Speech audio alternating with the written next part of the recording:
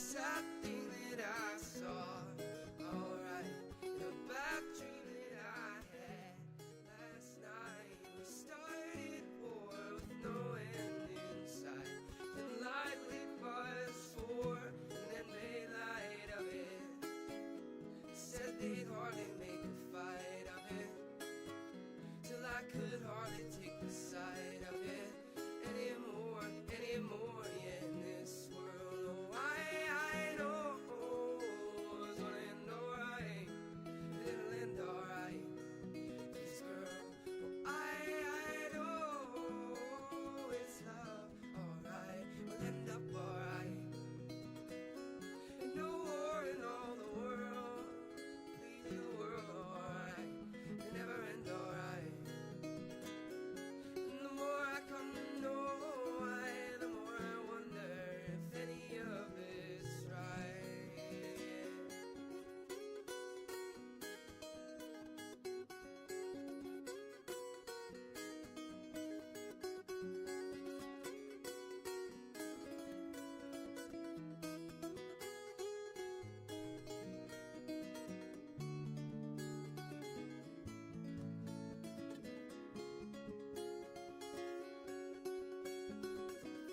This madness that we did that day, ran away and we hid each a different way.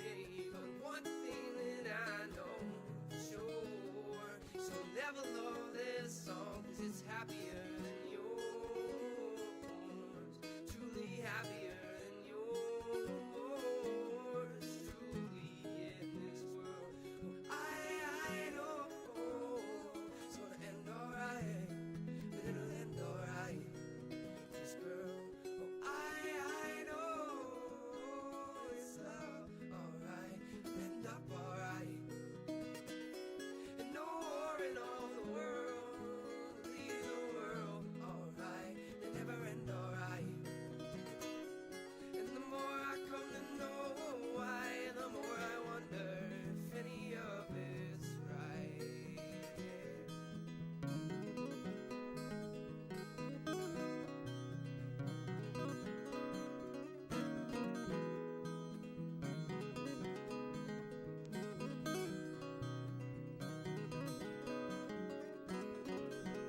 What if I did all I could with every day, and in the end it still wasn't enough?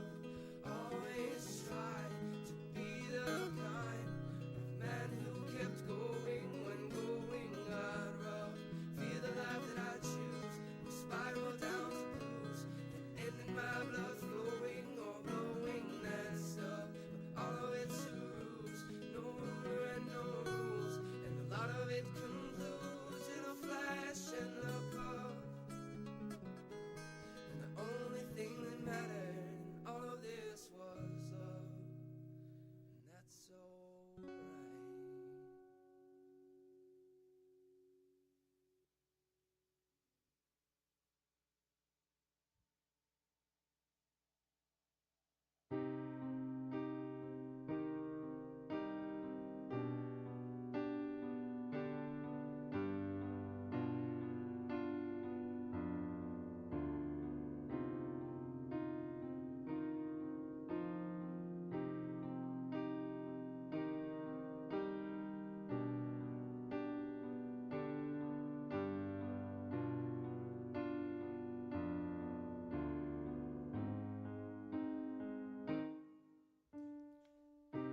She's the breeze that blows my mind,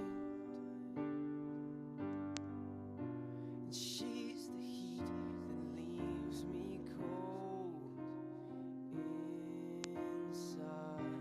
And she's the reason I can't find another soul to keep me satisfied. And I'm seized and eased at the very same time. I'm pleased to say I don't often compromise, but I'd give the world to make her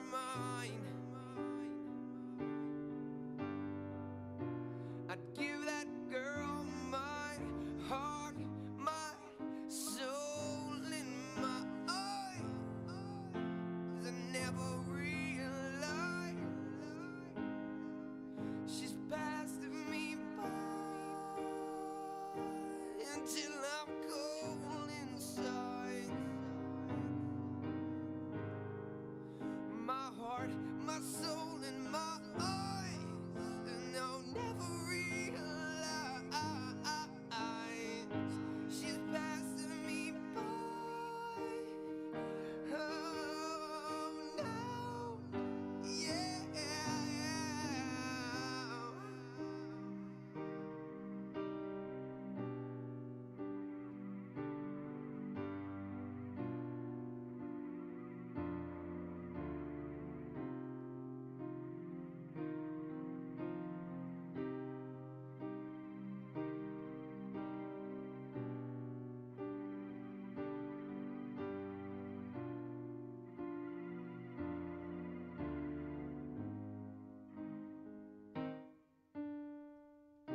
She's just a bird, bridges high.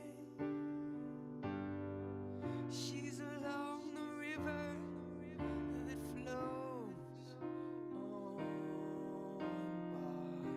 She's just a bend in that river that flows on by. That redirected wind, but let the breeze blow by. My heart, my soul, and my eyes, and I'll never realize she's passing me by until I'm cold inside. My heart, my soul, and my eyes, and never realize she's passing me by. Oh no, yeah. And how long it has been since I took such a blow to the mind, and how wrong does it seem for me to touch one so sublime? And this song, it is not mine. It belongs on the breeze, yeah, the breeze that blows my mind.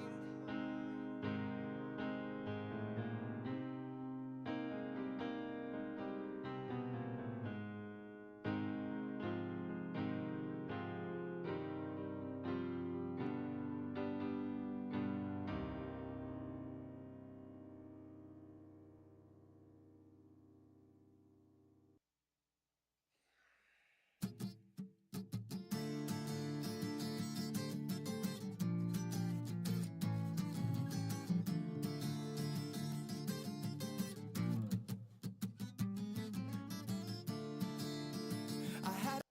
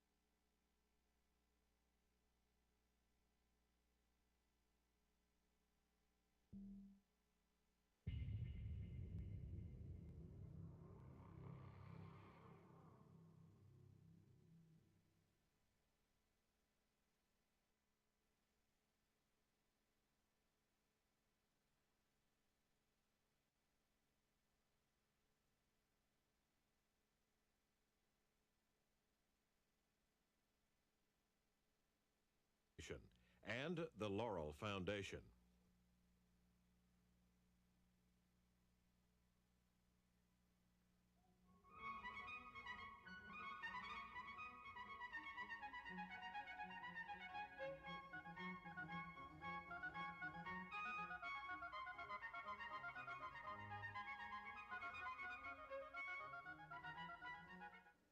From Bard College in Annandale-on-Hudson, New York, welcome to a special firing line debate. Our topic tonight, resolve, the death penalty is a good thing. Americans like to think of our country as special. And one of the things that makes us special, at least among the advanced democracies of the world, is the death penalty. It was abolished long ago in all the countries of Europe. More recently, it's been abolished in the Soviet Union, the countries of the former Soviet Union, and in South Africa. But in the United States, the pace of executions only increases. Arkansas executed 2 men in a single night just a few weeks ago. This year's federal crime bill, with the strong support of both parties in Congress and of President Clinton, adds dozens of new death penalty offenses.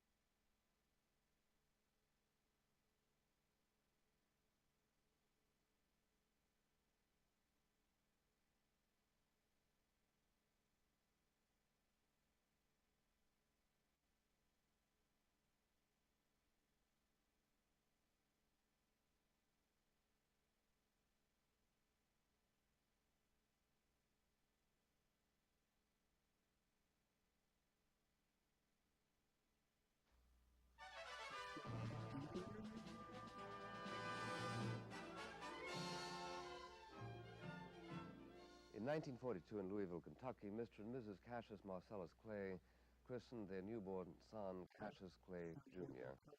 But 22 years later, Cassius Clay renounced his name and its associations and elected to call himself Muhammad Ali, which is, of course, how we shall refer to him tonight. Even as tomorrow, should he change his name back, we would refer to him as Cassius Clay. In changing his name, Muhammad Ali intended to disavow his culture and to adopt membership in the black Muslim movement of which he is an apostle. When, a little bit later, he was called by the Selective Service Board to serve in the armed forces, Muhammad Ali explained that he was proof against such laws as a minister of the Islamic faith, as taught by Elijah Muhammad. The courts were not impressed. The boxing commissioners stripped him of his boxing crown. Very soon, assuming the Supreme Court of the United States goes wrong, Muhammad Ali will go to jail or renounce his citizenship and forfeit his bail. Muhammad Ali defended his world heavyweight crown 6 times in 11 months and won them all. His career as a boxer, until he dropped Sonny Liston dead in his tracks, was ridiculed as primarily an act of self-promotion, an art at which young Cassius Clay was greatly proficient. "I'm the greatest," he told everyone. "They all must fall in the round I call," he versified.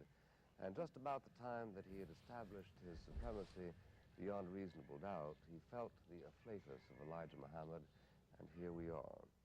He had been something very special. Quotes, "I was the onlyest boxer in history people asked questions like a senator," he had said. But even so, he wouldn't have it otherwise. I'd like to begin by asking Mr. Ali, what makes him believe that the same country that glorified Joe Louis would want to persecute you? First of all, I would like to thank you for the brief introduction. You covered a lot of space in such a short time. You did make a few points that I would like to straighten up, and I'm sure you did Yes, this sir. without knowledge of what you were saying. When I did not take the name, I just named myself Cassius Clay.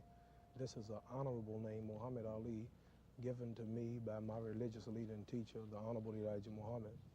And I would like to say that Muhammad Commission report. Of course, I think the very best review and most favorable review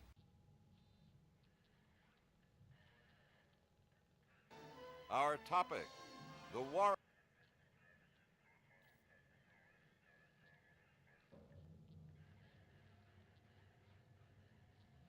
make a few points that I would like to straighten up, and I'm sure you did Yes, this sir. without knowledge of what you were saying. When I did not take the name, I just named myself Cassius Clay.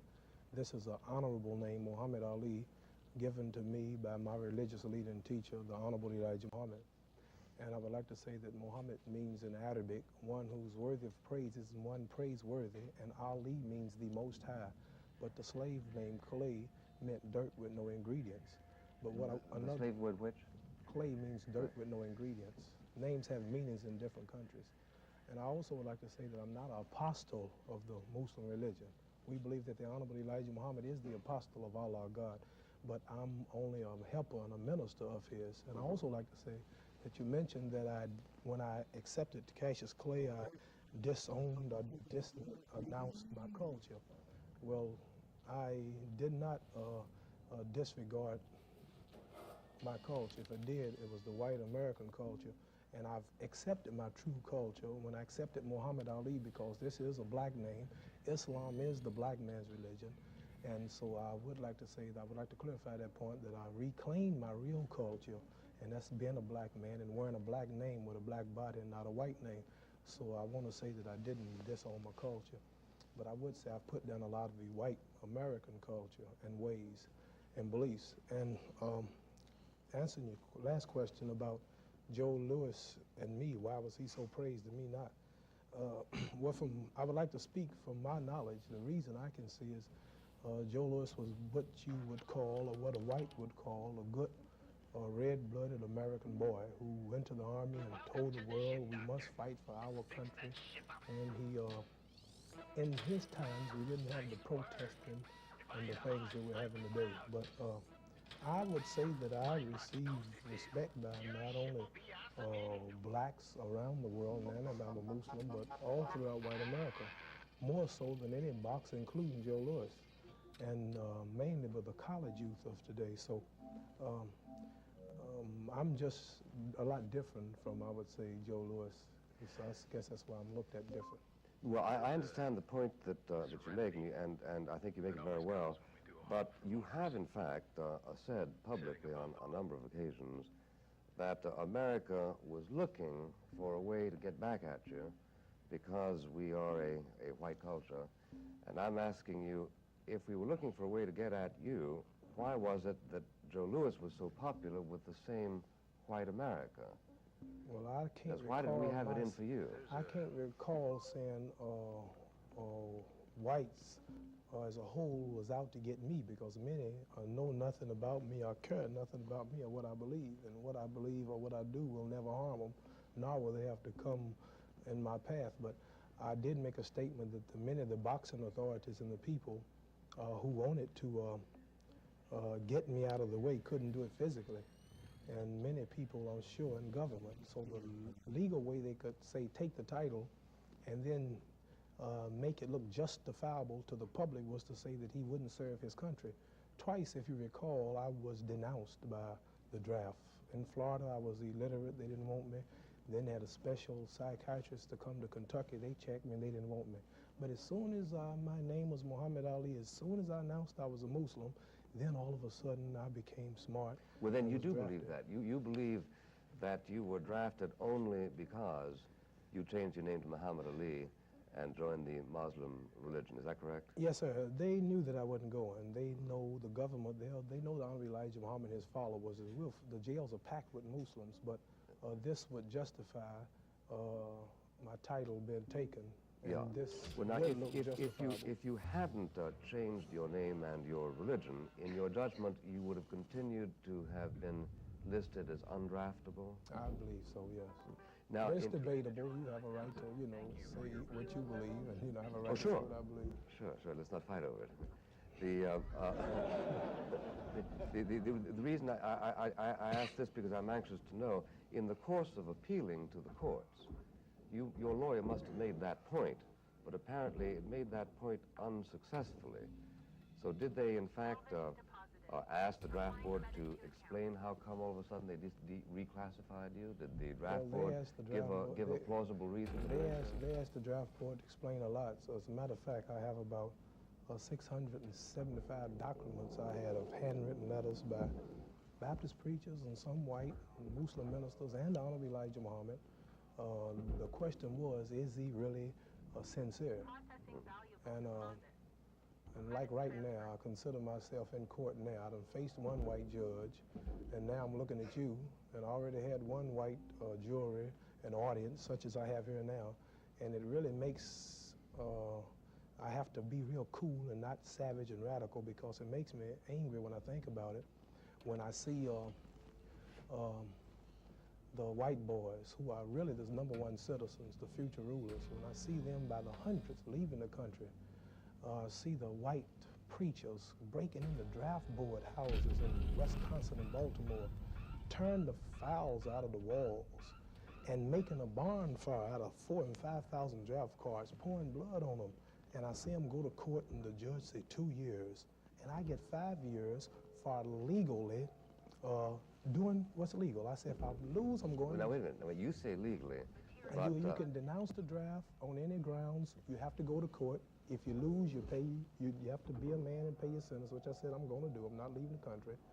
But this is legal. What I'm doing is legal. If you're guilty, you got to pay. But what I'm doing is legal.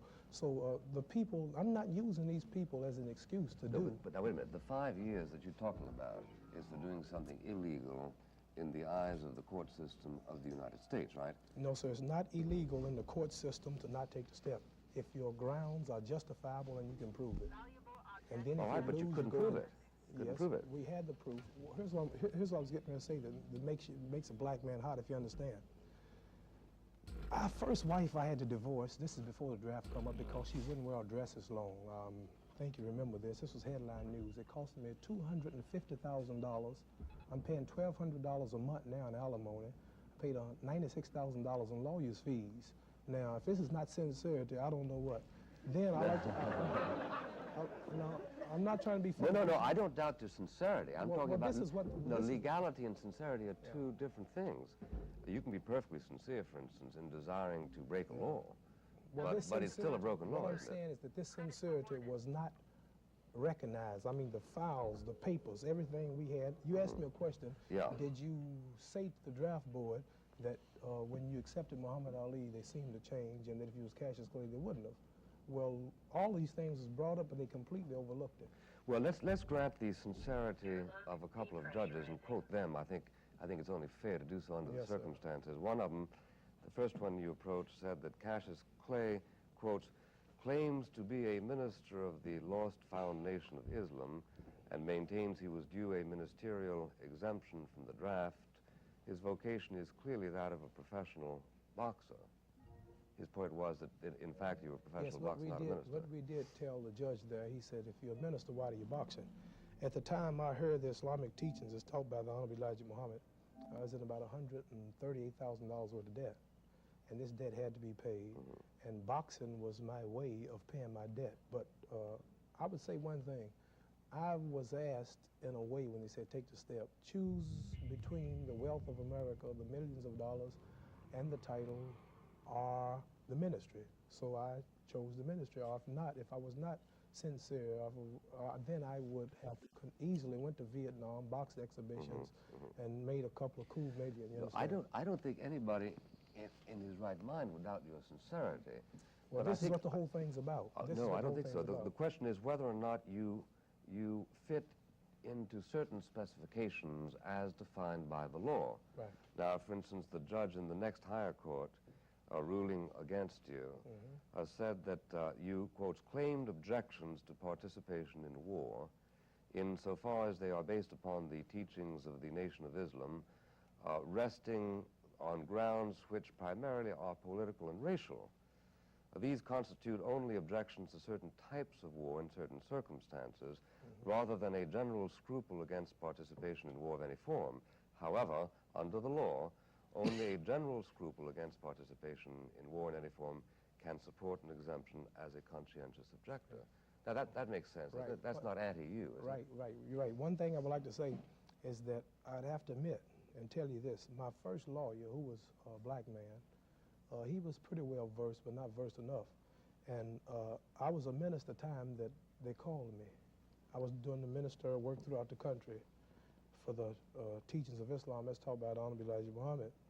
And his hardship was my first case. He said, this is what we'll do. Then they were going to grant us the thing on hardship.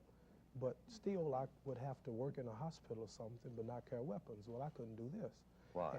Well, the Holy Quran, our religious book, teaches us that we who declare ourselves to be righteous Muslims do not participate in no wars, no way, fashion, or form that take the lives of other humans. And so what I'm saying is that I should have told, it's my fault in a way too, I should have told the lawyer that I'm not participating in no kind of way. So, but the two And after he failed that, he went on another ground, had to support my mother, which was not enough to keep me from going in some kind of way.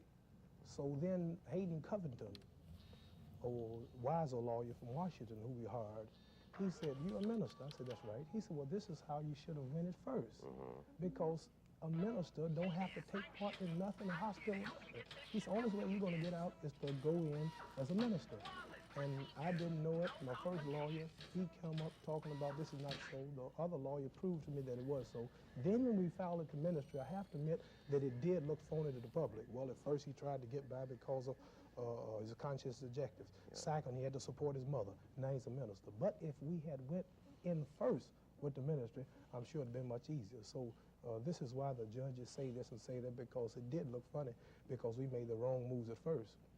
Well, but then if that's the case, it's incorrect to blame them, isn't it? The lawyers? Yeah. No, the judges. No. You know, the judges take whatever arguments you present. Well, I'm not blaming the judges. I'm not crying. I told them my bags are packed and cleaned out my cell because I'm ready to go to jail. I'm not crying. I'm not hijacking no planes. I'm not leaving the country. I have my draft card. It's not burnt. So what I would say is that the lawyers should have went another way. And I would say that they should know better, but I'm not crying about it. I'm a man. And I would like to say that the judges can look at this as a fraud in the beginning if they want, and then they can still look at the third case. Is he sincere as a minister, or is he real? But I'm just talking about this because you brought it up, but you don't hear me protesting over things that are happening to me. I'm just playing it bare. I rely on Almighty God, Allah, and whatever happens, happens. I'm not trying to convince the jury or the judge that I'm sincere. We took the papers in, we did the best, we go under the law, and what happens, happens. But we sure that they know that I am. Mr. Lee, you say that your religion prohibits participation in any war at all. My own understanding from reading the works of Muhammad, Elijah, is that the prohibition is against, quotes, white Christian wars. Now, do you mean that your own religion is different from his in this particular respect, that you consider yourself a pacifist? My religion is different from whose? From Muhammad, Elijah Muhammad. No, I follow him. Well, I can't be different from him. I follow him. You follow him.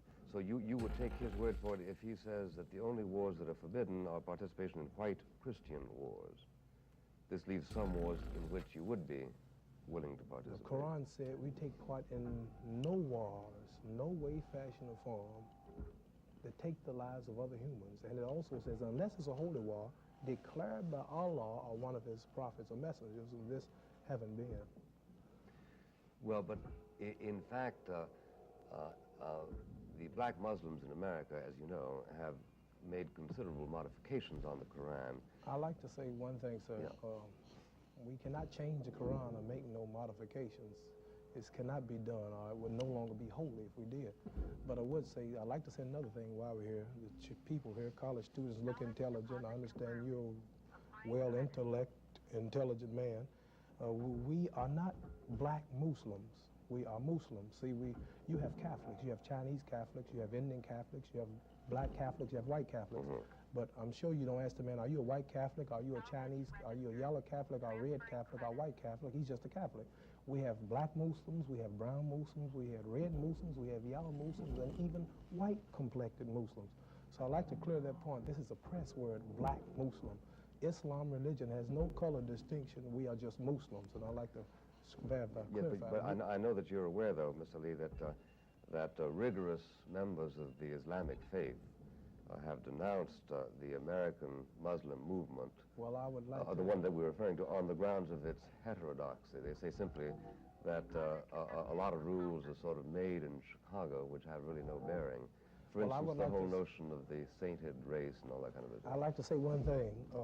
Many people are quick to say that we are not recognized by Muslims in the East. I'll start with the Honorable Elijah Muhammad. In 1959, he went throughout the holy city of Mecca. He dined and wined with Nasser of Egypt and all of the black, mainly the rulers of the Islamic countries. I left his house a few days ago, and about 7, 8 scholars of Islam constantly come to his house from Lebanon, Syria, Turkey, Saudi Arabia, Indonesia. When I was sentenced to jail, Mohammed Ouaida, the Supreme Council of all Islamic Affairs, it was in the paper, it was in the back page in a little small writing, they didn't want too many people to see it. It said, in the name of 600 million Muslims, Muhammad Ali is a Muslim, he's recognized by us also, and do not jail him. The president of Turkey, it was in the papers here in America, wrote over, bearing witness that I was a Muslim and recognized. The president of Syria and Lebanon. I have ate dinner with Nasser 3 times in his palace. I was invited by King Faisal to open the pilgrimage to Mecca with him hand in hand, where 600 million Muslims from all over the world come. And Elijah Muhammad's son, Herbert Muhammad, has just left for Kuwait, invited by the government. So daily Muslims come to our mosques in Cleveland, Washington, wherever we have colleges, they all come to our centers. We all are recognized. Yeah, so, but this is false propaganda, I just want to say. Well, if it's false propaganda, why, for instance, should it have been propagated by Malcolm X? I like this, I'm not trying to be funny, and I hope the people don't laugh. Sure. But I barely got out of high school, and the word propagated by Malcolm X. What do you mean when you say propagated? Well, I mean, Malcolm X came back, as you know, from the Mideast, and renounced the movement of Elijah Muhammad precisely on the grounds that it was not the same kind of Islam faith which he found very attractive. Well, I would like there. to say one thing about. I don't know too much about what he saw, but he was there in 1959, I think, before, and he saw that they were white Muslims. But Malcolm X got famous mainly being hard on people like you, white people, white devils, you blue-eyed, blonde-headed dog. Oh, he got famous like this. And he had made so many white enemies. Whites cared nothing about Malcolm, nor so-called Negroes when he was with Elijah Muhammad, but they seemed to love and follow dead leaders, people. But I would like to say this. White people didn't kill him. No, I would like to say this. He was a man, everything he had came from Elijah Muhammad. And when he denounced or was put out for various reasons of the faith, then he had to, from what I understood, this is me talking, I'll be to blame if I say anything wrong, he had to get back with you all. And he, in other words, he seemed to be apologizing for things that he have said because the protection of Allah and the Muslims were not with him. But I would like to say that we are you think that he tried to make himself pleasing to the white community this because is he had saying to me, antagonized this is Elijah me Muhammad? talking. This is not antagonize him, but antagonize you. No, but you say that... I would like to say that whites jumped right behind him. They're making a book about him. There's required reading in all colleges now, and they're making a movie about him and projecting him as the leader. And if you read his book and see the movie that's coming out, it'll make you hate Elijah Muhammad and the Muslims. Mainly, this is done to turn the black people against the real leader. And I like to say that this is the way white people rule. This is your history, divide and conquer. See, the first whites, your fathers, when they came over, they co-chiefs that running bulls stole his horses. Then after they got through fighting, and they came in and took over. And whites have always put one against another. And now they have a dead man who was nothing but, and he admitted himself, Malcolm, was a tramp, had white women selling the body for him. He was nothing until the Honorable Elijah Muhammad made him great. Made him great. Taught him, even his name, X, come from Elijah. He gave him his name. The Honorable Elijah Muhammad was an established leader before he was born. Now you seem to try to make it look like he was a leader and he was powerful. Everything I have, let me say one thing. I barely got out of school. I got out of school mainly because I was a champion. I actually didn't pass. I won't name the teachers that put me through. But you are a wise man. You're an intelligent man. And if I was not a Muslim or a follower of the Honorable Elijah Muhammad, I couldn't talk to you for 2 minutes. And I believe I can hold my own as an intelligent conversation with you. But it all comes from the Honorable Elijah Muhammad. But people praise me. Oh, you should be the leader. Well, you don't have to follow Elijah. Man, are you a fool? Everything I got come from him. He taught me who I was. He made me proud. He made me fearless. He made me love my own. I've turned down millions and to keep from selling out my people. The beautiful name Muhammad Ali. I now have 56 Muslim invitations by governments. All they ask me about when I go to those countries, how is Elijah Muhammad? White people, twice a day, 65 and 70, their bus stop in front of Elijah Muhammad's house, hoping to get a glimpse of him. And you cannot destroy me like you have other big ministers of his in the past by telling us, oh, you speak good, you should be the leader. See, this is to get me thinking that I'm smart, and as soon as I leave Elijah, you can get me. But as long as I stay with Donald Elijah Muhammad, I'm safe. And if Malcolm X has stayed with the man that made him great, taught him everything he knew, today he's been big, big, big. But as soon as, in other words, how can I come to your son and say you are wrong for spanking him when you fed him, you clothed him, you gave him his name, you birthed him in the world? Who am I to come in and be the judge and say, why did you spank that boy? You taught him, you have a right to spank him. And Malcolm X did some things. He said something about Kennedy he shouldn't have said. 130 whites died tragically on a jet. He praised it. And Honorable Elijah Muhammad is not the kind of man to ordain it. So he had to spank him. And after you white people had told him how good he talked, he should be the leader, he couldn't take the spanking.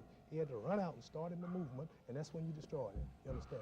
See, so I would say whites destroyed Malcolm X. I understand what you say. I understand what you say, and I don't doubt either the sincerity or the eloquence of your tribute to Elijah Muhammad, but I do think that assuming that we are prepared to question the divinity of Elijah Muhammad, then one has to assume that somebody like Malcolm X, when he turned against him, might have been doing so for honest, sincere reasons. That is to say, he might have thought, well, I've been following this man for a number of years, but all of a sudden, I have reached a level of understanding which permits me to see that he's pretty human after all, and that beyond a certain point, he doesn't have anything to teach me. He should have always known that he was human, and not having nothing to teach him. Some people treat him as though he were divine, you know. Yeah, well, the way they did Father he's Divine dead would be another now, example. and we don't talk about dead people. They're dead and they're gone. Who's dead? Malcolm X is dead. Oh, yes.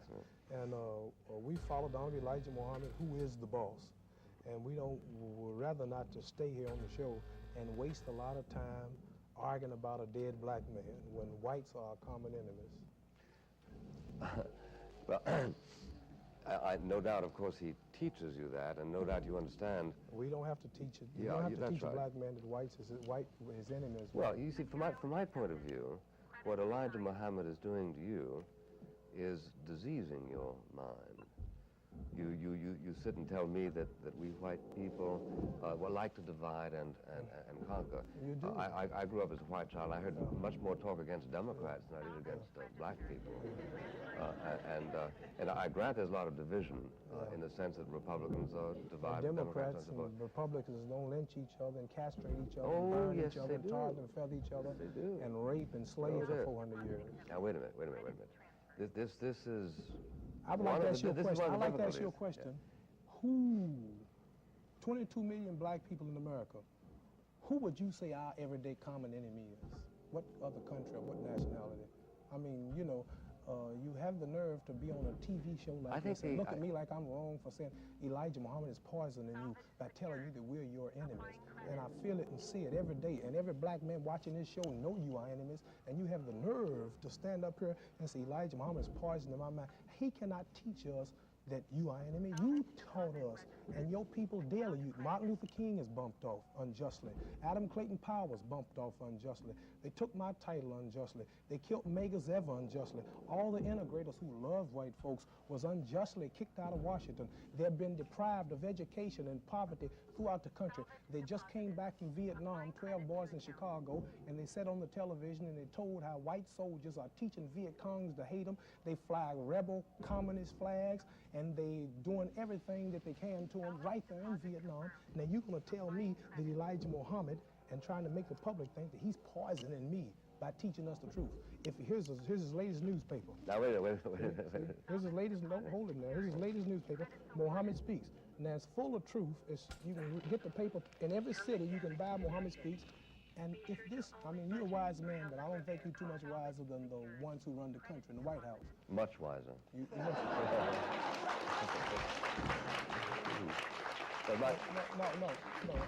No. Let me try. Let me try to make this point no because one challenges nothing he teach. You're intelligent. I'm intelligent. We all know he's here.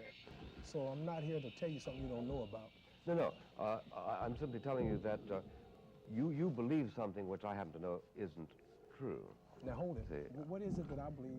You believe That's not true. You believe that the entire white community is your enemy. I happen to know it's not your enemy. I doubt if there's anybody in this room who is your I tell enemy. you what. But I do believe that just as Hitler persuaded all the Germans to believe that all of the Jews were their enemy, that the people are engaged in spreading this kind of virulence, and that some very, very sincere people get caught up in it. You're an example of it. And under the circumstances, you end up doing a disservice to the cause that you really want to serve. Would you say Martin Luther King doing a disservice? What is the relevance of that remark? Just whether you went to school or not, explain to me the relevance of that remark. I'm asking you the question. You said I'm doing a disservice. You mean because he was killed by a white man? No. So why say Malcolm X was killed by a black man? I'm not talking about that. So what else is new? No, you're getting upset. I'm not talking about that. Well, all I asked you was Elijah Muhammad is doing a disservice or whatever it is that he's doing. Yeah. Well, at one level he's doing this. What's the level? At the level of trying to persuade people that all white people are the same and despise Negro people. All right, now number one. At the level in which he urges you to self-pride, the rest of it he's doing you a great service. Let's look at some of the things he's doing. Excuse me 1 second, be right with you. Go ahead, Mr. Ali, excuse me. You say one thing that he's doing that's not so good, trying to persuade black people that all white people are no good and our enemies. Yeah. You have about 180 million whites in America. And Madison Square Garden holds about how many people? You know better now. About how many? About 20,000. If you could, which is impossible, fill up Madison Square Garden with white liberals who will die for blacks. Color means nothing, and will give up the whole system and their own people and their richness. I mean, just all out, color means nothing. If you could get 20,000, which is impossible to fill. I don't say color doesn't mean nothing. If we had an arena with, if we had an arena with 10 million people in it, of whites, all you say really good and mean right. If you had 10 million, you have 170 million to rule them out. So what I'm trying to say, I see a white man die in a riot. He didn't want to die, or in a demonstration for blacks. America's in Vietnam dropping bombs now. Now, wait a minute, let's get back to Madison Square Garden, because it's one thing to say that white people aren't the enemies of black people, and another thing to say that color doesn't make any difference. It does. So does race, so does religion. For instance, the Italians and the Irish in New York get along pretty well. But this doesn't mean that the fact that somebody is an Italian makes no difference at all, or that he's an Irishman makes no difference at all. The question is, are they enemies? What I was referring to is say that you had some whites that didn't pay attention to color. What I mean, you know, we all equal. That's what I meant to say. It wouldn't help the problem. I mean, there's so few. For every one white that you can find me that you may say that's liberal, it means right, I'm sure that you could find 5,000 to every one who would kill him for trying to help. So there's so few until, here's what I'm trying to say. Why aren't there more dead white liberals? How many can you count? I can count, as a matter of fact, I did count as recently as 2 months ago because I did a story on it, and I counted 12. Well, in the NACP, the core, the Urban League, and all these organizations, and many of them, they've completely dropped out. It was not too long ago in the news where that all the whites have dropped out of all these organizations. Things are getting so critical until the liberal, you don't see him no more. He just had to flee back into his own. Oh, come on, they're coming out of the ceiling. They're all over the place. They're right here. You'll meet them in just a moment. Very articulate liberals. Look, try to understand me. That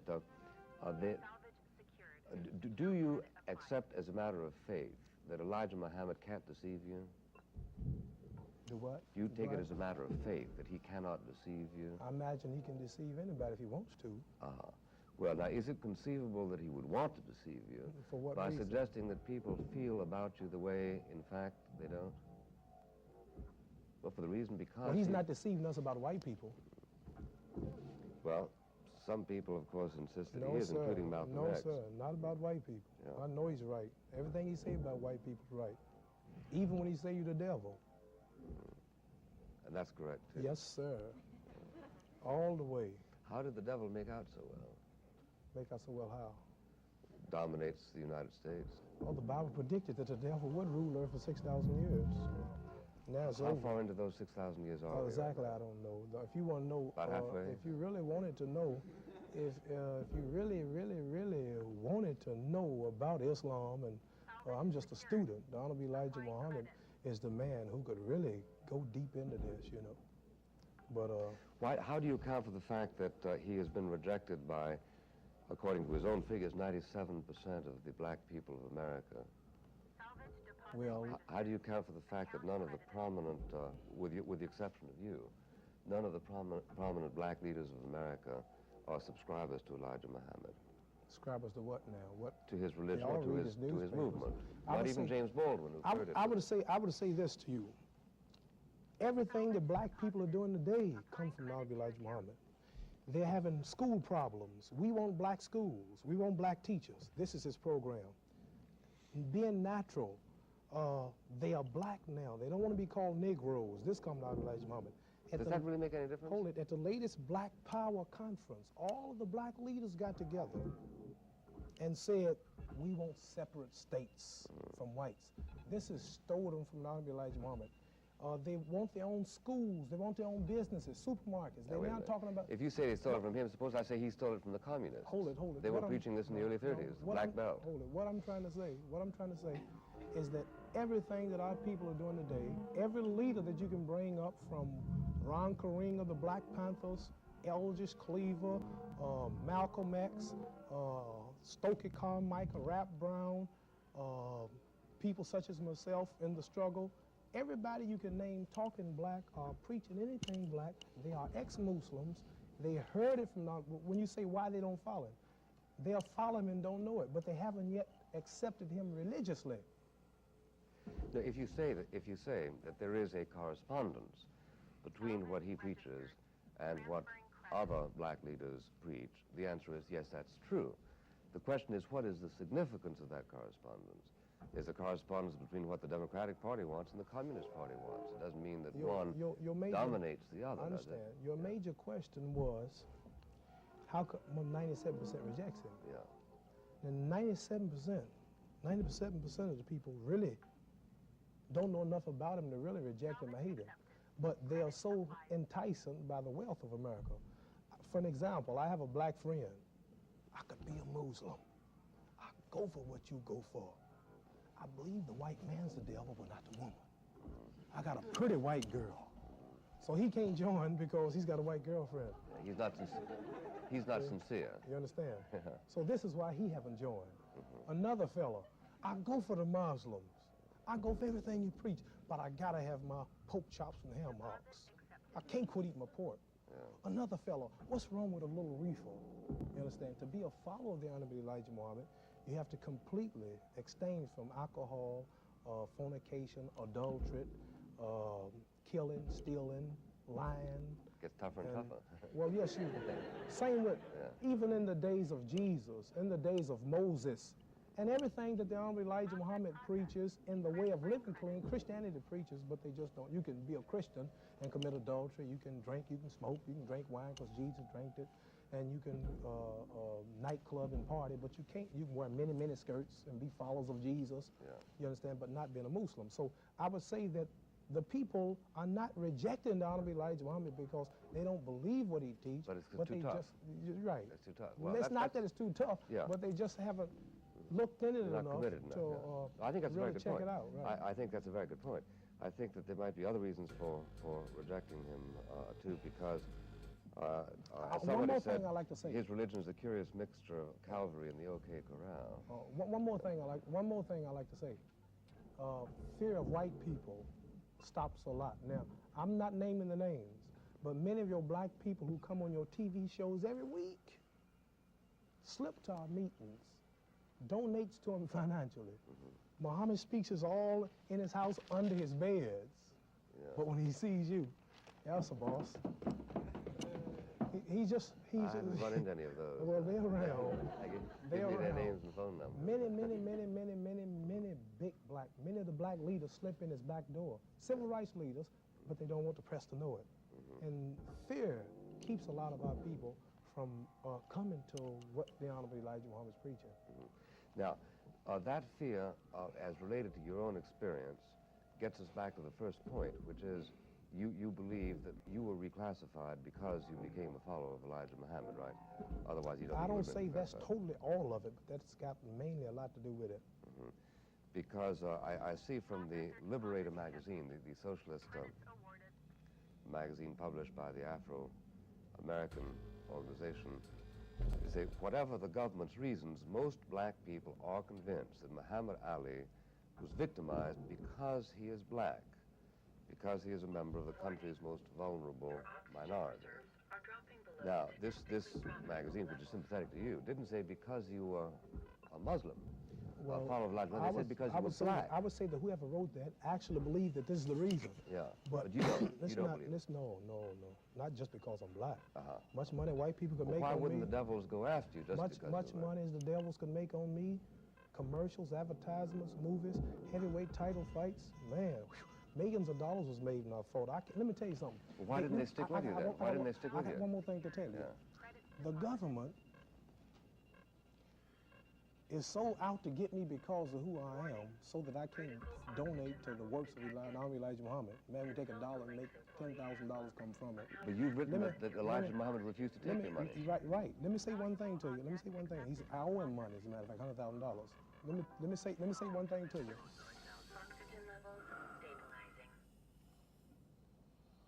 I forgot what I was going to say. I'm thinking so. What were we talking about? Well, you were saying about why they went after you. Oh, right. Like, I'm thinking ahead of myself. Right. See, you're a wise man, and you make a man think. Did that ever happen in the ring? No, boxers don't think as fast as you. They're slow.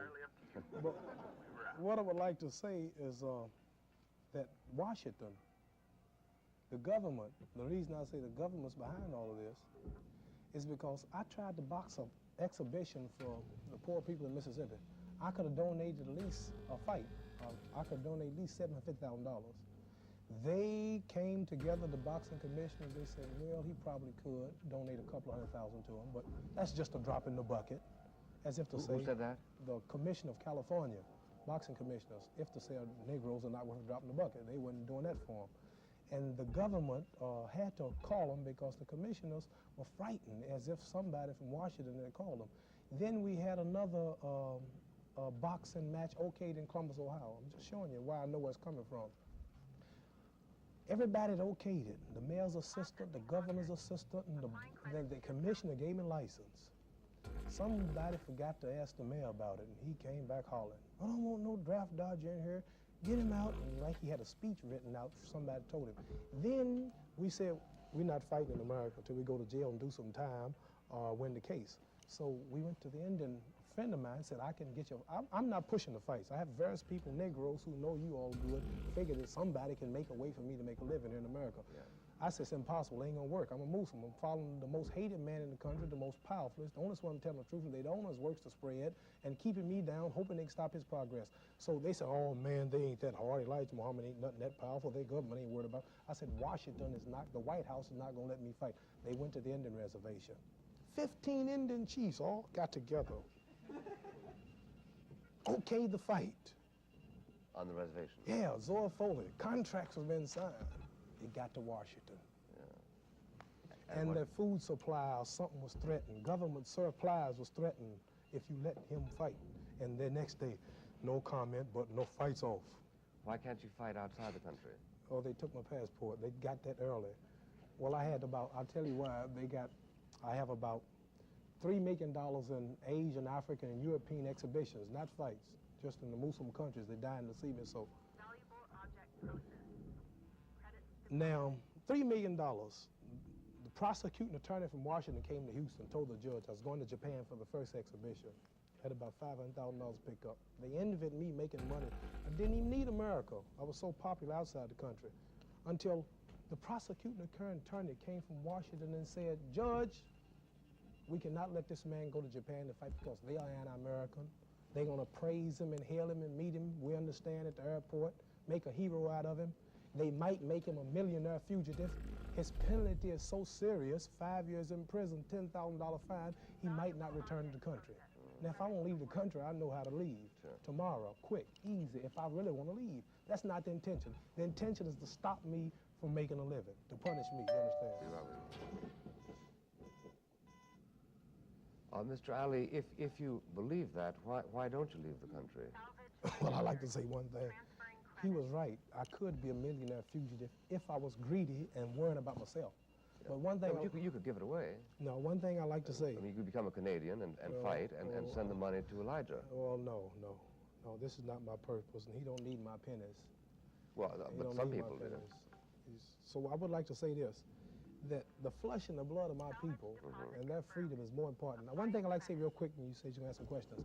When the whites first came to America from England, they didn't have the air conditions, the Bucklick show, and the jet planes.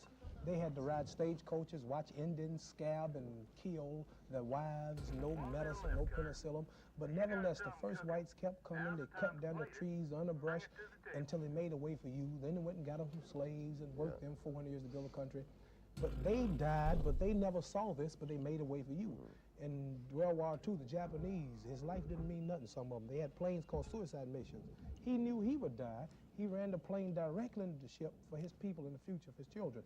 Now, but black people, we've been told that we will never be free until some will have to die, some will have to give up wealth, their loved ones, and their health. So what I'm doing is for myself and for justice for black people. Running will kill it all. It'll make me a coward. I see what you mean, yeah. You understand? I see what you mean, So I would rather go to jail. Sure. Mr. Greenfield. I've heard you speak before about what you're doing now and how you enjoy it. But I just wonder, being quite honest with us, are there times when you miss being heavyweight champ of the world? No, they miss me. I know that. No, I don't miss it. I'm not missing it. See, I would like to say one thing. Whites have been, you may say, why is he always talking about whites and blacks? Because everything happened to me is racial. It's all based on race and religion. You understand? Many boys I know, Joe Namath, George Hamilton, get out of the army and do everything, and I'm the scapegoat. You understand? So I got to think like this, since I'm a victim of all this. You know there are white kids in jail for 5 years. Right. In fact, those Baltimore guys didn't get 2 years. They got 6, which is more I than heard you. they got 2.5. No. You're talking about the priest? Berrigan got Well, 6. it must have been in Wisconsin. No. But what I would like to say is this: your question was. You miss it sometimes. You miss being the best fighter in the world. No, I am the best. I don't miss being But the you'll never best. be able to prove that again. Oh, I don't have to prove it. Can you name somebody that Not can right as much now. as hit me? No. So I'm not. See, you've been brainwashed to think that I'm not the champ. Nope. I just wonder if you missed what you were No, doing. I missed the money, not boxing. Miss I'm Williams. being truthful. I can box tomorrow. I can go to the gymnasium, call my sparring partners, we can box all day, but I won't get no money for it. Understand? Miss Williams. Mr. Ali, you've said that you're against war. I wonder how you feel about the Black Panthers' domestic war here. Well, we black people as a whole are at war, I would say, with the white power structure. Not physically, but we have different approaches to win the battle. Like, for an example, America's in Vietnam. One American is fighting from the air. The other American is fighting on the land. Another one is on the shore shooting them with the ships. Another one is a secret spy. Another one's in a submarine. They all are fighting the same common enemies. They say the Viet Cong, but they have different approaches. See, black people all are fighting you all for freedom, justice, and equality. One believes that intermarriage is going to solve it. And 200 years from now, we all will be a beautiful cream color. He really believes it. One believes that getting them some rifles and shooting up the country is going to solve it. Another one believes that education, one day we'll be the president. One believes that we got to get into the white man's pockets and get all the money. You've got hundreds of billions of dollars that he'll never see or get to, but he believes that one day he's going to get most of the money.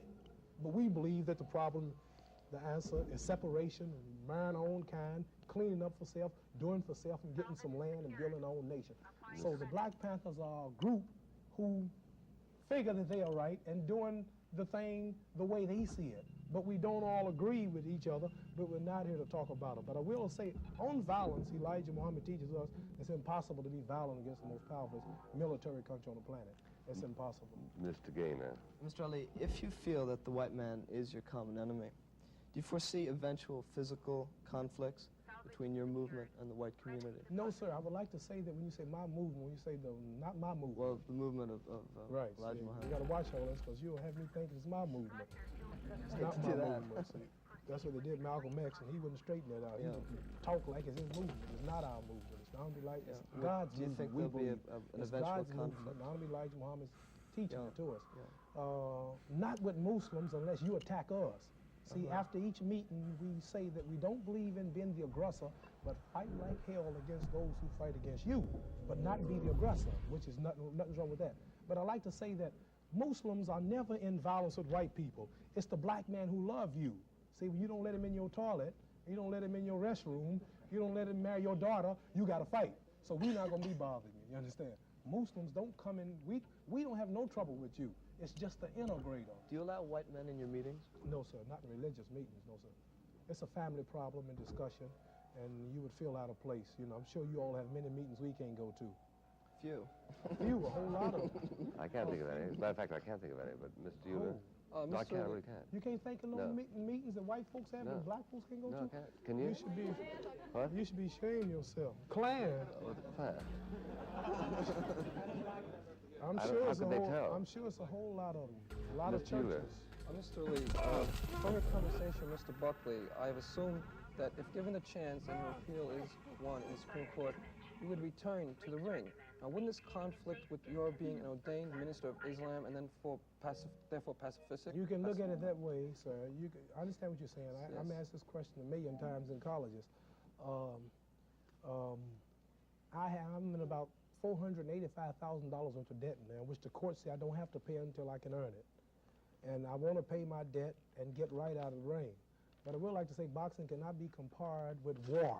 We have gloves on, we have cushions, we have referees, we have judges, we have ambulances there. The intention is not to kill. We don't have steel, we don't have bullets, we don't kill mama, kill daddy, kill baby. The intention is a sport, and we're not there to kill.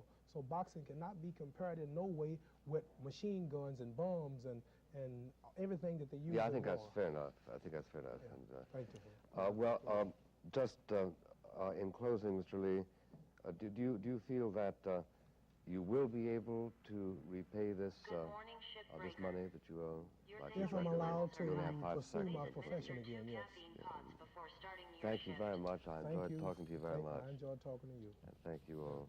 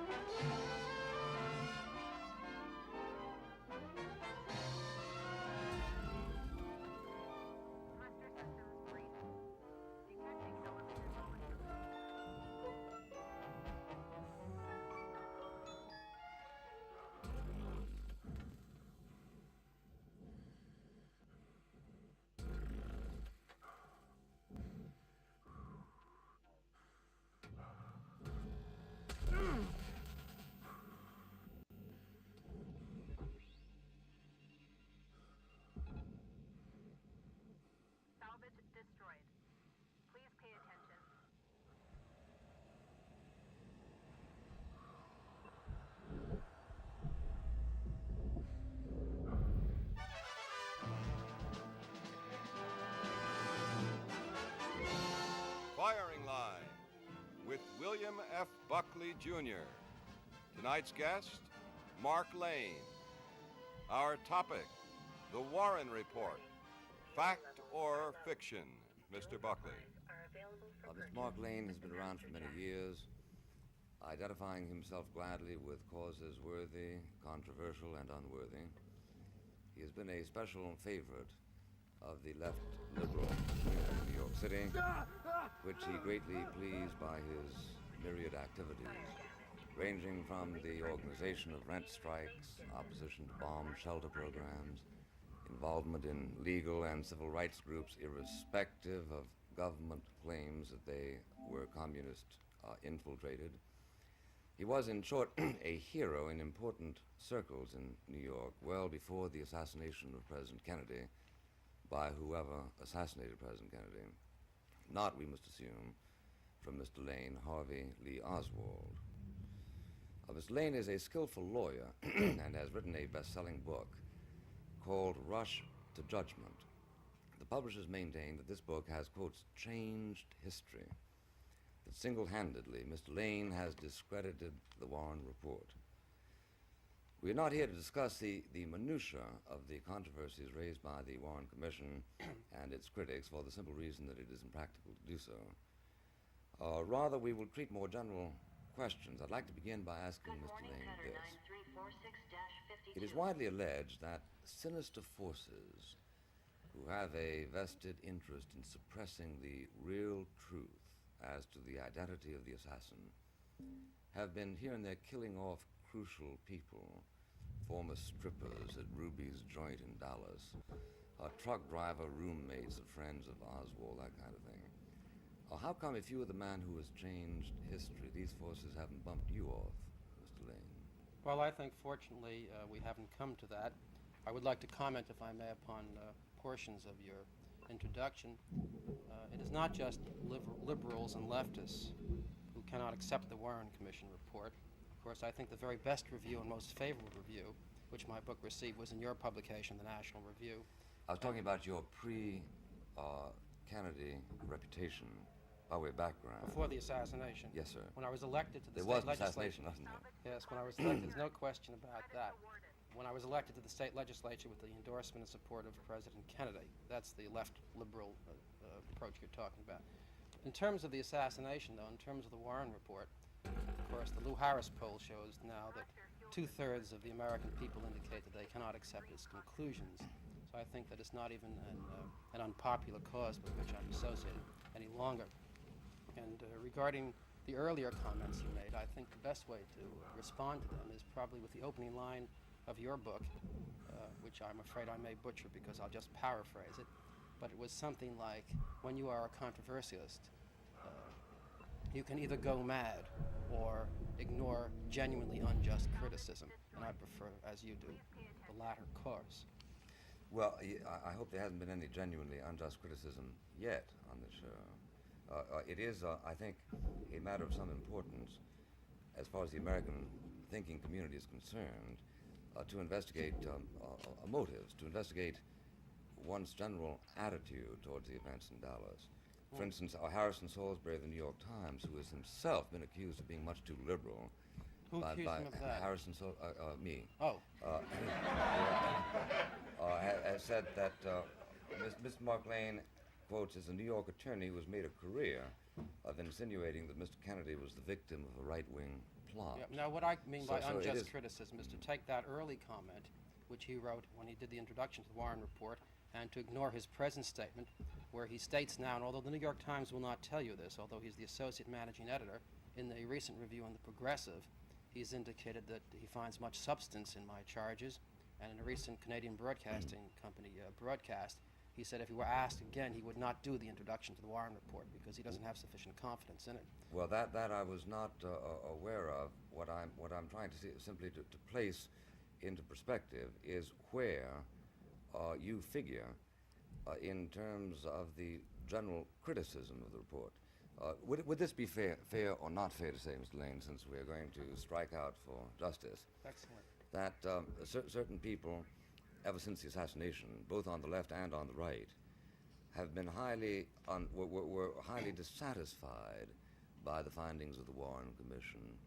Highly dissatisfied because it didn't fit their ideological predisposition. Certain members of the right, for instance, are terribly anxious to find out that somebody in the Kremlin pushed a button and that Oswald was immediately energized, raised his rifle, and pulled the trigger. You consider this naive, I assume, but by the same token, We have, for instance, Professor H. Stuart Hughes, shortly after the assassination, writing in the Nation magazine, what most of us at first thought was that the crime had been committed by a Southern racist. Indeed, if we look deeply into our souls, I think many of us will recognize that we were disappointed to learn that such was not the case. Now, I think it's true that those on the right yeah. tend to would like to believe that those on the left were involved in a conspiratorial way.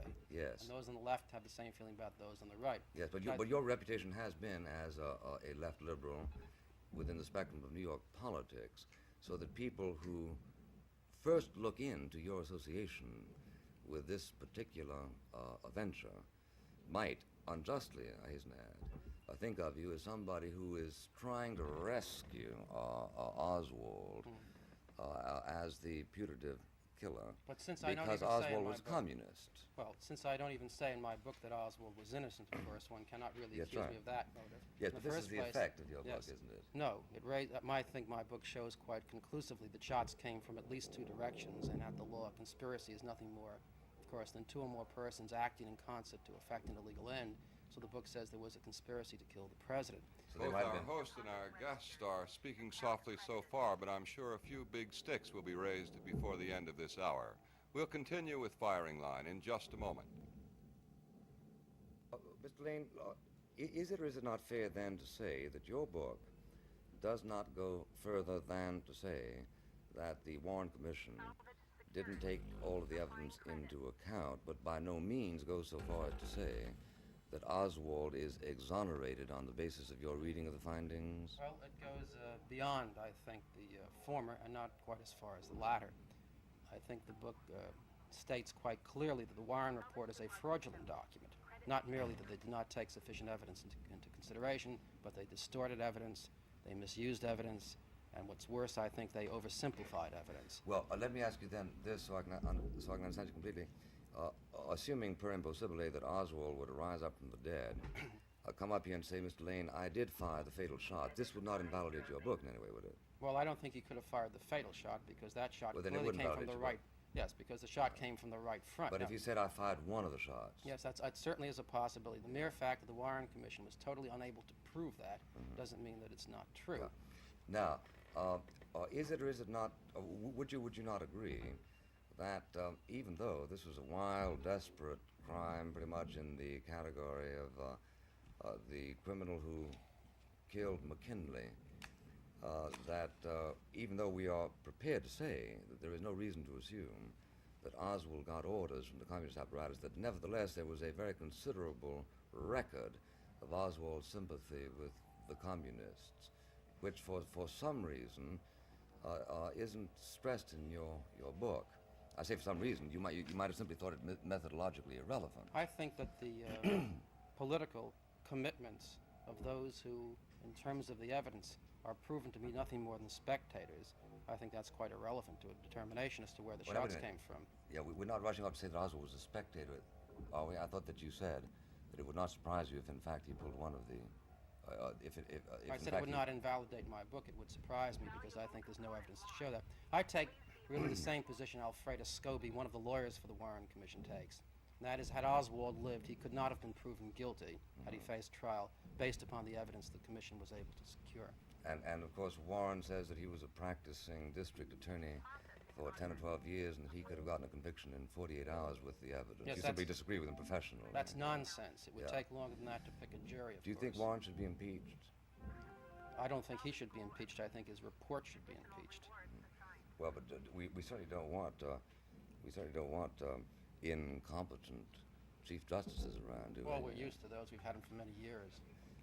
But this is the first one you would not impeach. No, I would not impeach any of them. I don't know if any of the chief justices should be impeached.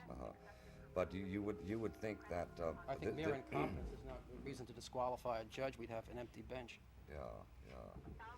So you take a rather severe view about the competence of our Supreme Court justices. So do I, as a matter of fact. Oh. Yeah. I guess you wanted to retreat from your position. Well, no, you see, that goes back really to your early position. My position is not arrived at either by my political view or your political view. I think that the integrity of my book depends not upon my own political bias, and of course I have several of them, many of them, but upon the 5,000 citations and references to the Warren Commission's own evidence, which marked the book from the beginning to the end. Either they're in context or they're not, either they're accurate or not. I suggest that they're accurate, and they've not yet been proven by any of the 2,000 reviewers to be inaccurate or out of context so far. Well, now, you just finished quoting a lawyer, Mr. Scobie, that I never heard about. Suppose I quote one that maybe you've never heard about. All right. He's with the UCLA Law School. Oh, yes, I know. And he says Lane misstated or distorted the record in 15 instances. Lane has threatened to sue. He hasn't. Is that just because you're otherwise engaged, or what? I am going to sue Wesley Liebler for libel, no question about it. He's clearly pathologically committed to the Commission's case. It's an unfortunate matter, but it's a personal matter, and he has to deal with that with those in another discipline. How would you feel about people who said the reverse about you, that you're pathologically committed to its opposite? I would say they're in error. Uh-huh. That's that unjust criticism that you made reference to in your first sentence. Yeah. Well, when you say that there really isn't sufficient evidence to incriminate to incriminate Oswald, is it not true that it is conceded the gun was sent to Oswald? It is conceded. It's conceded by the Warren Commission, yes. And the post office. And well, not really. See, the post office regulations would prohibit the reception of that rifle by Oswald, since it was addressed to Ray Hiddell. The Commission got around that by accepting false testimony from one of the postal inspectors, which was completely contrary to the regulations. Well, but the law prohibits a lot of things. For instance, the bug conversations that you had with some of your pet witnesses. Nevertheless, those bug conversations continued, right? That which the law prohibits doesn't, nevertheless, not get done. After all, the law prohibits the assassination of presidents. Yes, and we know the president was assassinated. We know also that when you deal with a violation of the regulations of the post office, which regulations would prohibit the rifle from reaching Oswald, since it was sent to someone named Hiddell, that the way to handle that is just as you have, to say that the regulations prohibit this, but a mistake was made. The way the Commission did it was through this oversimplification that I made reference to. They accepted testimony falsely as to what the regulations are. That's true. It may be. Why? To show that Oswald was the lone assassin, which was the Commission's preconception at the very outset. Why? I think we have to go back to that period of November 22nd, 63, and the trauma that was in our country, which was compounded by the murder of the police, by the murder of the alleged assassin, while he was being protected by some 70 police officers and various FBI agents and Secret Service agents. He was shot to death by an old, intimate, and corrupt friend of the Dallas police force, Jack Ruby. And that added further to the trauma in the country. And there was only one way, as Mr. Rankin, counsel for the Commission, said, to meet his commitment. He said that the commitment of the Commission was to reassure the American people. How could they do it? By Mr. Hoover saying, well, ladies and gentlemen of America, the assassins of your president have escaped. They're walking the streets of your cities tonight. Sorry about that. It was the midst of the greatest security precautions ever taken, but next time we'll try to do better. At the very least, people would have demanded the retirement of Mr. Hoover, which would have been certainly one valuable asset, I think, byproduct of the terrible event. Oh, that was hit and run. I beg they your wouldn't pardon? allow that in court, would they? What's that? Oh, we're not in Your court. hit and run attack on Mr. Hoover. Well, shall we slow down? I'd be happy to discuss it in greater detail. No, don't bother. We're not here to discuss Mr. Hoover's credentials. I think they're taken for granted, at least just on the Mr. show. Warren's, right? Yeah. Yes. Well, sure, Mr. Warren, since you most specifically accuse him of presiding over a whitewash or a kangaroo court or whatever you wanted to talk about. Now, in the course of approaching the problem the way you did, aren't you really asking the question, what kind of investigation is absolutely necessary to establish that which is commonly regarded as a certitude?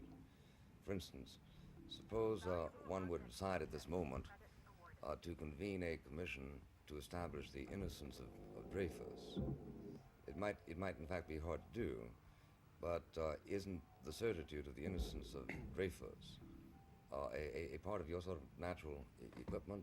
Aren't you willing to come to historical terms with that datum? Well, the French government, which originally said he was guilty, reversed itself after Esterhazy had confessed that he was guilty. Yes, but there are a lot of Mark Lanes around, who make the same objections to the French government's action in the in the case of Dreyfus, as you were But the making man who was the guilty Commission. confessed and said that Dreyfus was in no way involved. Oh, you wouldn't have had that. That could have taken you half a chapter to have handled a confession by Oswald, wouldn't it? No, You could not have said it was under Dreyfus. pressure.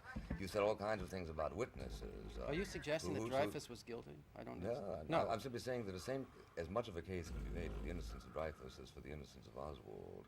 And they may, and they may that- both that- have been that your innocent. yes. techniques, which are highly ingenious, well, let me put it another way. If you're willing to believe, I think, that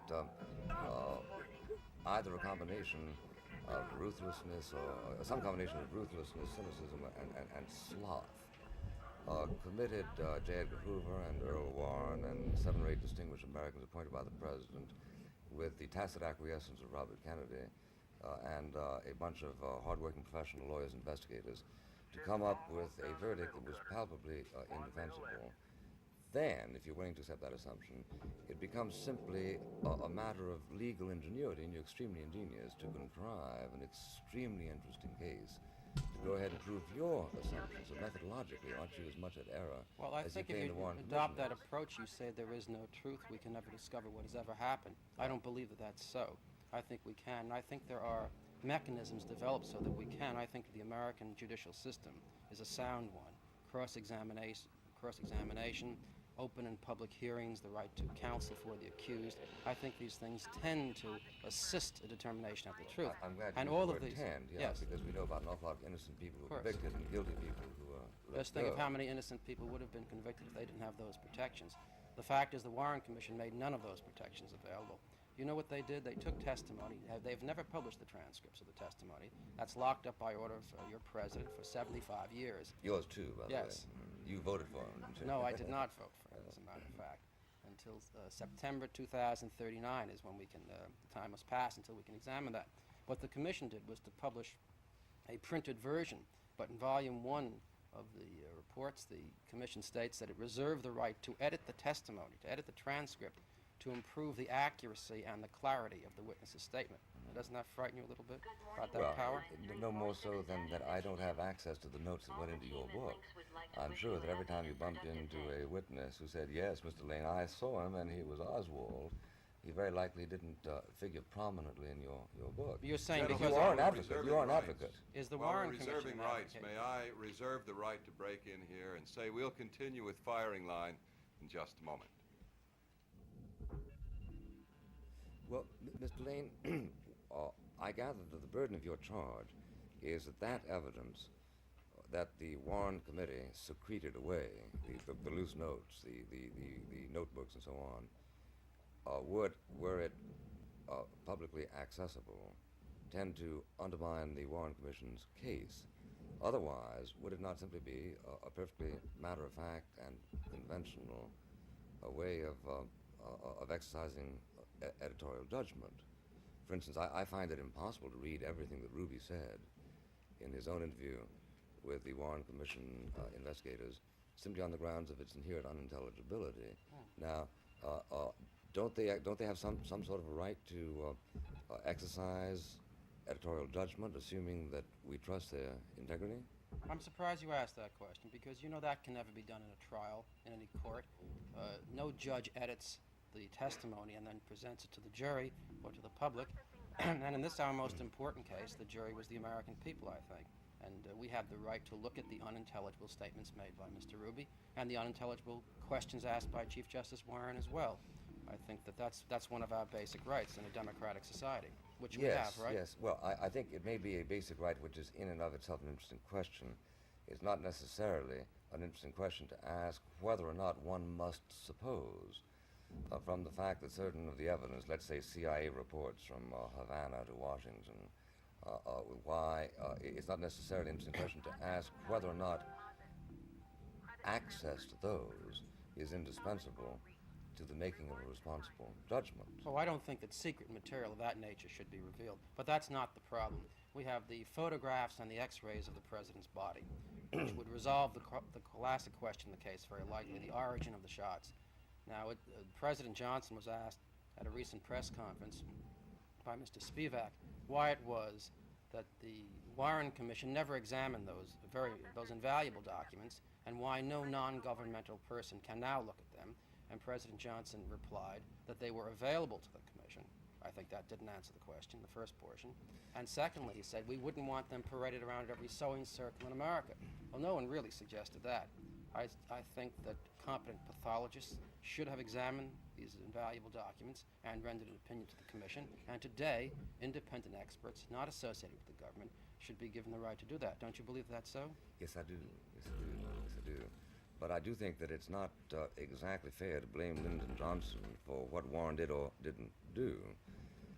Well, it's called the Warren... Provided Warren had access to those photographs, presumably the relevant question is to ask, did he feel he needed to see them? Did he feel that the centimetric measurements given to him by the doctor might have been wrong? Of course, the FBI report originally said, the doctor ended up by saying the bullet entered the neck and exited at the throat. Yes. Now we have some serious problems with that. The Secret Service agent in charge of the detail, who was in the limousine, the commission said this was the first bullet in the back, ripped through the Adam's apple.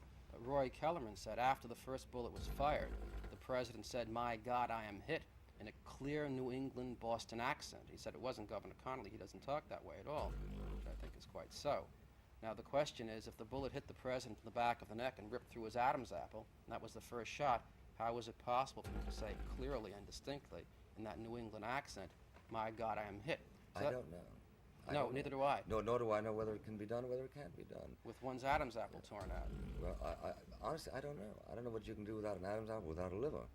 Well, he may have said it without a liver, but that's not I think the question. this is one of these pyrotechnically impressive points. Then we go to another one. Okay, yeah, let's go Maybe another one. But let's in the meanwhile meditate over the fact that doctors who are not, so far as we know, engaged in any kind of a conspiracy to deny you the truth, reaffirm their judgment of the likelihood that it did emerge from the throat, recognize that as a result of the mutilation of the throat at the time that the tracheotomy was performed, it was impossible by visual inspection to prove it or not prove it. And let's also recognize that Mr. Redlick of the Warren Commission said that he was principally impelled to the single bullet thesis by the fact of the bullets not existing, and that under the circumstances he grants it's a hypothesis, but grants it's the most reasonable conceivable hypothesis. It's the only hypothesis which will explain how Oswald could have been the lone assassin, Well, and that's why it was chosen.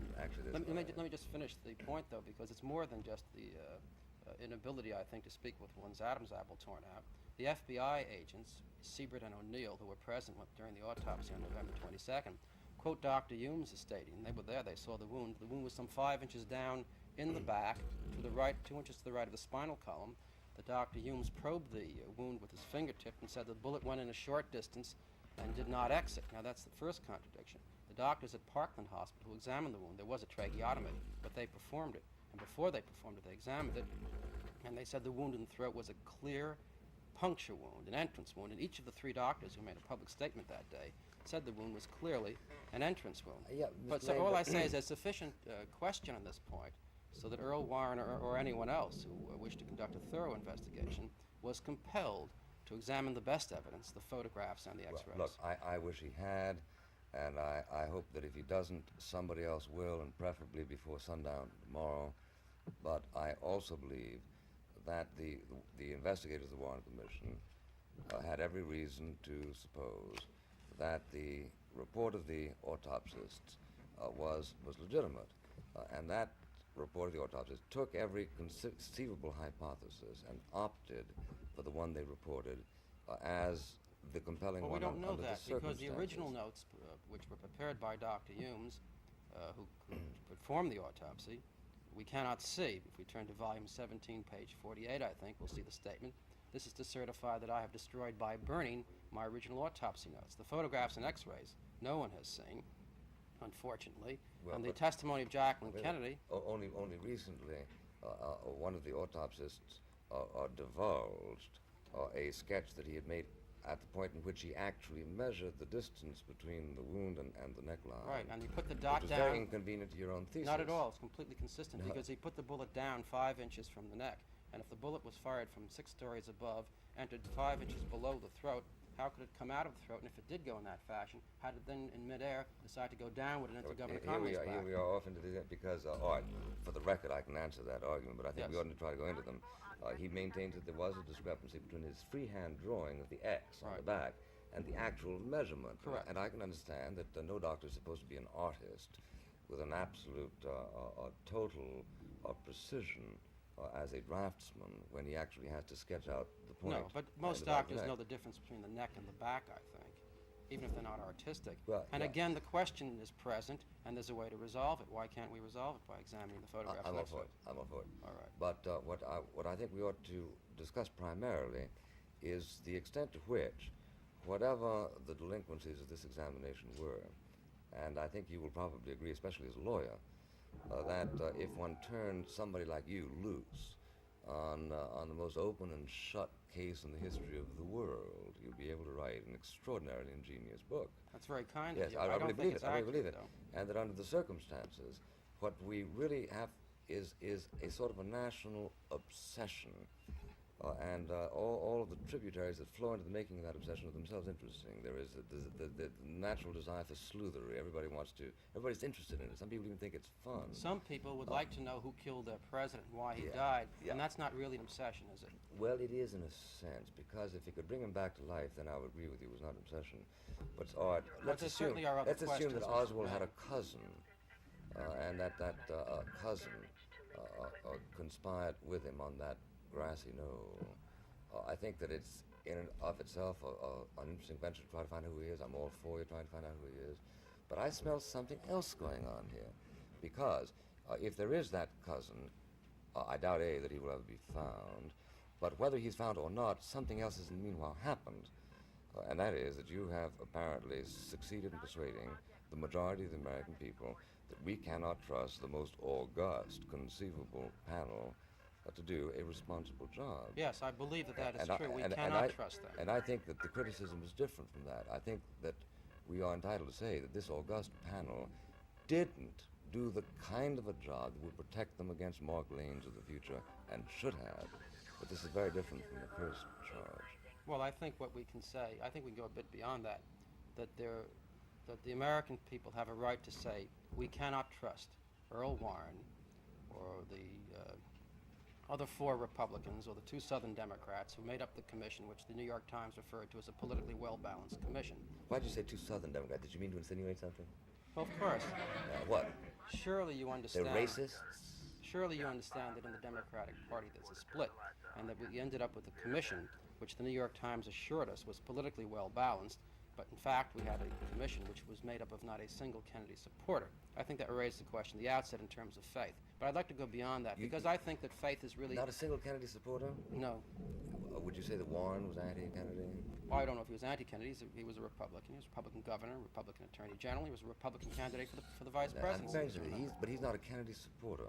Do you think that he would have preferred Nixon to Kennedy in 1960? Well, that's a question you'd have to put to him. I don't know what his politics are. But you're apparently very much interested by this. This is the workings of your mind now. No. 2 Southern Democrats and no Kennedy supporter. Well, don't you think equals a fix? Well, that's your conclusion. Certainly you're entitled to it. You may be right, Bill. But there are intonations, I think, that you're an interesting man. And the way you approach this is in and of itself interesting. Yeah, I approach it in this way. I say if it's a politically well-balanced commission, which it was not, it still is not entitled to our faith. You talk about faith in these institutions or faith in the FBI as if it's a religious experience to read the Warren Report. I think to the contrary, that all we're supposed to have faith in a democracy is in our own ability to look at the facts and reach our own conclusions. I have not known you in the past to have invested such a vast amount of faith in either Earl Warren or in the government. And I'm surprised that in this one instance you're willing to. I haven't, and I'll show you how. You're watching a careful scrutiny of a careful analysis of a careful investigation. William Buckley of Mark Lane of the Warren Report, and we'll continue in just a moment. Here, I think, is the distinction, Mr. Lane. It is one thing to say that the Warren Court or the President of the United States has bungled a job, that they have reached the wrong conclusions, that we need all the facts on the basis of which we can judge whether they were right or they were wrong. And incidentally, in a democracy, it is commonplace not to have all the facts. You certainly don't have all the facts on foreign policy on the basis of which we can say yes or no. But you, I think, are going a very considerable step further. Yes. You're implying something very like perfidy And in doing so, it seems to me that there is a kinship between your approach and that, say, of Mr. Robert Welch on Eisenhower. He figures a posteriori that you can conclude that Mr. Eisenhower was a communist on the basis of I wouldn't go that configuration. Well, you might dislike him less if you could prove it. On the basis of the configuration of the evidence in his entire career. Now, you do understand this is a graver charge than simply to say that Eisenhower is a sort of an inadequate president. But aren't you saying that Mr. Warren, I mean, you actually said that the police in Dallas actually suppressed the right rifle and surface rifle. So you're really talking about... I haven't said that. Your I raised the facts. Your committee in 1964 said serious questions must be asked as to possible police participation in the assassination. Well, the commission of took the same position that those questions had to be asked, conducted an investigation, and they were satisfied. I'm not satisfied that the investigation on that question was adequately conducted. Whose is the word serious? Yours? Because... in what context is that? Suppose I were to say, the question has arisen whether Eisenhower is a communist. That's different from saying serious questions have arisen as to whether or not he's a communist, isn't it? Obviously, the Warren Commission has to recognize the raising of questions, but the word serious is an evaluative adjective, and that is yours, as I understand it. I don't know if I use it. I would use it at this point, certainly, in examining the evidence. Yes, there are serious questions. We have a Dallas police officer who finds a weapon, says it's a German Mauser 7.65 millimeters. Mr. Weitzman, is that? Yes. But he never examined it personally, did he? Well, this is what else he said. At a 418 scope, the bolt was worn in the back and was blue. He described the sling and the stock. That's a great deal of information to have, as the commission said, at a glance. Then we have Captain Fritz, who picked up the weapon and ejected one live round from it and said it was a German Mauser. And we have another Dallas deputy sheriff also saying it was a German Mauser. And now we have the Warren Commission reporting that the FBI, the following day, said that their records show that Oswald had purchased an Italian carbine, caliber 6.5, and all of a sudden the Dallas police say that's what we found yesterday. Now, I examined that rifle when I testified before the commission. I don't know very much about foreign weapons. I know a little bit about American Army weapons, but it's a foreign weapon. But at once I knew it was not a German Mauser 7.65 millimeters because in large, clear letters, it said on it, Made Italy, caliber 6.5. The commission implies that Weitzman must be some kind of a fool, and one, assuming he's a Dallas policeman, might accept that too quickly. But he was, in fact, a graduate college engineer.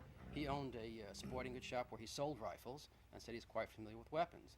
Well, then Weitzman testified before the commission. Is it not elementary to show him the weapon, the Italian car cannon? No, other things are elementary, too. I think if I were a Dallas policeman prepared to devote my life to confusing you, one of the things I would do if I, if in the course of a working day I assassinated the President of the United States, is to simply not arrange for it so that a policeman that I wasn't sure of wouldn't be the first into this room to make that but you say if the police were involved in the assassination, which is not an assumption I've made. Good morning, Shipbreaker. Well, it's something about which you want to raise, quote, serious questions. Certainly serious questions must be raised. When an old, corrupt, and intimate friend of the Dallas police force, when there's evidence given to the commission showing that this man, Jack Ruby, was the bag man for the Dallas underworld, paying off the Dallas police. There's a vast amount of evidence of that nature, which the commission, of course, discounted and never even considered. But in any event, it was an old friend of the police force. How is it relevant? Why should it consider it? Why should they consider how Ruby entered the basement to kill Oswald, and whether or not his relationship with the Dallas police who allowed him to enter is a question. I think it's apparent. I think everybody knows that Ruby was sort of a character around town, that he was known to the police, that he was sort of a camp follower of the police. Well, how did he get in the basement, there seems to be no question that he got in precisely because people would think he was harmless. Well, not at all. There are a dozen people in this room who could get in precisely because of their familiarity with the surroundings, and precisely suspicion would not attach. Well, that's a broad generalization, but when you look at the specific evidence, we have a former Dallas police officer, N.J. Daniels, standing at the Main Street ramp. With him is Officer Vaughn, the officer on guard, and Daniels testified that he saw Ruby coming. Ruby had his hand in his jacket pocket. There was a large bulge. It appeared to him that Ruby had a pistol in his pocket, and he was alarmed, and he thought that Vaughn was going to stop him, the officer on guard.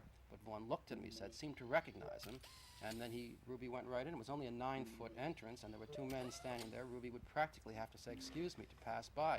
Now, the commission said that he didn't notice him go in, but that's not what the evidence shows. surely one of your difficulties is that when you get down to focus on improbabilities, you would really be committed to the notion that no chief of state could ever get murdered, because such are the improbabilities. But we know that people, I'm sure Julius Caesar was more surprised than the chief of the Dallas police when Brutus pulled his knife out. I'm sure there was a bulge there, but nobody thought to detain him. And they know who did it right on the I'm scene. sure you could write a book and prove that Brutus was innocent. No, we know who did it right on the scene, and I think those who criticize the Dallas police should remember that they did catch Oswald's assailant very quickly. Yes. Yes, that's something in their favor. Yeah, but that's right. But in addition to this, that's of course sarcastic, isn't it? For a moment, I wasn't sure you got that. Yes, it certainly. I've been practicing. It was intended. It certainly was intended that way. I'm not sure it achieved it. But the point is, I think, that in the midst of the greatest security precautions ever taken, it was not Caesar who was killed by Brutus, but President Kennedy who was killed by someone, and with the FBI, Secret Service, and Dallas police on hand, whoever did it escaped from the scene. If for no other reason, I think we have to give consideration to the very poor protection and poor detective work done at the scene, and poor security by Mr. Hoover's legions, and by the Secret Service, and by the Dallas police and deputy sheriffs. Well, let me at this point level with you, Miss Lane, because there's a sense in which I am not a natural adversary of yours here. I don't care really who killed Mr. Kennedy. I care very much that he's dead, but I don't care very much who killed him. And if it turns out to be somebody else, then I say, all right, it's somebody else. Let's prosecute him. Let's string him up. If it's Oswald. Let's do whatever. That's if it's Oswald's cousin. But if it's something which is more significant than that, you would care. You might care if it was something of great political significance. I would say this, that nobody who probably assassinated Kennedy other than Oswald would the discovery do more to disrupt this nation than if your thesis is ultimately taken seriously, that we have Dallas policemen and participating and raising serious questions about whether they participated in the assassination of Kennedy, that we have a Chief Justice of the Supreme Court who's willing to conspire to prevent us from having the truth, that we have a crooked and corrupt president and an indifferent members of the Kennedy family who are not willing to cooperate in a true investigation. So nothing much worse, I think, is going to happen, even if we forage in that knoll of yours. Well, except you say you're willing to... Than, in effect, what is happening as a result of people's lazy acceptance of your own thesis. It wasn't lazy. It was very hard to come by. No, lazy acceptance.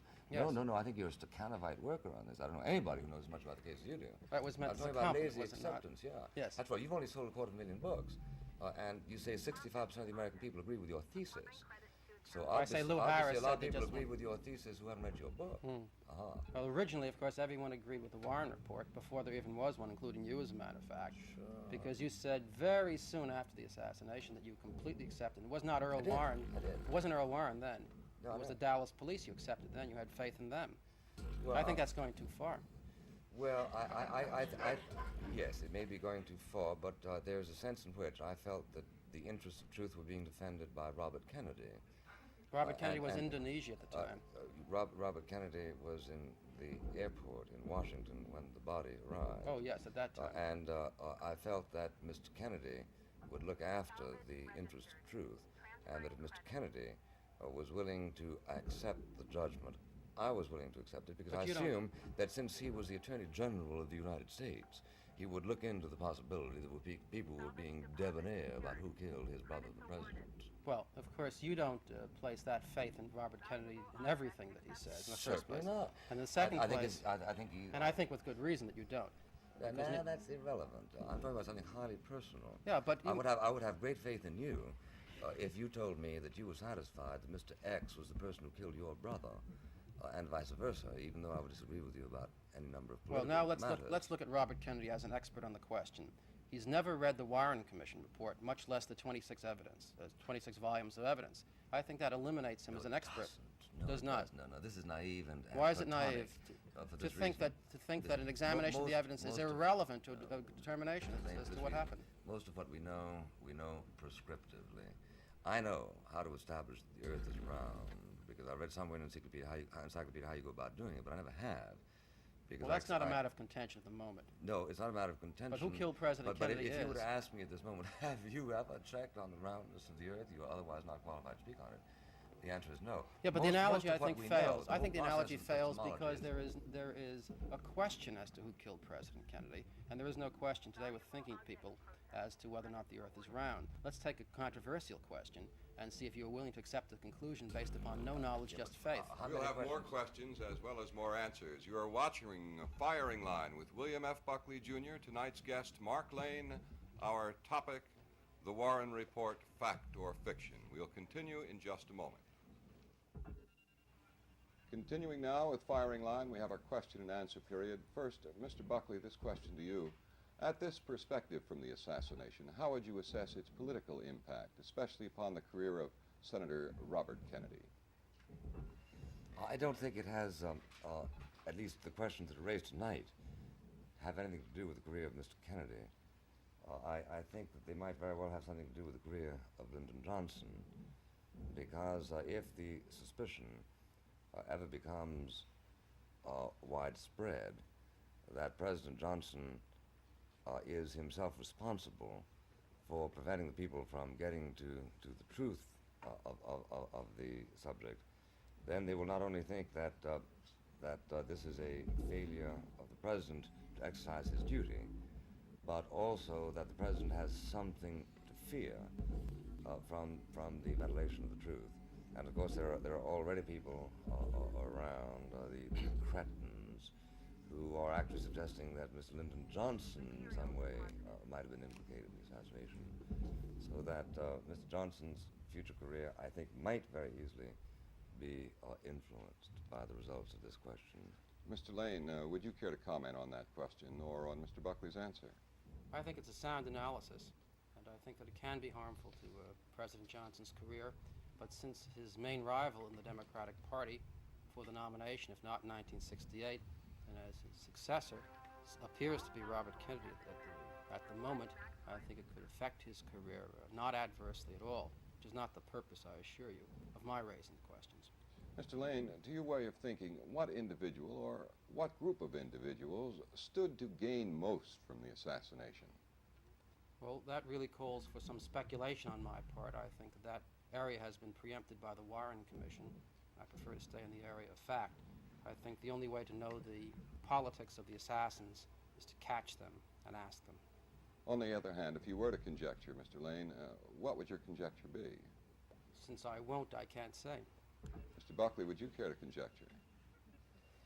Well, yes. It seems to me that it would just be absolutely divine if it could be proved that Mr. Oswald was subsidized by H.L. Hunt and the John Birch Society, the Minutemen, given a little moral support by National Review, that Goldwater cleared it. That would be sort of the ne plus ultra in causing delight in many quarters of the United States. From the point of view, of course, if it were proved that Oswald was a working agent of the Soviet Union, even if it was not proved, or not inferable that he actually executed the president at the orders of the party, then certain other people would take comfort in the refortification of their own notions about the existence of the internal menace. Mr. Lane wants to abolish the House Committee on Un-American Activities, which House Committee on Un-American Activities might here and now spot an occasional Oswald, mightn't it? Well, they haven't, have they? How do you know? Well, we know we haven't assassinated presidents frequently enough to know. Well, we do know that the FBI knew of Oswald's background, that they knew he worked in the book depository building. They knew that that building was on the presidential route, and Mr. Hosty, the FBI agent who had seen Oswald's family about 2 weeks before, never did anything about that. And here we have, in the midst of the greatest security precautions, this man, who would have been fingered, of course, by the Un-American Activities Committee had they known about him, walked right into the building, according to the commission, carrying a rifle. And here the FBI knew about it and did nothing about it. But Mr. Hoover also said, look, if you want me to, I'll round up everybody who is a conceivable presidential assassin. Well, we know he's too much of a civil libertarian to do that. Well, we know that you wouldn't let him do it. Otherwise, obviously, he'd prefer a police state, wouldn't he?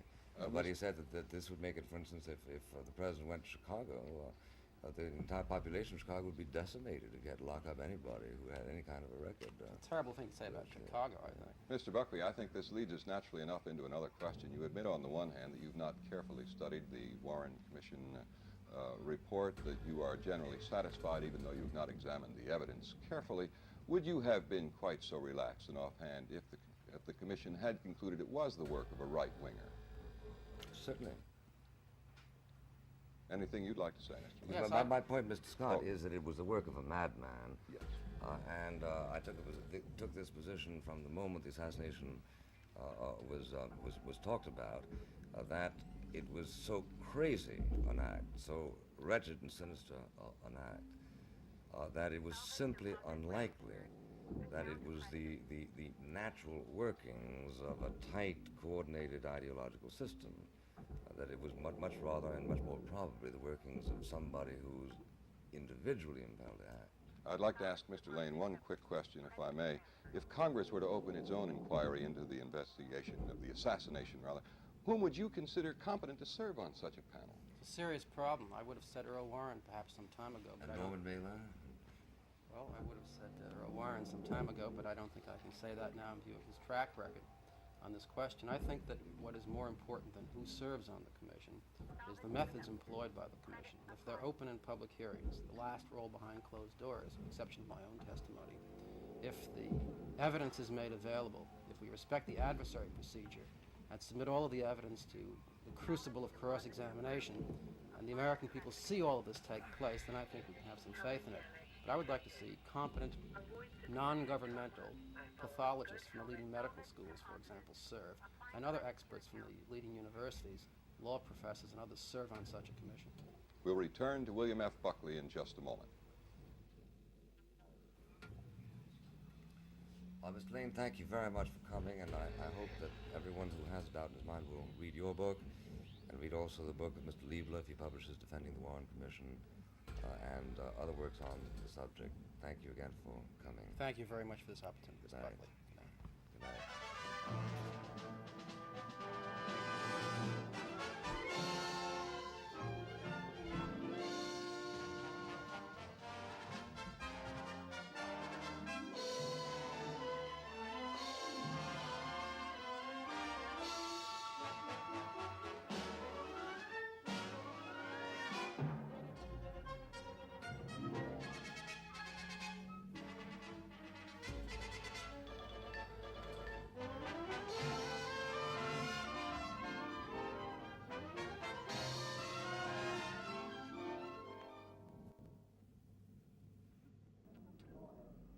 November 13th, 1968, firing line promo. Salvage secured. Credits deposited.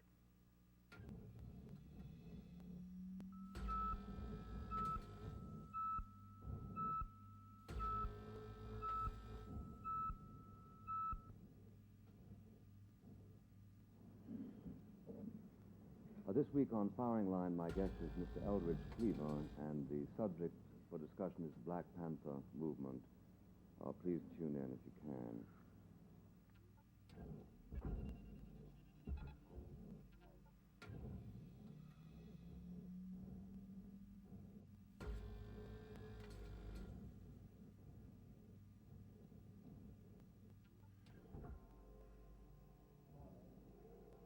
November 13th, 1968, firing line Cleaver.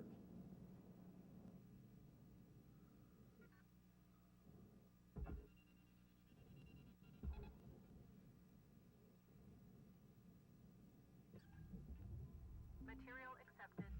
Credits assigned.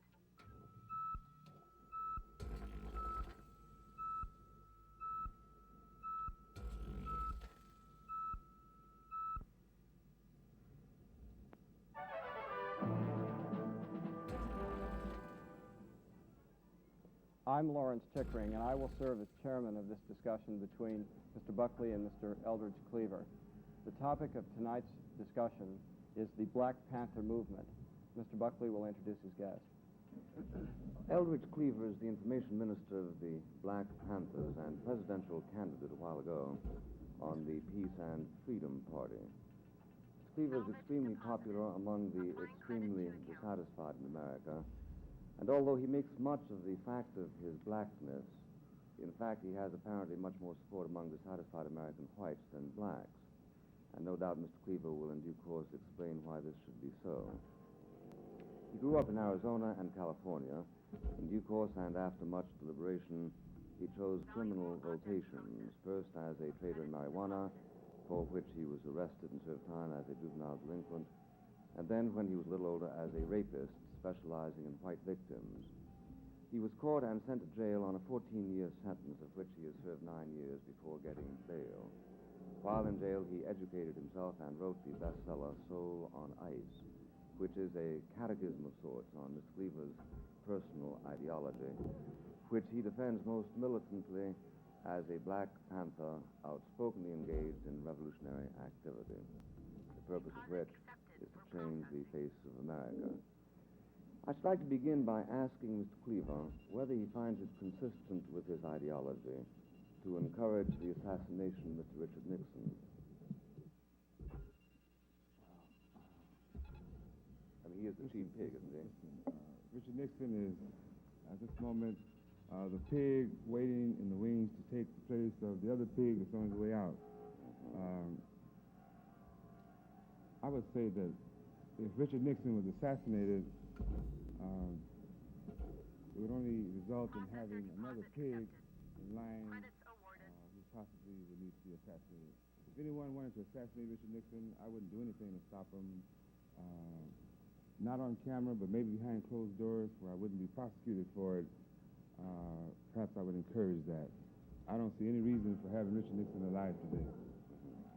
Now, that being your point of view, does it sometimes surprise you that you are given your liberty? I mean, granted, you've been in jail a whole lot, but does it surprise you that you should be out of jail at all, especially when you consider that this country doesn't... It doesn't surprise me at all that I should be out of jail because I was sent to jail, I was convicted and sentenced to jail, and I served my time, and that's what the law requires. So I'm out, and I don't see any reason why I should be back.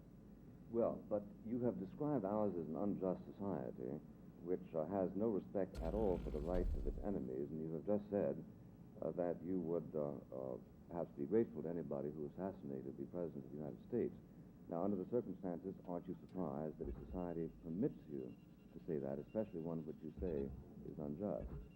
Well, society permits a lot of people to say all kinds of things, see? So I'm not surprised about that. Well, but maybe nothing at all surprises you about our society. Is that the idea? There are a few things that surprise me. There are a few people in this country who show an undue, I should say, great courage and great ability to struggle against what seems to be overwhelming odds. And this surprises me that people have the courage to confront this criminal society and then move to destroy it.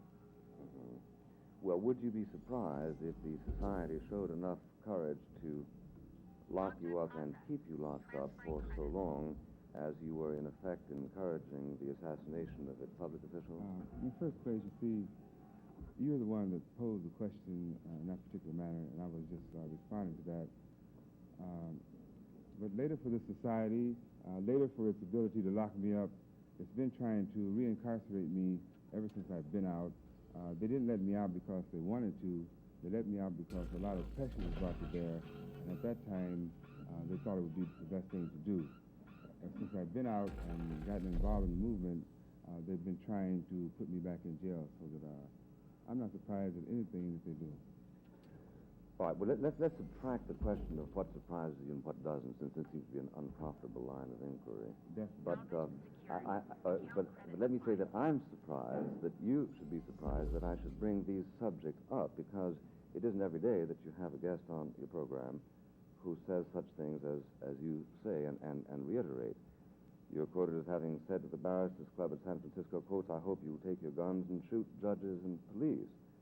The Washington Post, which is a liberal newspaper, describing the Black Panther newspaper as published here just a month or so after the assassination of Bobby Kennedy, which ran a drawing of Kennedy as a dead pig, photos of his Negro bodyguards described as, quotes, LBJ bootlickers, and a flattering portrait of Sirhan. Now, it doesn't surprise you that this should attract public notice, does it? No, because when we publish our paper, we hope that it will attract public notice. And the reason we first put the paper out in the first place because we knew that people were interested in that. Yeah. So we're not surprised that that's true. Well, what in the ideal society are the consequences, or ought to be the consequences, of such an attitude as you take? Well, in an ideal society, my attitude would be unnecessary. An ideal society, I suppose... Where all the pigs would be dead. All the pigs would be extinct. Yeah. People would no longer be in a position to function in a pig-like manner. So therefore, the ideal society is merely one in which your ideals dominate, even if it requires the I don't think that would be accurate. I think that an ideal society would be one in which all people would have a chance to bring their ideas to bear on the social process. Yeah. And not to be subjected to the dictation of any particular person or any particular clique of people. But now, as I understand it, you have been rather impatient with people who fancy themselves as struggling to help the cause of the black people. I see that you recently said about Julian Bond that, quotes, he is becoming a pig and might just end up being barbecued with the rest of the pigs. Suppose we start by discussing what it is about Julian Bond that makes you call him a pig. Well, it's like this. Let me see this. There are always political differences within any group or within any particular spectrum of the political scene. Just as you yourself attack people and cut them up in your magazine and your program, this is legitimate also in our part of the spectrum. The things that we feel are constructive, the tactics and approaches that we feel are detrimental to the cause. We feel that Julian Bond, as a member of the Democratic Party, is part and parcel of the machinery of oppression. We feel that the Democratic Party and the Republican Party are criminal conspiracies against the people. And we feel that anyone who affiliates with them, supports them, speaks good about them, writes good about them, aids and abetting this criminality. Yeah. Now, how would you agree to test your position? That is to say, is there any test to which you would be willing to submit it on the basis of which you might conclude that you were mistaken? For instance, I'm not concerned about any laboratory tests. My position is being tested daily in the real world, and that's all I'm concerned about where the action is. It's being tested on the University of California campus. It's being tested in the black communities throughout this country. And it's not my individual position, it's the position of the Black Panther Party. And my position and the Black Panther Party position, one and the same. Yeah, now, yes, I understand that. The question I'm raising is, if you say that the Democratic Party and the Republican Party are engaged in criminal conspiracies to deny you and how many Black Panthers are there? 300? 4,500. To deny them their rights. Would you be willing to change your position if an election were held, the result of which was a very substantial repudiation of your views by the people who are engaged in this conspiracy? In other words, how can we ever find out whether you're right or wrong, or is it simply a religious feeling that you have that is not susceptible? The same way that we find out whether the John Birch Society or the Minutemen or the mad right wing of the Republican Party is right or wrong. We see who will be victorious in the end. When is the end? You're talking about a millennium from now? If the Black Panther Party is totally repudiated by the community and it becomes extinct, then we will say that there was nothing in the community to nurture its growth. And the same thing would apply to any other particular political tendency. At the present time, the Black Panther Party is growing.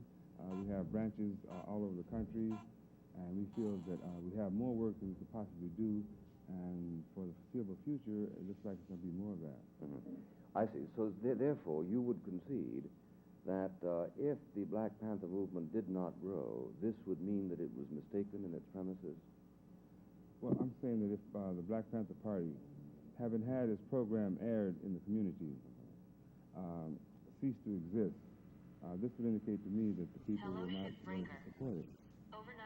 Yes, but the fact that people aren't willing to support it doesn't mean that it's not a good idea, does it? Or are you making that act of faith in the democratic process? In the sense to see a good political idea, I would say would be one that was functional and one that could help the people and that the people would relate to, and the people would help to spread it and become part of it. A good political idea in a book somewhere on some shelf would seem to me to be non-functional.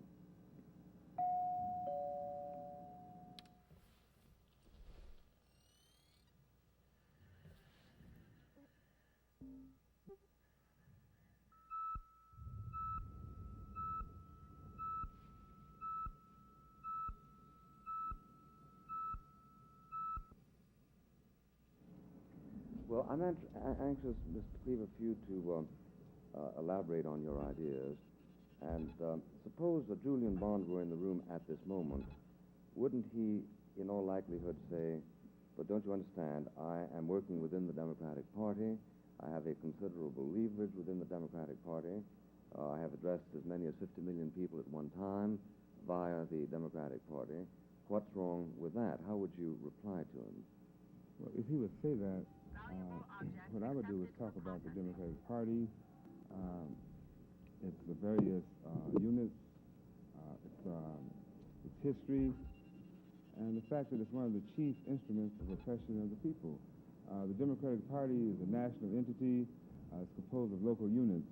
It's infested with vicious racists, people who disenfranchise black people, who manipulate the political process, and who are in fact in power because they have usurped the political process.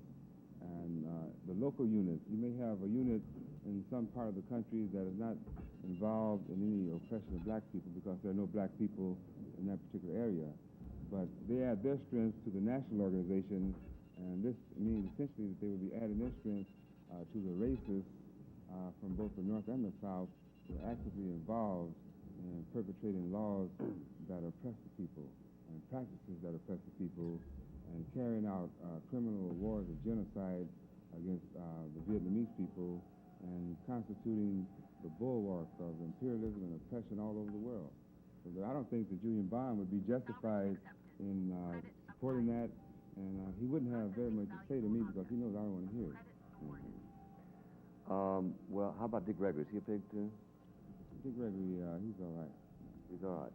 He's a comedian. But he's very enthusiastic about Julian Bond. Is he nevertheless all right? Dick Gregory's all right with me. Well, now, he's very much against the war, so is Julian Bond against the war. Now, Dick Gregory ran for mayor of Chicago a couple of years ago. Do you think he should not have run? He ran for something in New York. Did you run for the mayor? Yeah. Same guy. A lot of pigs eating it. Some pigs run faster than others.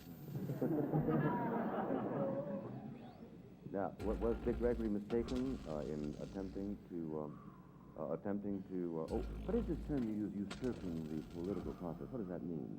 That means that there's supposed to be representative democracy in this country, designed and calculated so that everyone in this country can have real involved in all decisions in that process. And that there's gerrymandering going on in this country. There's intimidation of people. There's an outright murder of people who attempted to express the will of black people. And that's what it means to me. People who have illegally and against the interests of their constituents moved to manipulate the political process for their own interests. But you see, the trouble with your analysis is that you are always attempting to define the interests of the constituency instead of letting the constituency do it for itself. In point of fact, Dick Gregory was...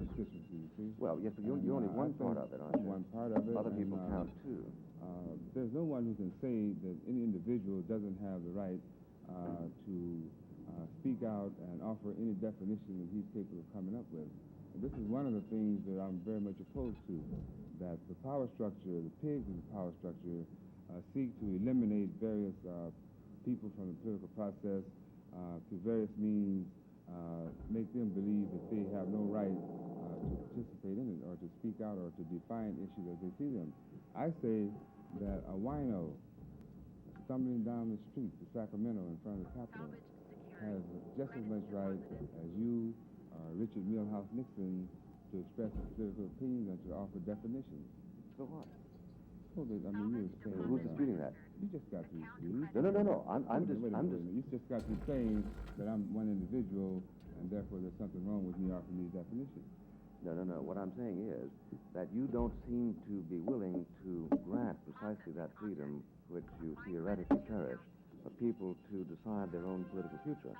When Dick Gregory ran for mayor of New York, 2% of the black community there voted for him. 98% voted for another candidate. Now, wouldn't this suggest a rather overwhelming repudiation of the point of view of Dick Gregory by people he nevertheless understands himself to be serving? It would indicate to me that the people who did participate in that election are in vast need of some political education. Yeah, that's what I thought you'd get around to saying. In other words, people will be voting correctly when they vote as you tell them to, or as you educate them to. When they begin to vote in their own interest, when they vote in such a manner as to destroy Dawson's machine in Chicago, and to destroy Daley's machine in Chicago, then they will be functioning in their best interest, because Dawson and Daley are part and parcel of the oppression that those people are suffering. So as long as they support Dawson in office and Daley in office, I can't say that they're functioning in a politically wise manner. No. Again, let's however understand the consequences of what you have said, which is that until people get around to voting in their interest as defined by you, they are voting wrongly and are, quote, usurping the political process. I think it's important we say that because I have found in your literature... I think it's important we make a distinction because it's not a case of me standing up and making definitions and calling on everyone else to coincide with my definitions. This is a matter of a tradition of struggle against a system of oppression. It's a matter of a heritage, perpetuating a heritage of struggle, and there is some consensus involved in that. It's not contributed by any one particular person. Well, no, I suppose you admit a few people into your deliberations, but nevertheless, they continue to be a very, very small minority, and I therefore must stand by my point, which is a sort of that there is the Marcusean edge to your thought, that people don't vote for their own best interests because they are constantly deceived, and that only revolutionary experience will cause them... I don't think there's any doubt that people are deceived. You have the pigs of the mass media who manipulate information, they distort statistics, they distort reports, essentially they distort reality so that people have their heads filled with lying and vicious propaganda, and they're in a position to really function in a realistic manner. Well, now, why are you uniquely situated to have penetrated to this great national delusion? Why isn't Julian Bond as bright as you, and as morally concerned as you, and as penetrating as you? Well, what happened to Bond that corrupted his vision? I'm not making any of the claims that you're attributing to me. Well, there must be some reason for your vision, isn't there? I don't claim to have any vision. See, well, but you do. This is what you're saying. So if you're saying this means you've made the assessment, so you tell me what you see in me that makes you draw that conclusion. Well, I read your book, and I see how you handle people who disagree with you. They're pigs, they're murderers, they're Nazi-like, they're everything. People who disagree with me don't fall in that category. I have disagreements but everybody with people within the Black Panther Party, and I don't call them pigs. I just think they're mistaken, or I disagree with them. All right. But we define the pigs as those who are actively involved in the machinery of oppression. 3 categories of evil: the avaricious businessmen, demagogic politicians, and the racist pig cops. The pigs is the power structure. And Julian Bond wouldn't fall in that particular category. He would fall in the category of all the other black Democrats who are involved in that. They're lackeys from the colonies, helping the oppressors from the mother country carry out their oppression. Now, would you argue that any effort of the kind made by, say, Whitney Young or Julian Bond or Martin Luther King or anybody to affect a reconciliation between the races is a waste of time, or is it also another enterprise in corruption because it retards the true revolutionary posture that you're seeking to cultivate? I think essentially what it does is it helps to create a blind and violent situation. In fact, it has helped to create the situation that we're in today, because these men go behind closed doors with the businessmen and the politicians, the power structure, and they propose certain programs, and they force these programs off as being capable of silencing the dissent in the black community, and they don't work. And so that when the people move to rebel, it's directly a result of the failure of leadership. It's not a valid solution. Well, Martin Luther King advocated 3 specific pieces of national legislation, all of which were enacted into law. So if he were here, mightn't he say that, in fact, his agitation did help? Well, he was here. He was agitating. He had a particular approach to the situation, namely nonviolence, and he died by violence at the hands of an assassin, you see? Someone who opposed his program very actively. Did you publish a prettified picture of his assassin as well as the assassin of Robert Kennedy? What kind of picture? Prettified. No, we didn't publish a prettified picture of Martin Luther King. We don't consider Martin Luther King to be one of the pigs of the power structure. He was moving against the power structure in a manner that we feel was not calculated to bring the power structure down. Why? Well, because essentially it helped to strengthen the power structure. Why? Because it functioned within the channels that the power structure can deal with. In other words, anything that doesn't actually require a dissolution of the power structure is simply a form of perpetuation of tyranny? Well, it's helping it to function because Martin Luther King, when he first started his nonviolent tactics, they were new to the American scene, and because they were new, the pigs didn't really know how to deal with them, so that some gains could be made. But after repetition of this process over the months and over the years, the pigs had programmed it so that they were perfectly capable of containing it and limiting its effect. For instance, where? Where? All over the South. Can you give me an example? Pardon? Can you give me an example? Well, we could give you an example of his Poor People's Campaign, Poor People's March. It was a total failure. Didn't bring down the power structure, and it resulted in a humiliating defeat for his forces, you see. No, but the Poor People's Campaign was not similar to the techniques used in Montgomery, Alabama, successfully. Yes, but it was the same principle involved. The masses of people moving against the system, but moving non-violently, and led by a Pied Piper who would sing sweet songs to the mother country. That's all. Salvage deposit secured. Credits awarded.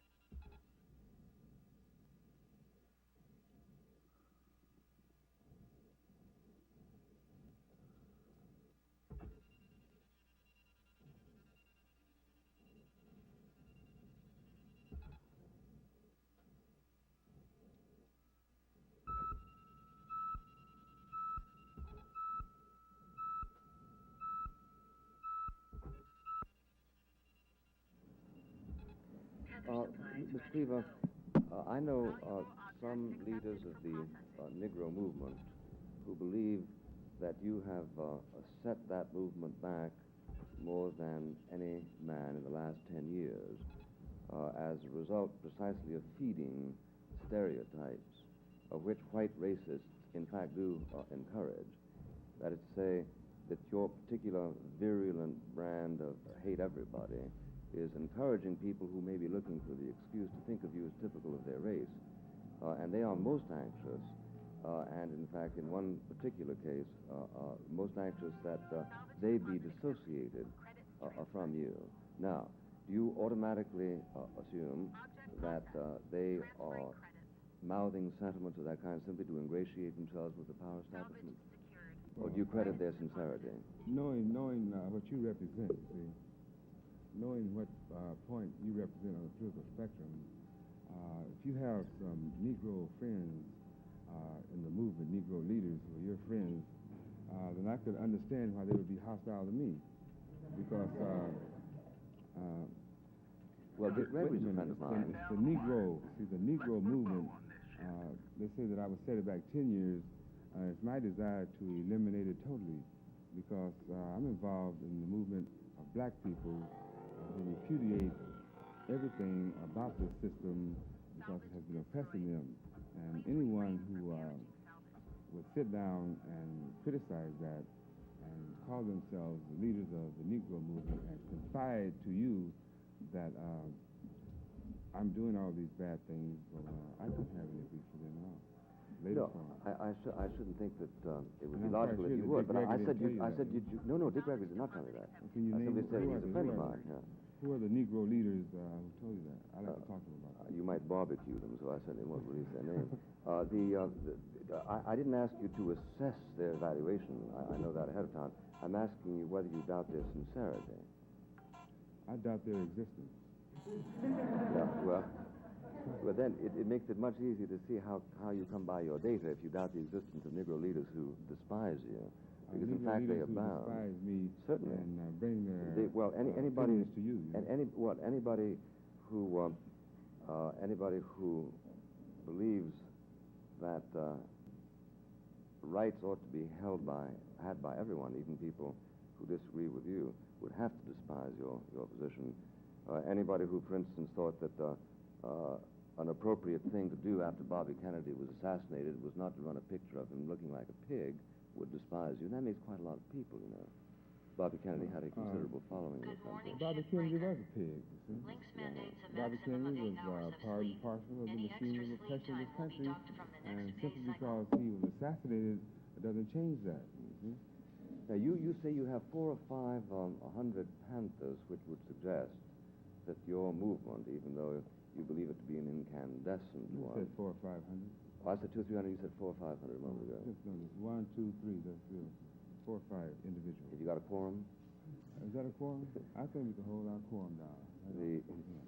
My question was, is it likely that a year from now, or isn't it likely that a year from now, your movement will simply become one of those blips in footnotes of history books about the lengths to which California is prepared to go? Aren't you, in fact, a creature of the University of California? No, I wouldn't say that's likely. Well, this is what brought you to a lot of people's attention, the fact that you feature in a power contest between the regents and the student body. I was trying to the first part of your question. You said, isn't it likely that a year from now we'll become one of these bleeps in the footnotes? I think that that's not true. I don't think that's likely.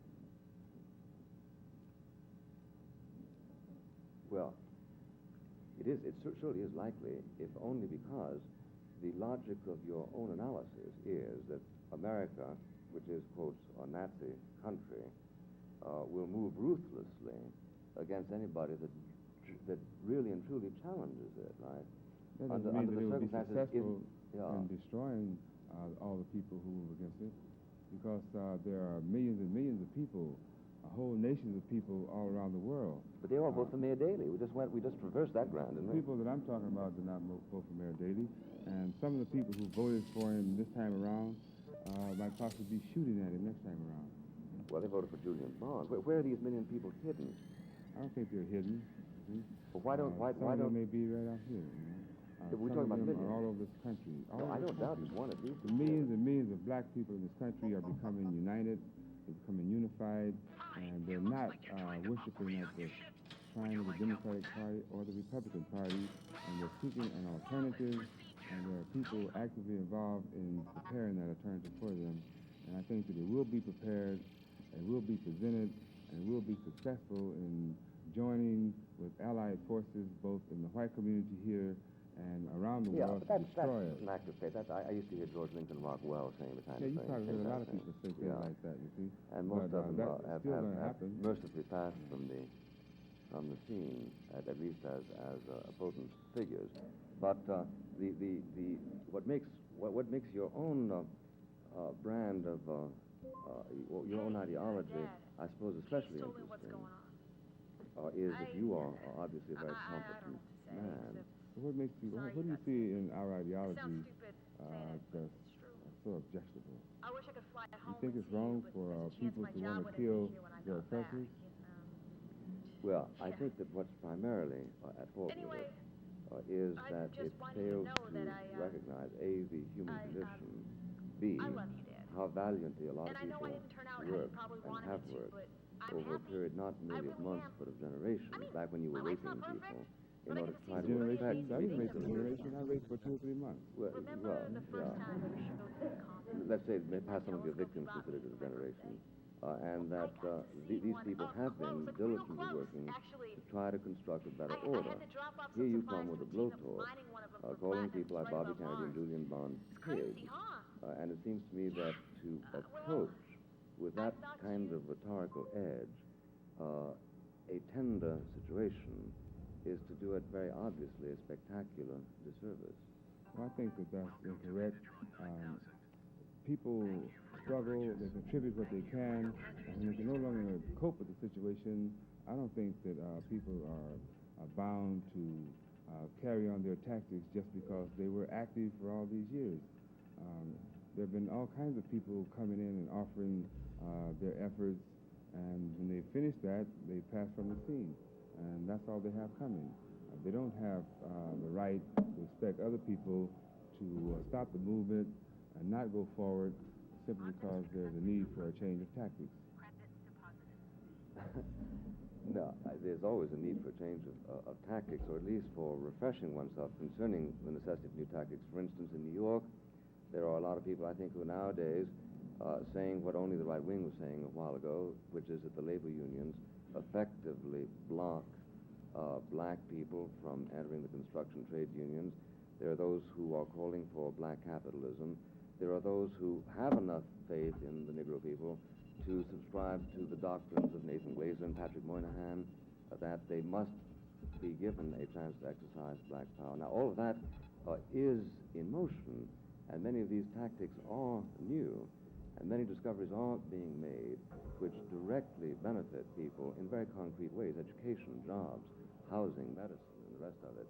But you simply want to reject the whole of it as pig hypocrisy. Yeah, I think that it is hypocrisy. I don't see any prospect of these people who, on the one hand, are willing to drop bombs on the Vietnamese people who are struggling to control their country, and then coming here with their wars on poverty, trying to turn black people into black capitalists, when in fact it's the capitalistic system itself that has to be destroyed, because it is the mother of all this oppression. The same situation that your people found themselves in when they came here, and that other ethnic groups have found themselves in, we find ourselves in that position.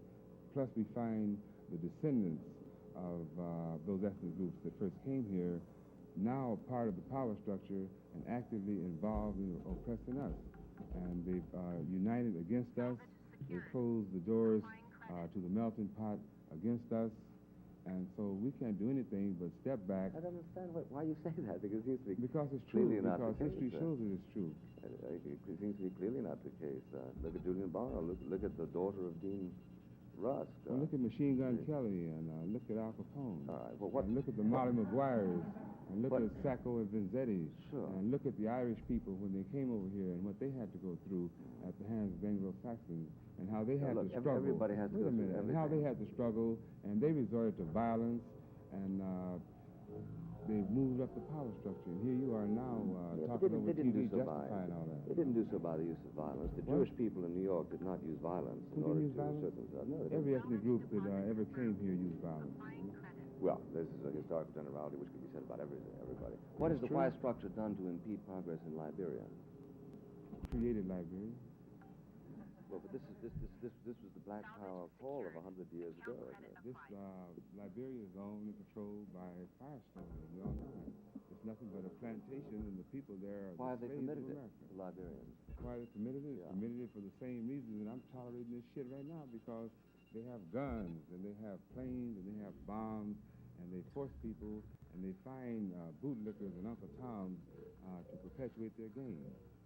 And the people don't endorse it, and when they find a means of organizing against it, they're going to run Firestone out of there and take control of that country. Well, now, how do you account for the workings of the power structure in the Soviet Union, since that's not a capitalist society? Isn't it? No. Oh, it is a capitalist society, is it? That's what I read in the capitalist press. They say that they're cementing relationships with the Soviet Union. The premier of the Soviet Union sent a message of congratulations to this racist pig Nixon when he was elected. I would say that they're chummy-chummy and buddy-buddy. That's unfortunate. But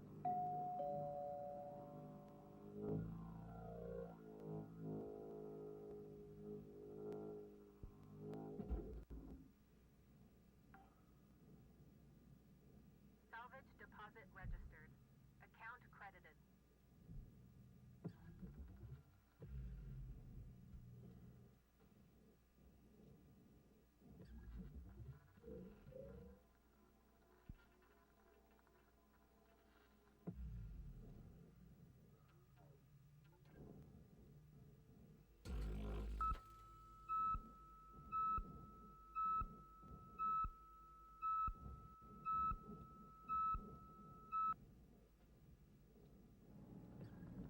a question here from this hearing. Mr. Buckley, A little louder, please. when you opened with your address, you stated that Eldridge Cleaver's following consisted largely of that of dissatisfied whites. And I'd like to know what led you to this conclusion. It would seem to me that you're saying that Eldridge is just possibly not a leader of black people. Oh, I say it emphatically. I don't think he's leading all black people. And why is that? Well, because his notions are so absurd, that's why. And black people are not absurd. But it stands, from looking at the black community, that most people support what Eldridge Cleaver said. On the contrary, if you think that, you don't know anything. But I live in the black community. I gave you an example and of I'm Dick aware. Gregory. I gave you as an example of Dick Gregory ran for mayor of New York and or Chicago and got only 2.5 to 3% of the Negro vote on a program far less virulent than Mr. Cleaver's. If he had went on that program, he probably wouldn't have gotten 3 votes. But that you're comparing the difference between two different people. Dick Gregory is one person, and Eldridge Cleaver yes, is and Dick another. Gregory has a much larger following than Mr. Cleaver. Well, see, sister, you have to realize this, that it's been traditional. The white men have been able to tell us what's going on with us, and we don't know. That's right. We don't know. That's right.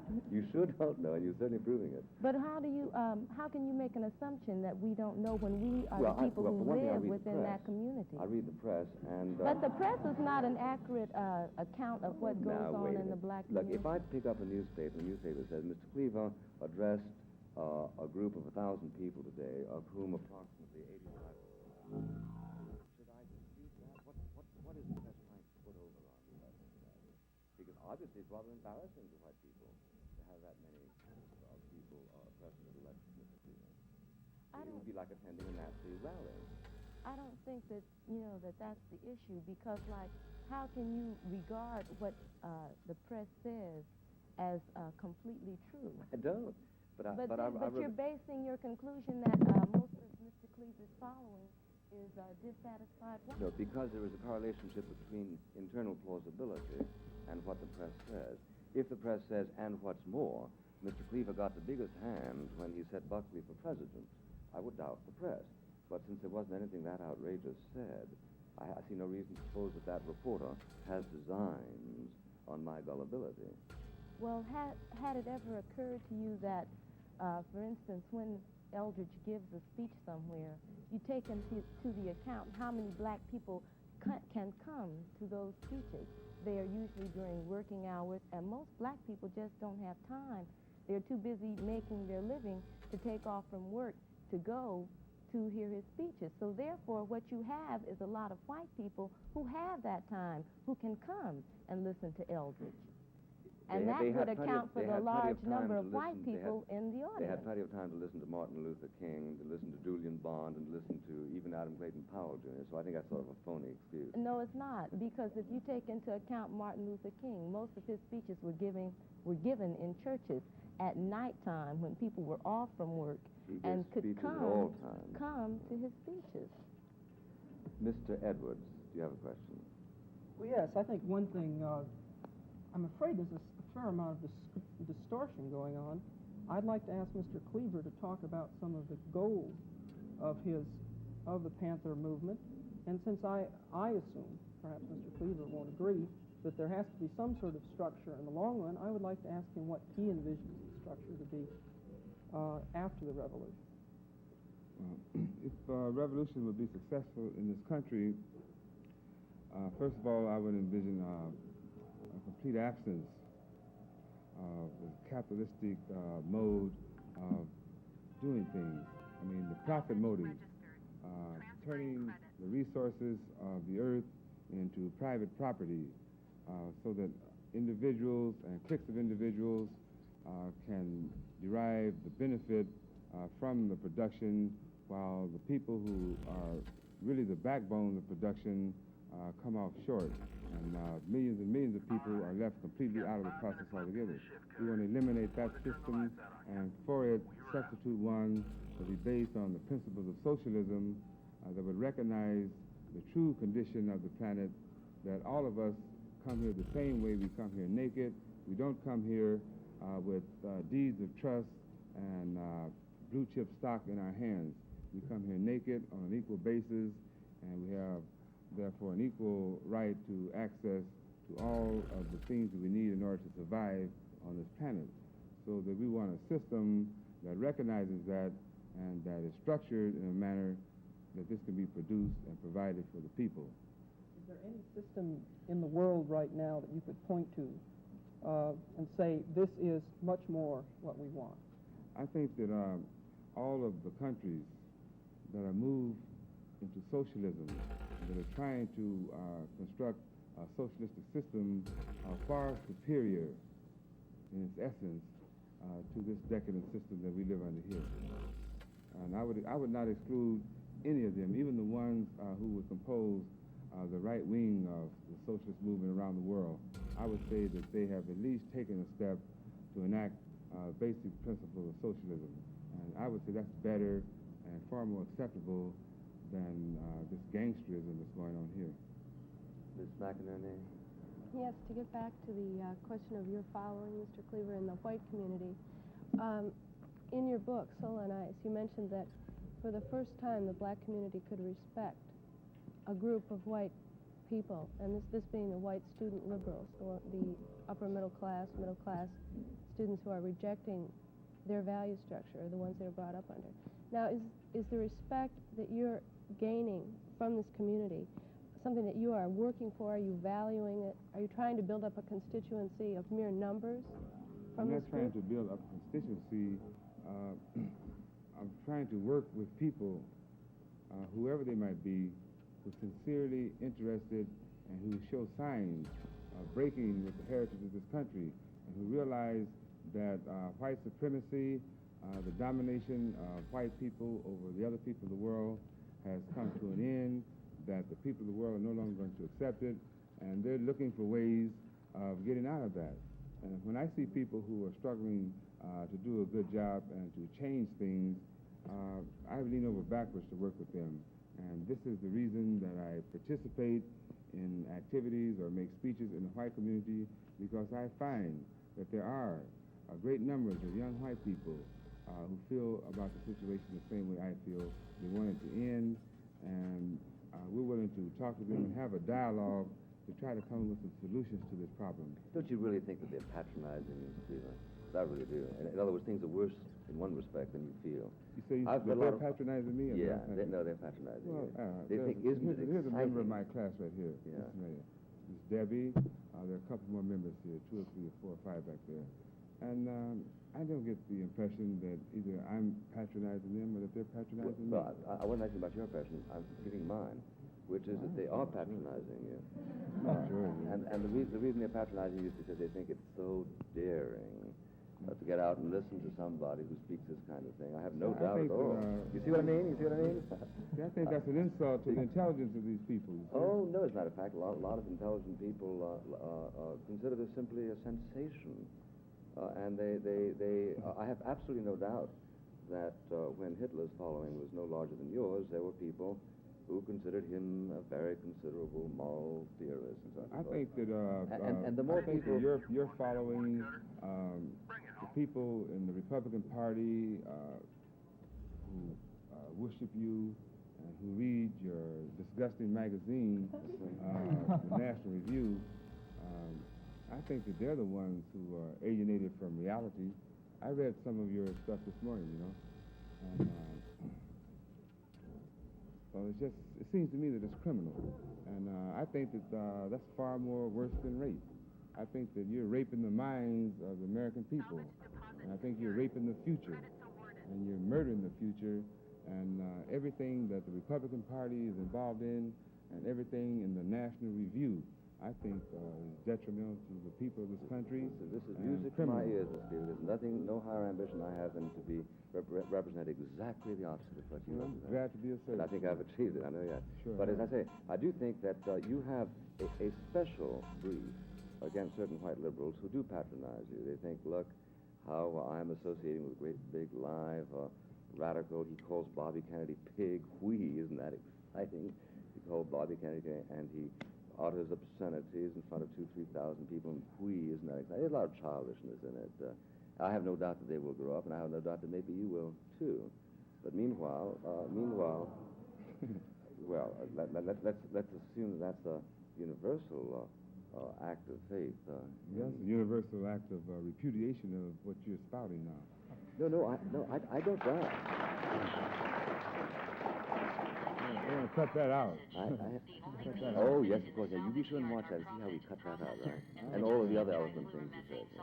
Oh, excuse me, we have another question here, Mr. Barry. Mr. Cleaver, getting toward the Black Panther Party platform, it espouses in the final point, humanity, peace, freedom. Point 4 states all black men should be exempt from the draft. I'm wondering if you would mind commenting on that, what your rationale behind that is. We feel that there's a glaring contradiction involved in black men responding to a call issued by a pig like General Hersey, who had the audacity to endorse George Wallace for president, if you recall. General Hersey is I don't recall, as a matter of fact. Excuse me, can I ask the man's question? Yeah, well, you said if you recall. Do you recall that? I don't. Anybody recall that? Yes, yes. Well, because they were crooked. I was just instructed not to do it. Yeah, go ahead. The National Review didn't support George Wallace. But General Hersey, you see, is head of the Selective Service System. And he's the one who sends out these greetings to these young black brothers. And what I'm saying is this, that this country is a racist country. It's oppressing black people. And it's the enemy of black people, the system. And that black people should be here in this country fighting against this system and not over in Vietnam fighting against the Vietnamese people who are also fighting the system. I say that what they're doing, the black men who go over there and fight, they're helping to tighten the yoke around their own necks and around the necks of their people. So that I don't think that any man should belong to an army or fight for a country that's destroying him and his people.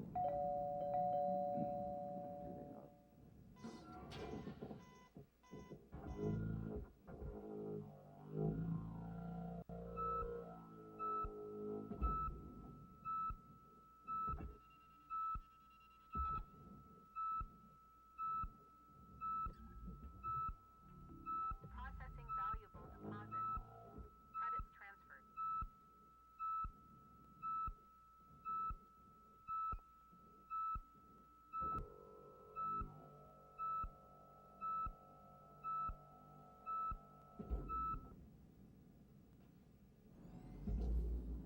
were saying, Mr. Cleaver. I say that contrary to the propaganda of the pigs of the power structure, the Black Panther Party is a responsible organization, not responsible to the pigs, but responsible to the people. That it was organized by our Minister of Defense, Huey P. Newton, and our Chairman, Bobby Seale, and has a program and a platform designed to cope with the problems facing black people in the black community. It's not a racist organization. I've been called by the National Review the Goebbels of the Black Liberation Party, of the Black Panther Party. And all of this is an attempt to undermine the party or to give it a bad presentation to the public. That's right. And I say this, that the people in the area who have bothered to check out the party, I'm talking about white people, Mexican-American people, American Indians, Chinese people, they've checked this out, they've contrasted us with other organizations, and they enthusiastically support us and associate with us. And we're very glad to be able to do that because we feel that we are making a constructive effort and that our program is designed to do something for the black people. And we feel that black people will support it and that the party will be able to make a significant contribution to progress and to the liberation of all people, including black people. Ms. Hearing has another question. Eldridge, I would like you to ask Mr. Buckley if he can explain the format of the Molly Guire, incident, that Irish group that was formed in 1877 against the English. Under ordinary circumstances, I think that that would be a good question to put to one of the descendants of the Molly Maguires, you see. But this particular one, I would be reluctant to put any question to him because I'm quite sure he's capable of twisting it in such a manner as to turn it against you or to turn it against whoever answers the question. Ask the question. So Mr. Buckley am I to proceed as though I was not asked? Do you have a question, Mr. Edwards? We have only a minute for that. Well, yes, I do, but it might take more than a minute. I guess it can't. In the University of California, Mr. Cleaver, there's been quite a hassle there over recent months. You talked earlier about the press not representing it, and yet it seems all over the nation that they're objecting. The reason the students are supporting the university and the conflict is because you're lecturing. Do you think this is the case, or is it because of the way they tried to keep you lecturing? I think that the students in this country, on the campuses all over this country, recognize that those who are in power in this country are in position to take control of the universities. They sit on the boards of regents, on the administrations, and they have turned the universities into weapons in the war, the Cold War, or into the struggle against their enemies. And they're programming these people in a manner that they don't appreciate, and they're moving to get some student power so that they could have something to say about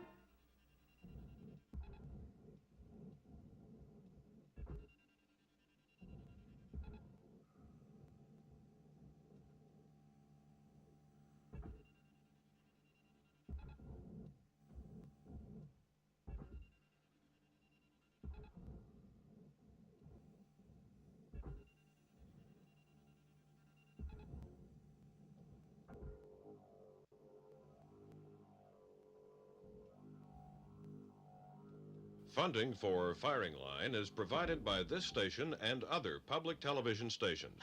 Dow Chemical Company, the Mobil Corporation, John M. Olin Foundation, Incorporated, Laurel Foundation, Atlantic Richfield, and the Friends of Firing Line.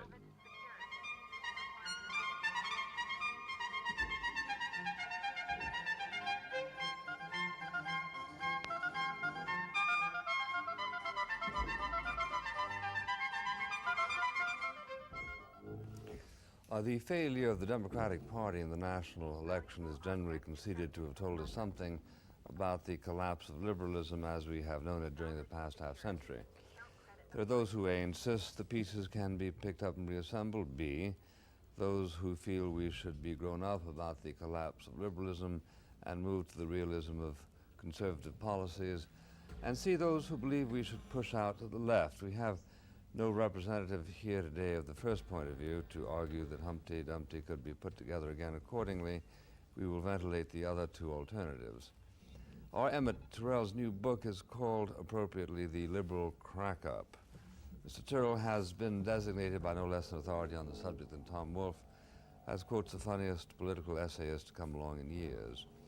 The book is funny but also seeks to be lethal, chronicling the disintegration of liberal illusions. Mr. Tyrrell is the editor of the American Spectator, the conservative monthly, published out of Bloomington, Indiana. Bob Tyrrell is a graduate of the University of Indiana, where he also took an M.A. in 1967. He founded, in 1970, the journal then called The Alternative, now The Spectator. He is the author of Public Nuisances and a syndicated columnist who appears regularly in the Washington Post, a singular achievement. Christopher Hitchens, representing the left, was born in England, went to the Leys School in Cambridge and to Balliol in Oxford. During the 70s, he wrote for the New Statesman. Since 1981. He has served as the Washington columnist for The Nation, as also for the London Spectator. I'd like to begin by asking Mr. Tyrrell whether he interprets the events of last November as signifying in any way a conscious national retreat from liberalism. Well, you know, the Carter administration, in my opinion, showed that liberalism could no longer run a country, and the Mondale campaign of this past fall indicates to me that you can't even run a campaign on liberalism. It's almost unthinkable. It's almost unthinkable, Bill, that 20 or 30 years ago, there would be so much ideological pressure on an American Democratic candidate that he leaped to choose a third-term congresswoman with such unsavory contacts as the Mulberry Street connection. Well, you're talking now about the incompetence of a presidency, incompetence of a campaign, but I asked the question a little bit different. Namely, do you see a conscious retreat by people who generate popular enthusiasm for what we think of as liberalism? Or is it simply a reaction to an incompetent campaign? No, I put it differently. It seems to me the reason I mentioned the campaign was the campaign, there were such ideological pressures on Walter Mondale that he couldn't run an effective campaign. And with respect to a withdrawal from liberalism, I would use an entirely different term. I would say it's a crack up. And as far as the liberalism of the past goes, it's my contention in the liberal crack up that there's a disjunction between the New Deal and the present New Age, the present riot of New Age liberalism, the riot of enthusiasms that are contradictory and idiotic and amusing. This disjunction is caused by what? A false evolution? The New Deal grew into something called McGovernism, which you're saying is an illicit growth? No, it was brought on by success. I mean, nothing destroys a political movement more than success. And in the 60s and the 70s, the liberals achieved most of the things they set out to achieve, particularly welfare and civil rights. And then were overtaken by a lust for power. They refused to notice that they had indeed achieved these things, and they refused to notice that the problems that were now being faced by the American people were different problems, namely the problem of continued prosperity. Well, Mr. Hitchens, what are your remarks on the implications of these last two defeats? Do you think it was simply reactive against incompetence, or do you think it actually was a rejection of implied political philosophy? Well, I never thought I'd hear myself saying this, but I'd like to recall to you a very striking phrase, I thought a rather clever phrase, of Norman Podhoretz, commenting on the 1980 victory of the Reagan-Bush team, I think in commentary, and saying this is the election that Watergate postponed. I thought that was a clever remark. I also thought it was more revealing than it was intended to be. In order to take the line of crack up that Mr. Terrell has offered us in his book and elsewhere, you've got to really believe that it was a good thing that George McGovern lost the 1972 election. Now, I think that's quite a hard position to uphold. I don't think that a liberal or a socialist like myself or any other kind of radical can look back and say it's a jolly good thing that Nixon and Agnew won that time. We, had McGovern won, would have been spared, as well as Mrs. Kirkpatrick at the United Nations and various other bizarre phenomena in the Democratic Party. We'd have been spared the appalling corruption amounting practically to a coup against the Constitution in Washington. I think we would have been spared the particularly abysmal way that the Vietnam and Cambodia wars ended, and we would have been spared the 1974 near war between Greece and Turkey and the destruction and dismemberment of Cyprus. Up until now, I've even spared knowledge that we came close to a constitutional coup. Tell me more about it. Well, in my view, what was at stake at Watergate was not merely, as it were, the right of those at the top or in power to line their pockets or appoint their friends, but it was, under especially Attorney General Mitchell, the use, and this I call high corruption, of police and other federal agencies as if they were private property, the use of the IRS, the FBI and the CIA against political opponents, against pluralism, as it were. I mean, a very serious, as it were, configuration of You may be a little corruption. bit behind in your readings on what happens in America. It was Robert Kennedy, for instance, who got the sex tapes on Martin Luther King. It was FDR who engaged in tapes just as fast as the evolution of technology permitted him to do so. I think you'll find lots of friends of Roosevelt got rich. My Withers friends got rich. My Withers, Mr. Buckley, are unwrung. I mean, I never tire of pointing that out in every review of a Kennedy depredation that I do. In fact, I'm on record, I think, this week in the Literary Review about that in the reviewing the Collier Horowitz book on the Kennedys. Of course, everyone has done it. I'm saying that in Watergate, a quantity was turning.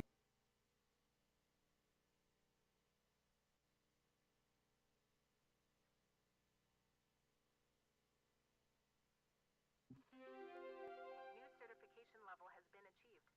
License level increased.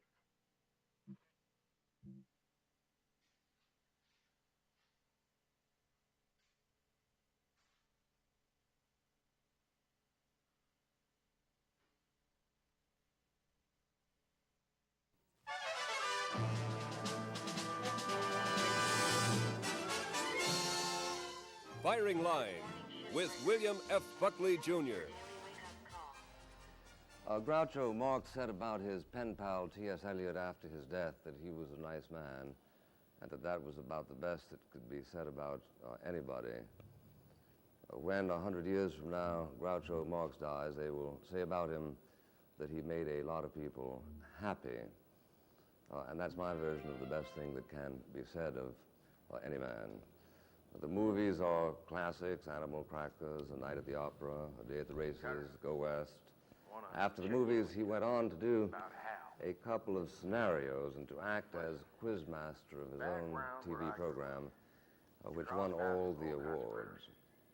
His specialty on that TV show was impudence and a fairly genial rudeness, which he has practiced all his life, and which he has collected in his most recent book, The Groucho Letters, in which we are made privy, a word he doesn't, by the way, like, to an exchange of lucubrations between him and the elite, artists, politicians, poets of the English-speaking world. In a letter to Eddie Cantor in that irresistible volume, he records that the two greatest laughs he ever got, or rather most... only human. You understand his fear. You can reason with him. So, I'm working on taming our local wildcat. Now you stay strong. We'll be through this soon enough. See you out there, Cutter.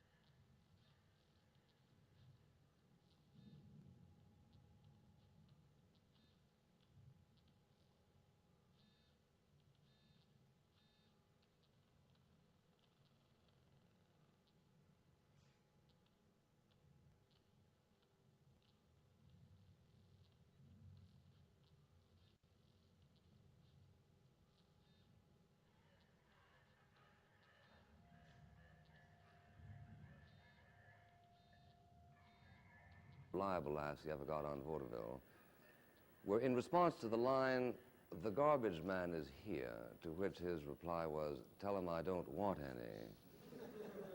And to the line, "I'd like to say goodbye to your wife," to which the reply was, "Who wouldn't?" I'd like to begin by asking Mr. Marks, do you mind if I call you Mr. Marks? I wish you'd call me Groucho. All right, I will. Whether the... And I'll call you Willie. Fine. It's good enough for Somerset Maugham. I don't know why it isn't good enough for you. I certainly wouldn't want you to start being polite on my show.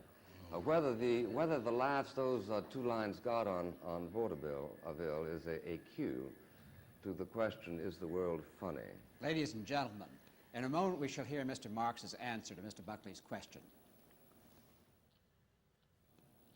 My name is C. Dickerman Williams, and I shall act as chairman of this discussion between Mr. Marks and Mr. Buckley. The subject of the discussion will be, is the world funny? Mr. Marks, would you answer Mr. Buckley's question, is the world funny? He didn't ask me, you just asked me. Would you answer my question? No, I don't think it's terribly funny, you know. I don't think it's ever terribly funny. Sometimes there are isolated pieces of the world that is funny, but generally it's a pretty serious world. It always has been. People struggling for a living and starving and all kinds of riots, and particularly a couple of weeks ago. No, I don't think the world is funny. It's like saying, is a man funny? Even a professional comedian can be funny perhaps 8 minutes out of about 24 hours. But a comedian isn't. They're the dreariest people in the world. You should talk to my wife sometime, which is more than I do. Is that an invitation? Mr. Buckley, what's your view? Well, I've read Mr. Marks's book and a couple of his books, and I've seen all of his movies. I think that he does his best to make the world funny and occasionally succeeds. But it does seem to me that there is a strain of something going through your last book, for instance, all of those letters that you write to all those famous people and that you receive from all those famous people. And that theme is something very close to misanthropy. It's related to the whole notion that everybody would like to say goodbye to their wives, that the world doesn't appreciate you, that the world is sort of a perpetual ambush. Pardon. That's a French word, isn't it? Yeah. It is. No, I never said the world doesn't treat me Page well. 108 from your book, the only reason my appearances are rare, and this is something I don't usually disclose, is because nobody asks me oftener. That sounds to me pretty plaintive, doesn't it to you, Mr. Chairman? Yes, it is. Yeah. I am essentially a very sad man. Yeah, So that's why the- do you that's the ask point I was me if trying to this is a make. humorous world we're living in? Well, because you've devoted your professional career to trying to stress the humorous aspects of it. Now, is this a circle-squaring expedition? I have constantly failed in amusing the general No, but you audience. You haven't. Now, maybe you're just feeling sorry for yourself again. But when you get letters from perfect strangers, each of them Threatening is the celebrated word. as... no, it's hardly threatening when they ask you for your picture. No, I'm a As, for kind of a instance, T.S. lovable Eliot old... did. Yeah. Well, why are you so lovable? Is because I'm essentially a... No, seriously, folks, they always say that, you know. Yeah. And television, they always say seriously, folks, when the comedian has failed. delivered a joke and hasn't had a laugh. Then he says, seriously, folks, to try to avoid this joke and get on to something more interesting, hoping the next thing will be a joke. I'm through for the day. Now, you go ahead. Well, seriously, folks, what I'm trying to say is, isn't it true that this sort of spontaneous fraternity of Groucho Marx fans grew up on account of the fact that you successfully stressed certain aspects of the world and made them perhaps funnier than they are? Now, do you regret having succeeded in doing so? Do you consider it a profanation of reality? I would say that I'm a kind of alter ego. I think between what I have invented myself and what the writers have written for me over the years, I have said the things that no one else has dared to say publicly. Why? Because the audience loves it. If you have a general, like I had General Bradley on the quiz show, he's a nice man, very nice man, and might even conceivably be a good general. But I kidded them all through the show, and the audience loves that because they don't get a chance to do that to mayors or politicians or bank presidents, people like that. And people enjoy that because nobody else does that. Well, it doesn't have to even be funny. It has to be a lack of respect for somebody who is important. Yeah, but it's very healthy, isn't it? Yes, it is. There's yeah. not enough of it. That's right, because that is the way things in fact are, right? Your point is that five-star generals can, under certain circumstances, be ludicrous, right? Well, And, they are when they're engaged in battle. Yeah, or on your show. Mr. Mark, is your point that mockery is basically funny? Is basically funny? Yes. Yes, I think so, but I don't think there's enough of it. I think most comedians go on the stage in order to please their audience, and I never did. I said what I wanted to say, and it was up to them if they liked it, and if not, go to another theater. Yeah, but your point is that what you wanted to say was things about the world as you understood the world, say, roughly speaking, the truth, correct? Mm-hmm.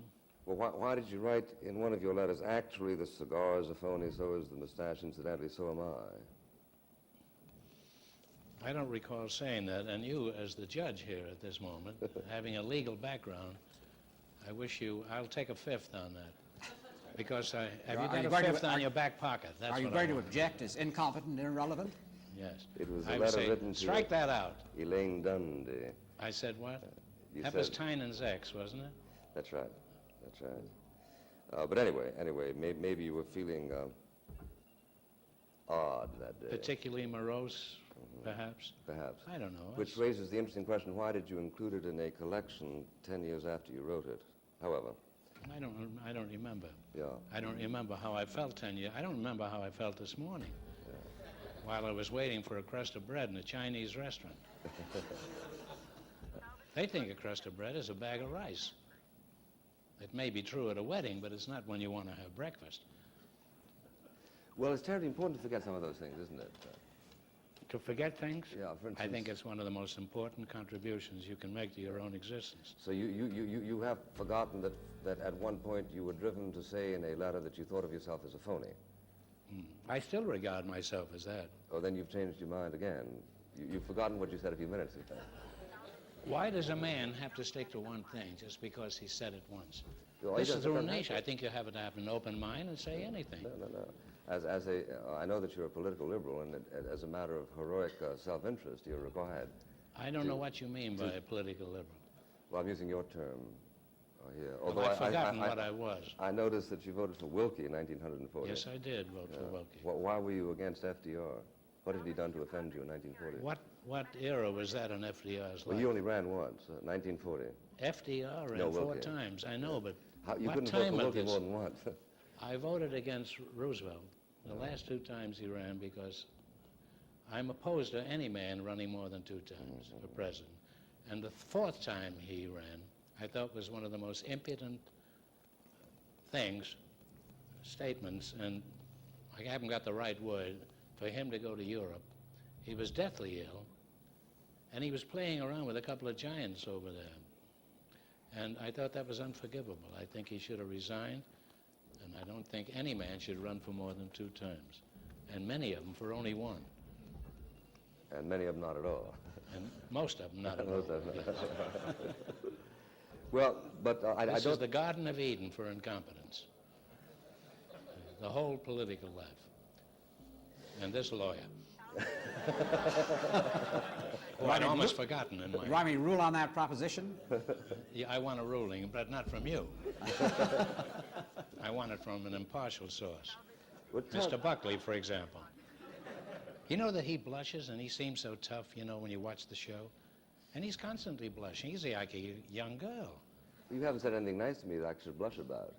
But let me ask you, though... This is a permanent blush, I think you have. Maybe it's a permanent blush, yeah. Although I didn't spend as much time in makeup as you did. I happen to be making a play for the wardrobe lady in there. Was she funny? She gave me all my material. She wasn't she was the makeup woman, the one that was bending over here before in an extremely seductive position. Did you succeed? No, I didn't. counselor. Did really. you? I won't tell.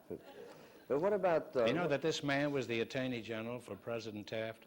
No, no, no. I must disavow that. Well, something Law, like that. law clerk, the humbler role of law clerk.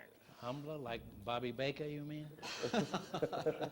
No, not that kind of Oh. humility. Anyhow, he's a fine man, he's a gentleman, and a scholar. He's one of those three. I don't know which one it is. They're mutually exclusive? Usually, yes. Tell me, Mr. Marks, Why nights are lonely? Is that what you're going to say? No, I wasn't. There used to be a song, tell me why nights are lonely. I have an answer to Your the nights fellow who wrote that. presumably aren't lonely because I see that you wrote at one point that with patience you might become the next Tommy Manville. So I'm not worried about your nights Tommy at Manville? all. There's still a likelihood that I may beat him. Yeah, What does he as I have, say, 11? In the next 100 years. No, no. I would never get a divorce again, even if I didn't like my wife. This is not something you're likely to forget. I'll never forget the last two alimonies. Oh. And I said to my wife, if I came home unexpectedly and found you in bed with the gardener, I wouldn't be pleased, but I would never get a divorce again. There's an old joke about two fellows were discussing what is the difference between satisfied and contented. And the other fellow said, well, there is no difference. And the other man said, yes, there is. Now, I'm satisfied that right now my wife is home with another man, but I'll be damned if I'm contented. I thought that would certainly get a bigger laugh than that, but it is not easy to make seats laugh. Unless you have a laughing seat like that the makeup woman had. That last sentence, I hope you noticed, was the type of joke where you just take two objects and twist them around. This makes a very funny routine, correct? Yes. I'm quoting one of your letters from your instructor. Are you trying to pry into my private comedic secrets? Is everybody... Gentlemen, I'm afraid we must interrupt. Which Mr. is Buckley the will tell us gentleman? later. Will you please identify the gentleman? Groucho. Dear, if you don't mind. Dear. You show, I think, a sort of a healthy resistance to much of the sadness that makes up your kind of humor. I'd like to hear your comments on it. I mean that quite seriously. For instance, you wrote at one point, I had no idea that this war, you were referring to the Second World War, would dare disturb my private life, and I may have to write a letter to the London Times. And on another occasion, you said, I've often wondered why people drink. It's gradually beginning to dawn on me. Now, there is that long tradition of the tragic comedian. They used to say it about Garrick, for instance, did they not? And did you consider that it's absolutely essential for the success of humor, which is, after all, sanity, to constantly observe the unfriendliness of the world and of nature and many human beings? Well, it's a hard question to answer because it's a very long question. And if you repeat the first 6 words, during the Second World War, you mean the one with Hitler, I was playing camps and hospitals with a troupe. I had a troupe. I was kind of a minor Bob Hope, except that I never got any publicity because I didn't want any. I wasn't doing it for that reason. Was Hope? I think Hope has to work all the time. I think he has to appear someplace. And if he didn't get paid, he would do it anyhow, because he's that kind of a personality. And he's very talented and a nice man. But I think this is the only thing he's interested in, is appearing, whereas this isn't true of me. If I wasn't selling a book now, I wouldn't appear here. I admire your show, and I watch it frequently whenever I'm home. But I'm not crazy about acting. I always liked writing better than acting. Are you acting now? No, not at all, no. Well, then why did that... I'm completely ill at ease.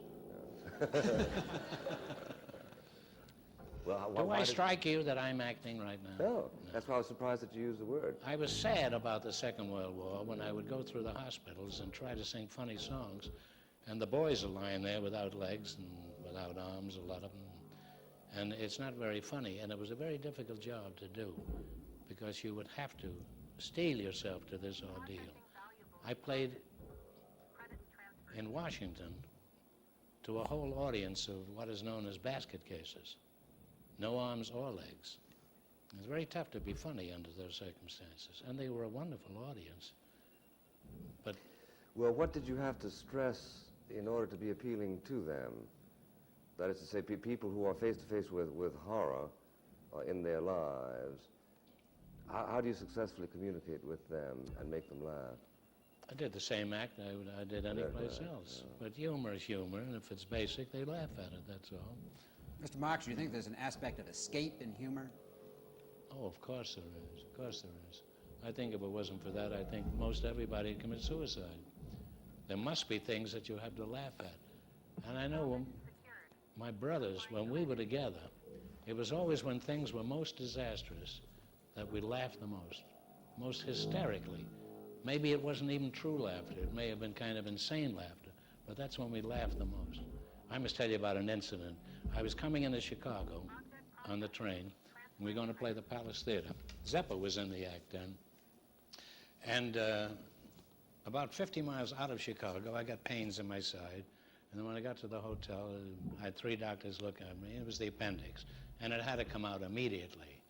So they took me to Michael Reese Hospital, and Zeppa went on, who was the straight man. He went on in my place.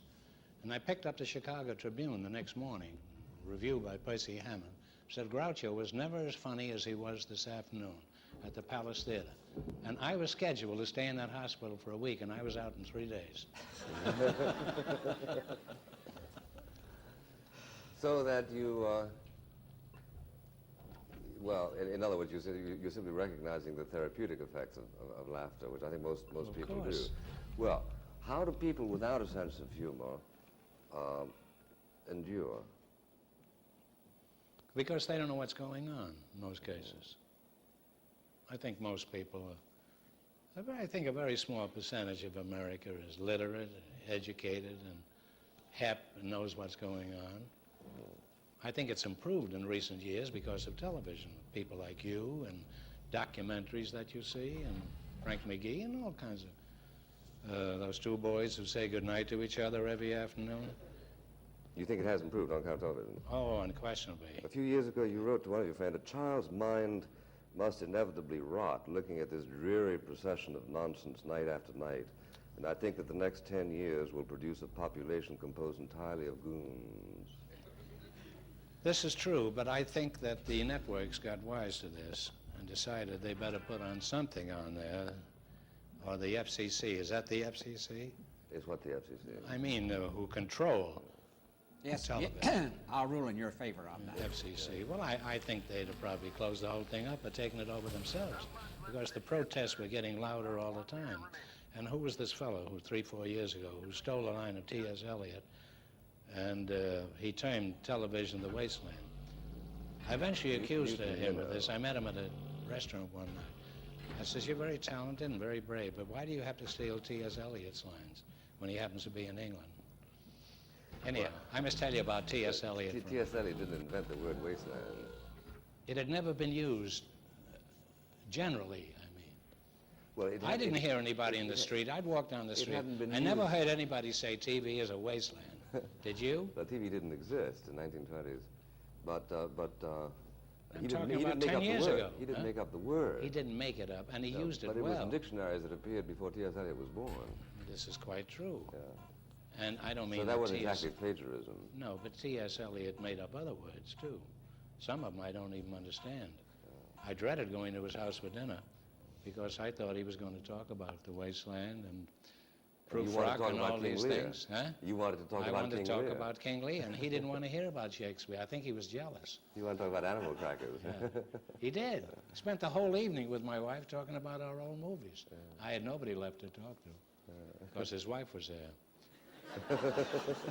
I didn't go all that way to talk to his wife. Since I was not talking to my own wife, there's no reason why I should talk to his. He's a nice man. He wrote me a letter. I think it's in the book, in which he said I had given an interview to a whole group of reporters in London. They asked me why I was over there, and I said I came over to have lunch with T.S. Eliot. Hey, Rook. And he read this piece in the paper, and he wrote me a letter, and he says, you have no idea what this has done for me socially.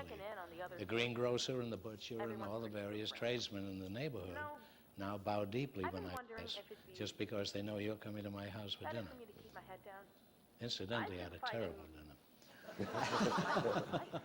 Well, you lied to your brother Zeppo. You wrote him that you had a very good dinner. Well, I did. The meat was very well cooked. Yes, it was. It was overcooked, too. But he was charming. He served the wine. And it was though, I think he had a butler, a man, but he didn't use him that night. Is it your Yes, he impression? wanted to drink in my beauty, I think. Is it your impression that T.S. Eliot found the world funny? Not in his later years, perhaps when he was young. He had a kind of an impish sense of humor. You know, I spoke at the memoriam when he died. Did you know that? Yes, I did. And I was scared to death. I was scared to death because on the bill was every first-class Poet. English actor on the show. First place, I walked in the theater in the afternoon, it's pitch dark. And I hadn't meant to go to the theater at all. I said, maybe I better take a look at this place. It's a huge theater, and it's run by Olivia and Kenneth Tynan. So I walk in the theater, and it's pitch dark, and I sit down in the front row, and I sat right on Olivia's lap, because you couldn't see anything for about 5 minutes. So they says, what are you doing here? I said, well, I don't know, I'm kind of nervous about what I'm doing tonight. It's difficult to be funny at a memoriam. So he says, well, why don't you get up and do your act? Now, here's an empty theater with nobody there but Olivia, England's greatest actor, and Tynan, the toughest critic in England. And I did the whole act, and then I looked at him kind of mournfully, I guess was the word, or appealingly. And they says, that's fine, that'll be fine tonight. But I got off great that night. I walked out on the stage, and I'm the only comic on this whole show. The rest are all reading T.S. Eliot and Shakespeare and other things. And I said, me coming out here at this memoriam this evening, a huge crowd there that night, I said, it reminds me of the old vaudeville act that this fellow was going to be hanged. And they had put him up on the scaffold, and the priest or the minister, whatever it was, he came out and he said, have you got any last words to say before we spring the trap? And this fellow says, yes. He says, I don't think this damn thing is safe. And it got such a big laugh because there was a kind of a funereal overtone of this whole show anyhow, that after that they accepted. And then I did some poems of Eliot's. Judge, what do you got to Gentlemen, say? I'm Anything sorry, you seem enchanted with my we must have conversation. another break in the discussion. Oh, well, that's unfortunate. Say, Groucho... Don't go back to that book again and catch me lying somewhere. I wouldn't do that. Take a fiendish delight in humiliating me here. You said a while ago... There he goes again. No, I mean right here. You said What about Willie? Do you object to Willie? Not at all. Because Somerset Maugham was called Willie, and when he was 80 years old. Yeah. Somebody once said to him, why don't you quit smoking cigarettes? When Maugham was 80, he was a two-pack man. And some reporter said to him, why don't you quit smoking cigarettes? And he says, have you got anything for me to replace it? And I think it's a very good answer when a man is 80, or even 79. Now, what are you going to ask me? Judge, you'll have to forgive my rudeness. Go right on. Go right on. Go around where? I don't find it rude. I find it in order. Continue. Isn't he charming, huh? You like what it? A great federal judge he That's would right. make, yes. I think I'm going to be finding it difficult to get impartial justice with this cooing going on here. Yeah. No, a while ago you said that there wasn't anything, that there wasn't anything that you didn't feel that you could joke about. But as a practical matter, aren't there a lot of things that people resent humor being applied to? For instance, a while ago, you told me a story involving Eichmann. Now, this is not a story. Oh, that's a wonderful joke. Yeah, but that's a joke only for people in show business. Yeah. Because you've had to have been on the road with a show that's in trouble. Yeah. In order to. But this, as I say, this isn't a joke that you would want, obviously, to publicize. Of course I would, but the public wouldn't understand it. I would love to publicize that joke. Why don't you try it? Go ahead. Try it here. All right, shoot. Right here. It wasn't my joke, and I'm embarrassed that it wasn't. But somebody, a writer, a very good writer, I can't think of his name, his father's a barber. That's got nothing to do with what I'm talking about, but it gives it a nice basic foundation. What was his mother? He had no mother. That's why his father was a barber. He was getting clipped in his own way. At any rate, I'd have to explain that whole thing to the audience. Those are not show people. They wouldn't understand that joke. But I'll tell you a joke about George. Why did you tell it to me? Because you're virtually in show business. I regard you as an actor. You're not a philosopher or a mayor. You're not even a mayor. No, I know that. I admire you. I very much I admired you for that. I thought it was wonderful. And if I had lived in New York, I'd have voted for you. I would have. Because I think you said a lot of things that should have been said and nobody else said them. Because you weren't a politician. And it was great. And that's one of the reasons I'm here tonight, and also to see the judge. The judge and I have an appointment later in Samara. Well, no, I'll tell this story about George Kaufman. Okay, go ahead. There was a man named Bloomingdale. It's a big department store in New York. It's like Macy's or Gimbel's or something. And he's the son of one of the family. And he had a desire to go in show business. And he produced a show, and it was a terrible show. And they sent for George Kaufman, who was considered at that time the play doctor. So he went down to Philadelphia to see the show, and after the show was over, Bloomingdale came down the aisle and says, "George, how do you like it?" He said, "Have you got any advice to give me?" And he says, "Yes, I have." He said, "Tell you what you do. Close the show and keep the store open at nights." Now that, even they can understand. Yeah, but that doesn't come into the category of taboo jokes, does it? Well, You mean I should be kindly to Eichmann? Let's take a very specific situation. No. My point is that Eichmann, I'm using him simply as an example, conjures up such horrible thoughts that a lot of people find it impossible to bring their senses of humor to front and center. And I laughed heartily when he was hanged. Well, that kind of thing, yeah. Yes. That's sort of a form of gallows humor. Certainly would. And I think he had it coming. Yeah. And I'd like to see NASA hanged.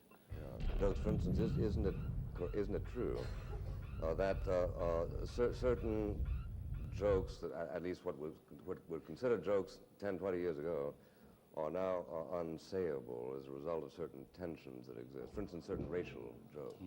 You couldn't have a minstrel show now, could you, in Hollywood? No. Do you regret this? Well, I liked minstrel shows because I was brought up in that era. But I think it's wrong today. I think the colored people have such a struggle today that I don't think there should be any jokes connected with them. Well, but then shouldn't it also be said that they oughtn't to have been Irish jokes back when they were having a terrible time and dying like flies in Ireland? There shouldn't have been Jewish jokes when they were fighting their ways out of the ghettos and so on and so forth. I still resent Jewish jokes publicly, and Irish jokes, and Catholic jokes, and all kinds of jokes. Did you ever tell Jewish jokes yourself? I never said a Jewish word on the stage in 50 years. I didn't say a Jewish word. I said a Jewish joke. No. I might tell you one when the show's over, but I never tell them publicly. I don't regard myself as a Jew when I'm publicly performing. I'm an actor. Maybe a bad one, but I'm an actor. Well, in other words, out of a sense of deference to people who would not consider them funny, you wouldn't say them to a general audience. You would only say them to somebody who I liked and knew, tested and knew, and would understand it. Yeah. I resent Myron Cohn with that long farrago of Jewish jokes. I think the Jews should have a dignity now, the same as the Catholics and the Protestants. Well, but I must tell you what Nutley No, Johnson... wait a minute. I don't want to get off this, because isn't it a sense... I knew eventually you were going to make this serious. We were having fun before. Why don't you keep it that way? Well, tell me if it begins to hurt. No, it never hurts. I'm proud of being a Jew, particularly after week before last. How do you feel, Judge? So do I. You have no animosity towards we people, do you? No. Isn't he a charmer? You're crazy if you ever lose what I him. want to know is this. He's a big asset in your show, Willie. Yeah, I agree. You should keep him on there. I agree. You know, so I'll many lend him people to you, said yeah. to me, when I said I was going on the Buckley show, they said, gee, let us know when it is. They thought we were going to have the damnedest fights up here, politically and every other way. And it's all nonsense. I don't feel that deeply about politics. Or about anything else at my age. I'd be silly. Well, you feel pretty deeply about the subject we just touched. At least Disparaging people, That's I right, think, you already did. publicly, I'm opposed to. But isn't it sometimes considered a sign of a sense of security by people that they can tolerate jokes about themselves? Let's say So, Jewish for instance, jokes. Or no, say Now, the well, let me royal- stop you for a say minute. Say the royal family in England. They wouldn't much object to a joke involving the royal family because Why it's a should secure they? They institution. have most of the money in England. That's right. And all they do is put down flowers on statues. Yeah. So it's, Same as the pigeons do. So it's secure, right? Yes. Let me tell you something. 4 weeks ago, when NASA says, I don't want to defeat Israel, I want to erase them, that's when I feel sensitive about jokes about Jews. Conceivably, we could have been erased over there. And I think that'd be very bad for the world. Well, I haven't... We would have lost Chrysler and not Chrysler. I don't mean the automobile. I mean a lot of great men. Oh, yeah. No, I happen to agree with you. How do we know how many were But burned up that's a in little bit Germany? off the point, isn't it?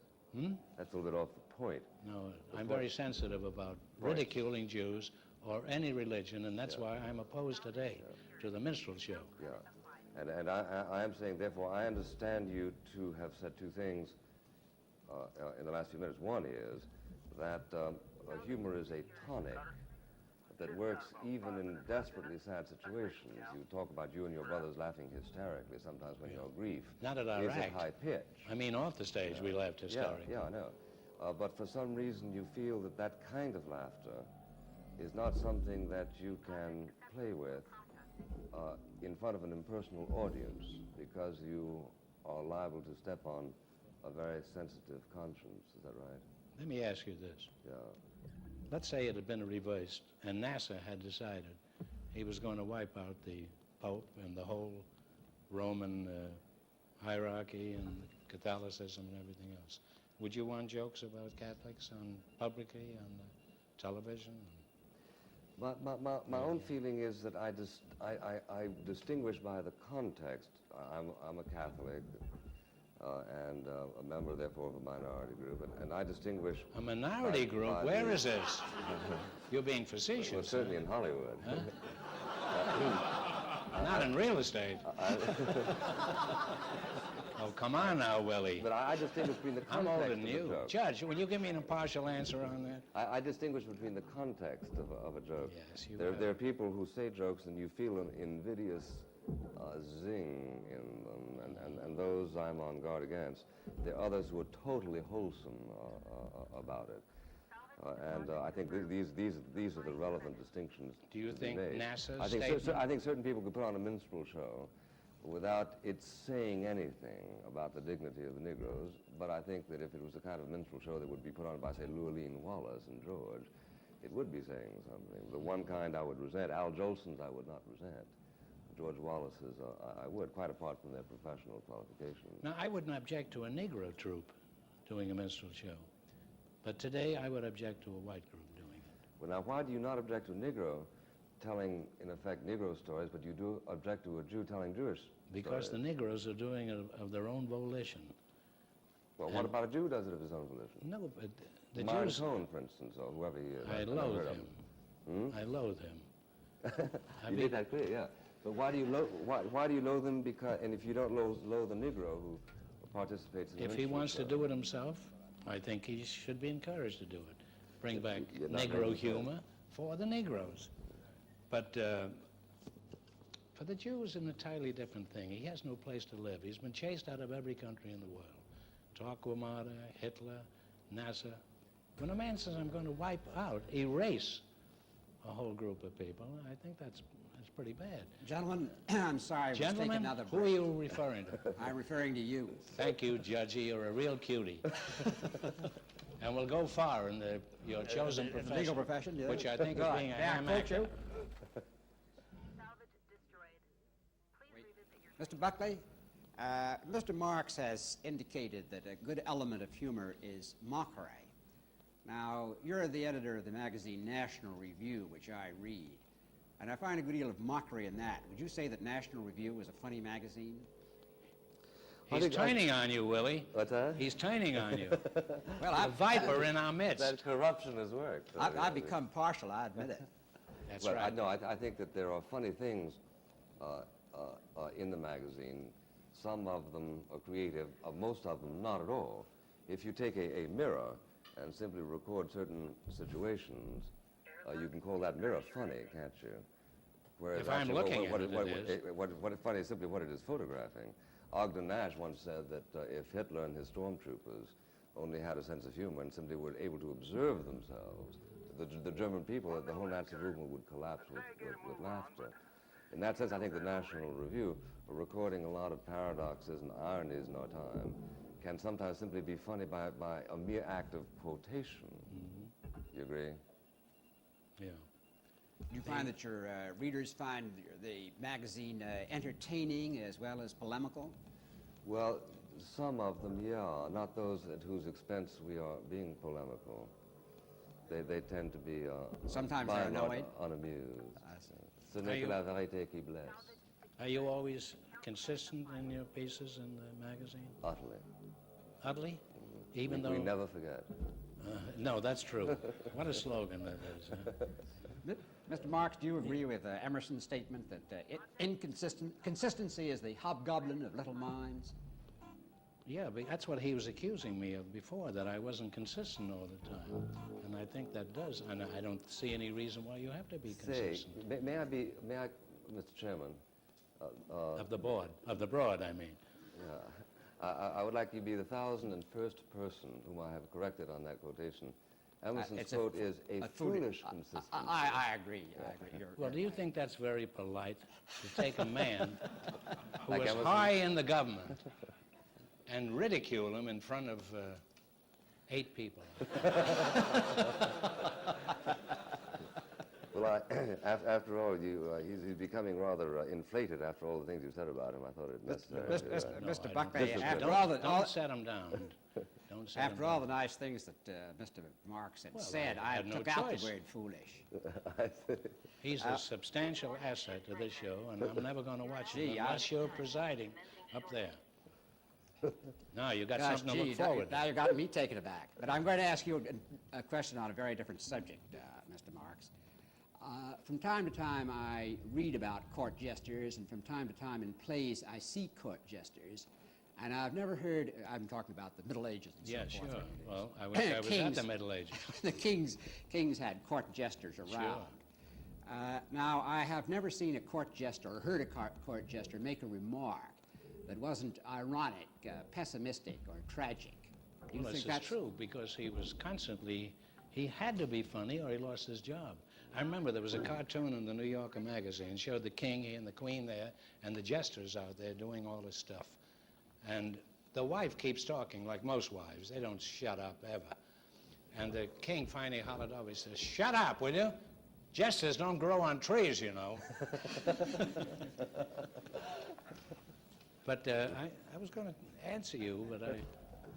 Let me ask you another question, Mr. Marx. Oh, wait, I haven't answered. Will you Well, repeat go ahead. the last I'm sorry. question? Go ahead. I don't recall precisely what you said. It's an arduous job being a court jester. And as a matter of fact, I was one 2 years ago in London.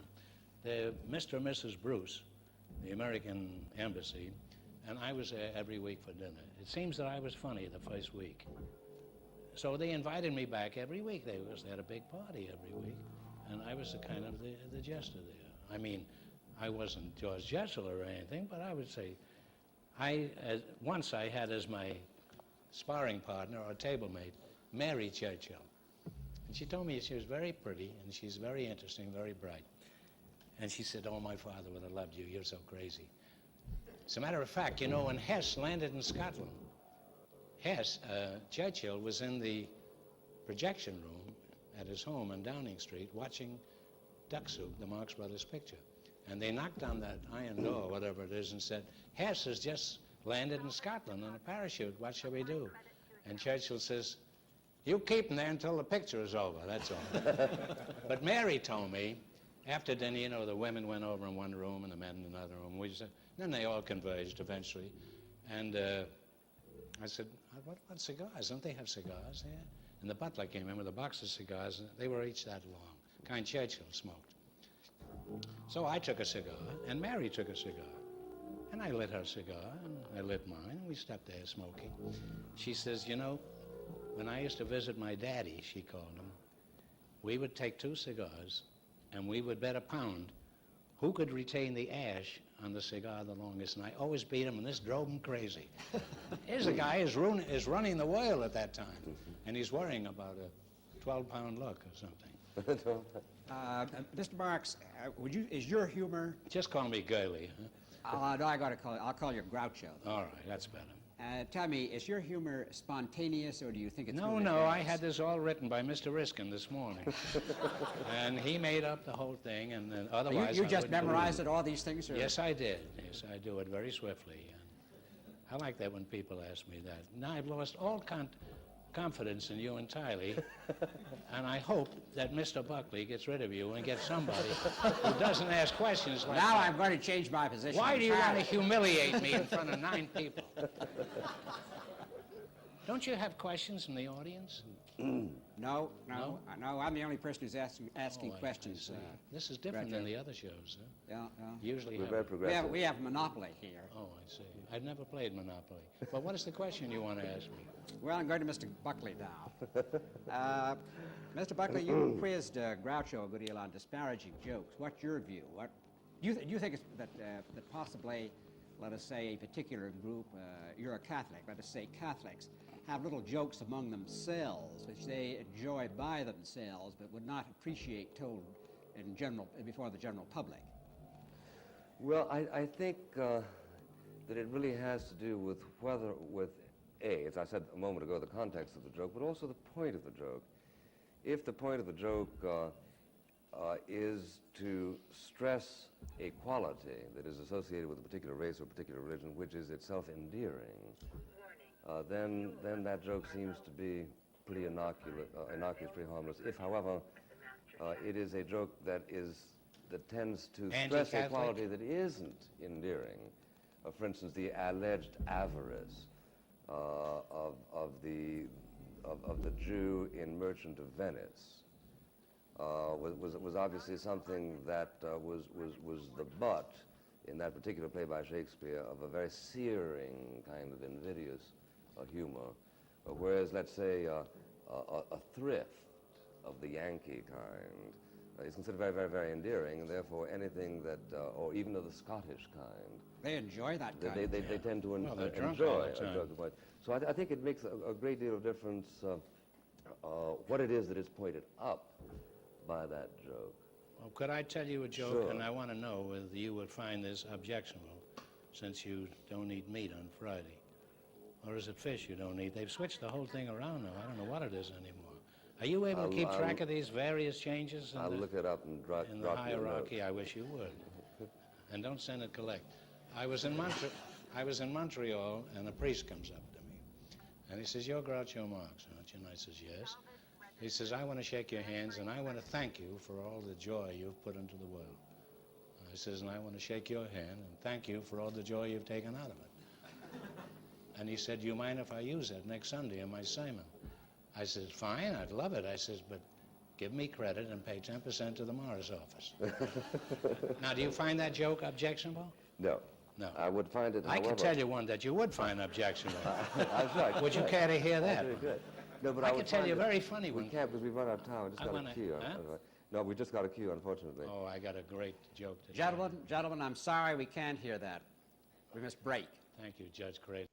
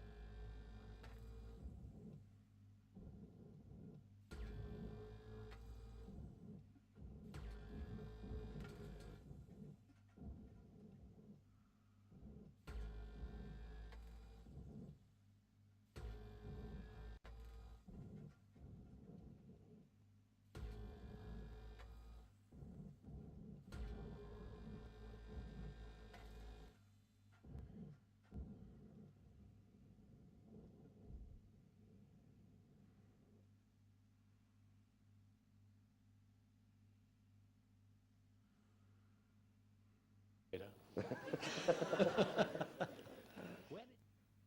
thought a lot of Muppets. Gentlemen, you have answered the subject of discussion, is the world funny? And it's not often that on a TV discussion, the question for discussion is answered. I don't think we have answered it, have we? Mr. I haven't said anything. Oh, I rule that we have. Mr. Marx gives the proceeds of his books to charity. Proceeds of the sale of the book, Groucho and Me, are given to Cedars of Lebanon. Proceeds of the book, Memoirs of a Mangy Lover, go to the Mount Sinai Hospital of Los Angeles. Proceeds of the book, The Groucho Letters, go to the Rice Davis Clinic. Thank you, Mr. Marx. Thank you, Senator. Thank Senator you, Mr. Dodd. Buckley. Thank you, Mr. President. No, not No, that. in Dodd we trust. And they better not.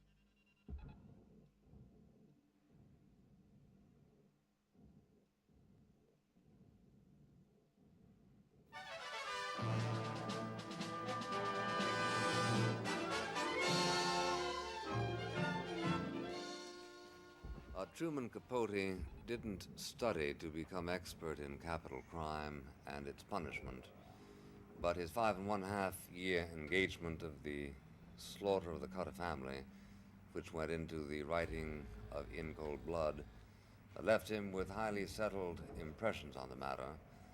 And sure enough, everybody nowadays goes to Truman Capote, as for instance Esquire magazine in the current issue, for his views on major crime.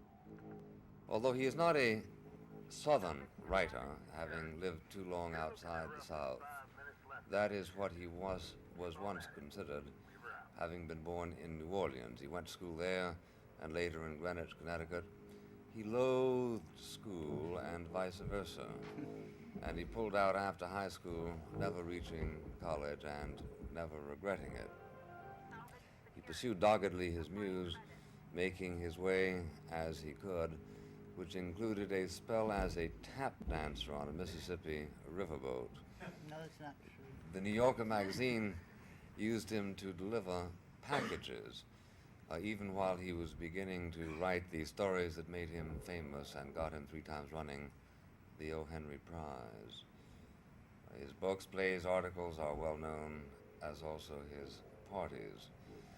I should like to begin by asking Mr. Capote whether systematic executions of killers over the preceding generation might, in his judgment, have stayed the hand of the murderers of the Cutter family. Well, I don't know that that specific case, the Cutter murder case, would have been affected, but my whole feeling about it is that capital punishment, which I'm opposed to, but for quite different reasons than are usually advanced, it would in itself be a singularly effective deterrent if it were in fact systematically applied. But because our courts and the public sentiment is very much opposed to it, and the courts have allowed this endless policy of appeal through the to such a degree that a person can be 11, 12, 13, 14 years under a sentence of capital punishment, that it becomes in effect extreme and unusual and cruel punishment, because it there's no real genuine systematic approach to it. If people were really sentenced to be executed and were within a reasonable period of time, within 3 months, then I think that a man the professional murderer, by which I mean people who think of murder simply as a part of their job of burglarizing filling stations and killing the attendant. I mean, it's simply a part of it because it's simpler for them to do that. Or the professional killer, which is now rather a large-scale activity, people who kill for hire. If they knew that the absolute positive end of their actions would be their own death, I think it would certainly give them second thought. Well, do I understand then that you reject the popular notion that capital punishment is in fact not a deterrent? You simply reject this, and do you arrive at the opposite, that it is a deterrent, or do you take the middle course that one can't know which of the two it is? I take the course that yes, it is a deterrent. Mm-hmm. I mean, one really doesn't know. It can be argued either way.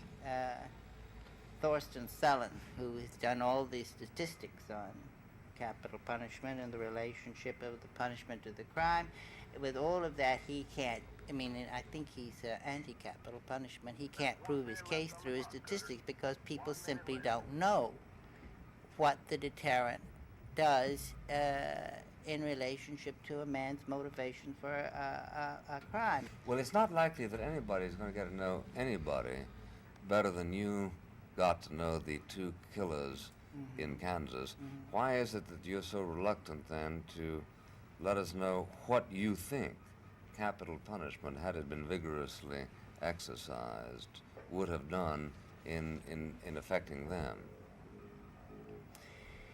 Well, not just those two boys. I mean, over the period of 6.5 years, I've interviewed in great depth some well over 100 mass murderers in different prisons, and have done a documentary film. Were the statements in Esquire elicited by you? Yes, that whole article is really taken from my documentary film called Death Row USA, which is going to be shown on television this fall. But I mean, in the course of that,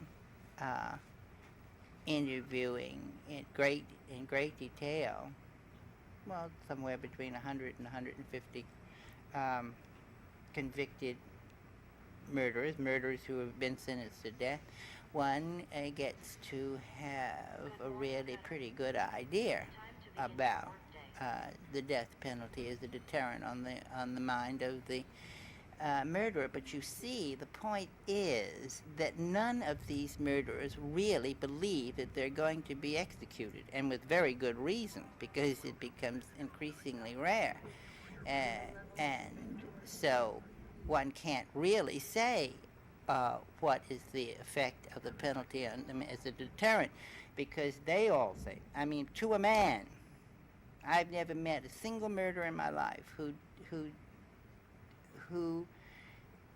said that the death penalty was a deterrent to him in any way. And in fact, two of the most interesting murderers that I've ever interviewed both said that though they had spent all of this time on death row, that if they were released into general population, that they would kill again, because they simply were under a compulsion to do it, and that they couldn't, even though they knew exactly what it meant, you know, that they would go back on the row and go through the whole nightmare all over again. But now, Perry and Dick, from my book, you say, would the death penalty have been a deterrent to them? Well, they were very aware of the death penalty, and after they committed the crime, they were increasingly aware of it. They were terrified of being caught in Kansas. But nevertheless, all the time they were planning other murders and crimes.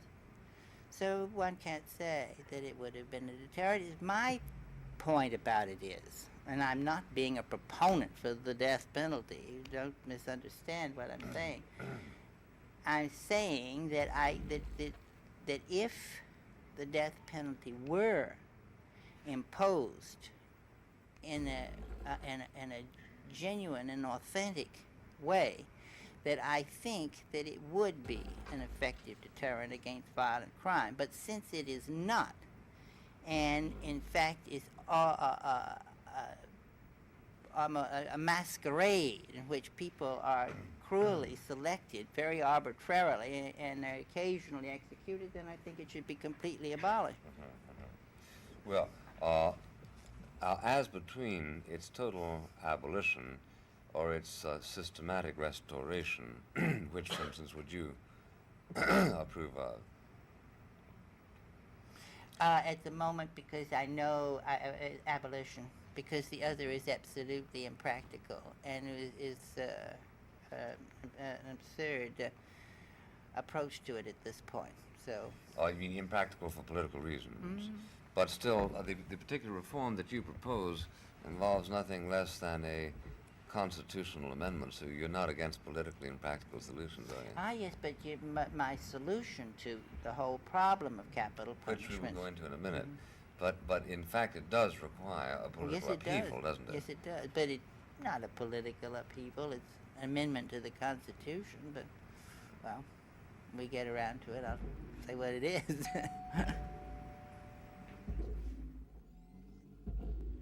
Well, Mr. Capote, I didn't mean to create suspense. I wish you would elaborate your notion of how killers ought to be handled in the new state where you don't have capital punishment. Well, how I arrived at this theory is that a boy that I knew who was in death row in a Midwestern state, and he had been there for quite some time, 5 years, I guess, and he received a commutation of sentence and was returned into the prison population. Well, about 4 or 5 days after this happened, he stabbed to death another prisoner in the yard. And they, of course, when that happens in prisons, and it's very common, as you know, I mean, there are numerous murders in every prison every year, and they can never get a conviction on it because no one will testify, against another prisoner. But the whole problem, they brought it into such a prism. I'd known this boy was a psychopathic murderer, and I had known that if he went back into the prison population, that it was inevitable that he would kill somebody again. So there he is loose in the prison population still, and of course cannot be returned to death row, and of course cannot be executed, having got a commutation. So what is the answer to this problem where you have compulsive homicidal minds who are incapable of controlling this anxiety violence of theirs? Well, it seemed to me that the answer to it is to remove homicide completely as a state crime and make it a federal crime. And all homicide cases should be tried in federal courts. Now, the first thing about this that makes it interesting, all of these cases, by the way, end up in federal courts. I mean, after they've been appealed all the way through the state courts, then they go into the federal courts where they're appealed, so it's logical to begin in the federal courts rather than go through this whole agony of years spent in the state courts before you ever get to the federal courts. Go ahead. Okay. Anyway, the thing is that if all homicide cases were made federal cases, then one of the first things that would happen is that a homicide that was committed in New Jersey could be tried in California, which automatically removes the whole thing of jury prejudice in most cases. Are you quite certain you want to remove jury prejudice? Yes, I think that's an ideal condition. Why have juries then? But juries are supposed to judge on the evidence that I mean, the whole point is that the press and the local population are supposed to influence the jury's opinion. If you remove the trial from the context of the case, then you're bound to get a jury, not bound to, but hopefully you get a jury that merely hears the case on the evidence and nothing else. Yeah, I mean, if Dr. Shepard had been, in his case, had been tried anywhere except in Cleveland, Ohio, I mean, if it had been a federal case and it had been tried, let's say, in Arizona, in the circuit court in Arizona, Dr. Shepard would never have been convicted. Well, maybe he should have been convicted. Ah, that's a different matter. I mean, you see, I'm one of the people that thinks Dr. Shepard is guilty. You know, I mean, I never had any question about it in my own mind. But the point is that, as far as I'm concerned, legally, you never met one yet who wasn't. legally, Dr. Shepard should never have been convicted. That was a very.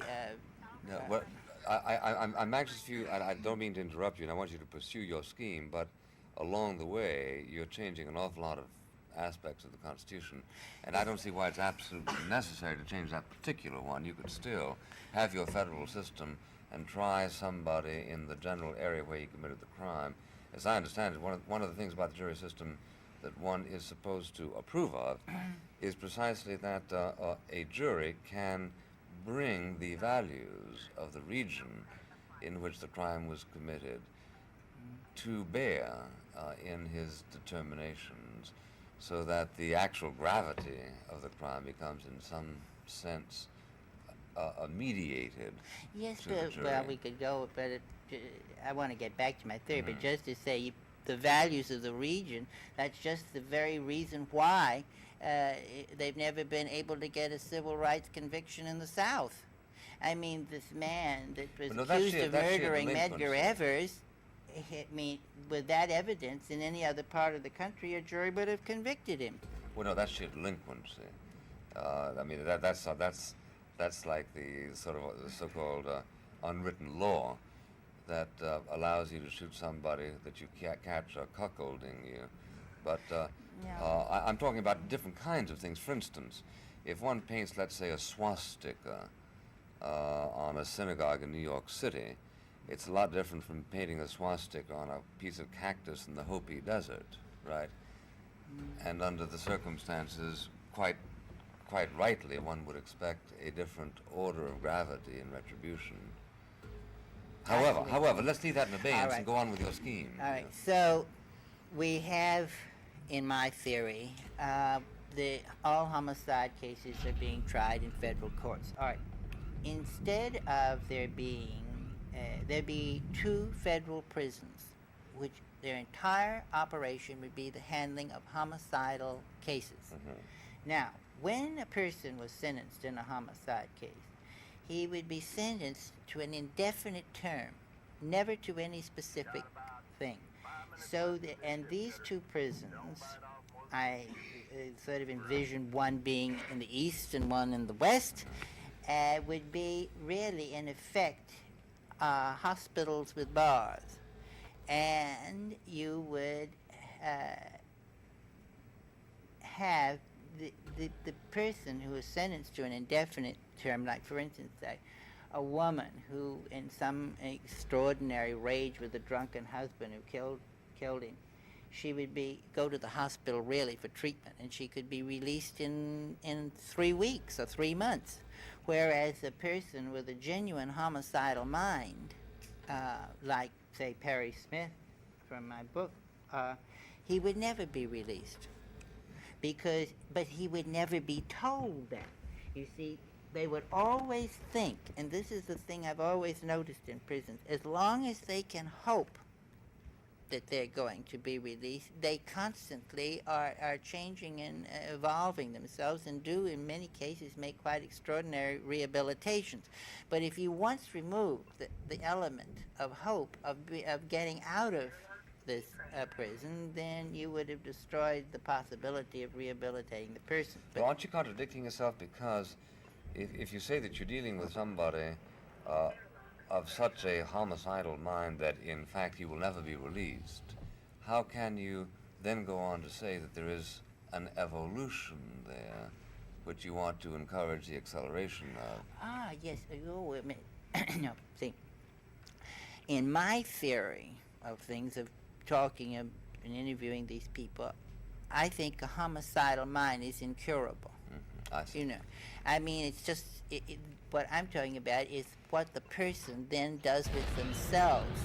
For instance, there's this boy called Michael John Bell, who is in prison in Colorado State Prison, who's had 6, 7 dates of execution.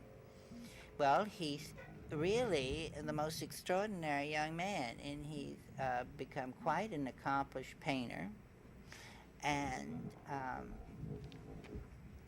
reads, and he grows these rather amazing, has a garden that he's growing inside of a prison cell there. Well, but Michael John Bell would tell you himself, I think, you know, that he is very dangerous. You mean he's told you? Well, in effect, yes. But the point is that Michael John Bell shouldn't be outside of a prison, in my opinion. Now, But he himself has done a remarkable thing with himself. What kind of unanimity is there among the critical people? You speak about 2 categories: those who can be helped, those who can't. But might there very well be disagreement, or do you assume that there is an expertise here that would bring unanimous judgments on the part of the psychiatrist, whoever is in charge of making these determinations? No, I've never known 2 psychiatrists who ever agreed about anything, so, but that makes it kind of chancy then, doesn't it? Sure, but there's a chance in anything. At least I think. Well, not if you kill them. Ah, yes, well, that's what Dr. Vandenhoek said. Not quite. No. Dr. Vandenhoek says something I think much more complex, which is that since we don't know whether or not capital punishment acts as a deterrent, then the judge has 2 risks in front of him. Risk number 1 is that an innocent person will be killed because a future killer is not deterred. Risk number 2 is merely the execution of a convicted man. Better the first than the second risk. Yes, well, that is exactly what he says, but what it comes down to is that he thinks that it's a safer measure to execute a convicted murderer than not to execute him. That's right, yeah. I'm saying. Yeah. Well, this is not because he acknowledges that people can make mistakes. This is for a whole other reason. It reintroduces the deterrent reason. But what I'm anxious for you to explain is, how is it that you speak with some confidence, not say apodictically, about such and such a guy? I know him, he's a homicidal maniac. You said that about Perry Smith, that if he had been freed, the chances were good that he would have killed again. And yet other people disagree with you. Now, the reason it's important that other people disagree with you is because your scheme is in part based on a general social acquiescence in the existence of a repository of knowledge that will give us generally valid decisions about these people who are sentenced to indeterminate stays. Well, all I can suggest is that in this prison that you have the best qualified people to make a judgment of this kind. Wasn't setting myself up as a person in any remote way capable of making these judgments, other than the fact that I have had a good deal of experience now with this kind of mentality in mind, and I bet you in a certain sort of way a much more practical, intimate experience with them than any psychiatrist had, and I simply am operating on my own empathy and my own intuitions and my own as an artist. Insights. Yes, exactly. Yeah. No other reason. I think that the best psychiatrist in the world would, by definition, have to be also an artist. to reach that level of intensity of insight into a person. But nevertheless, I'm not saying that when I say somebody is an incurable homicidal mind that I have any right to say it. It's just that I think that I know it and that I'm right about it. But of course, one shouldn't set oneself up. And in that case, a presumption should be in favor of keeping them in jail. Oh, yes.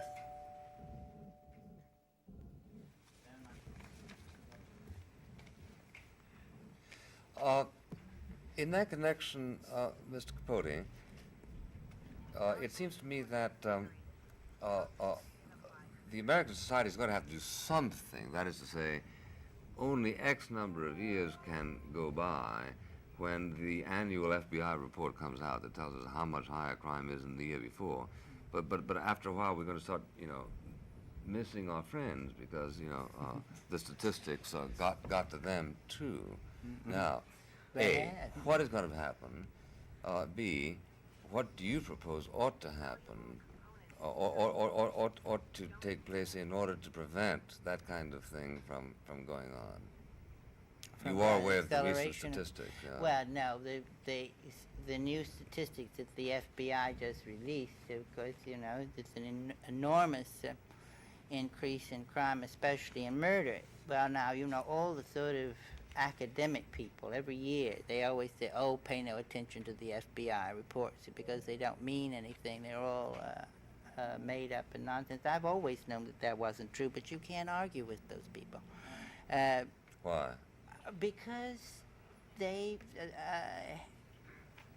almost all of the people who academically concern themselves with the subject of crime are so dogmatic and fixed in their attitude of liberalization that they automatically distrust anything, any report that comes through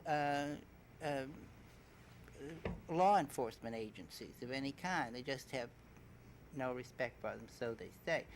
But what is interesting to me is that this year the FBI report was released, and for once they shut up, and had to agree that this was really extremely alarming, and they couldn't disprove the statistics at all, which are accurate. And so the point comes, they say that the reason for the great rise in crime is because most crimes are committed by people between the ages of 16 and 25, and as the population increases, the more and more the population is between those ages, that the crime rate is automatically going to keep rising until the age population levels off at a certain point, and that every year that will rise. But I don't agree with that. I think that there's much more to it. There's a kind of a bias towards crime. People identify with criminal mentalities to a degree that I don't think they ever did before.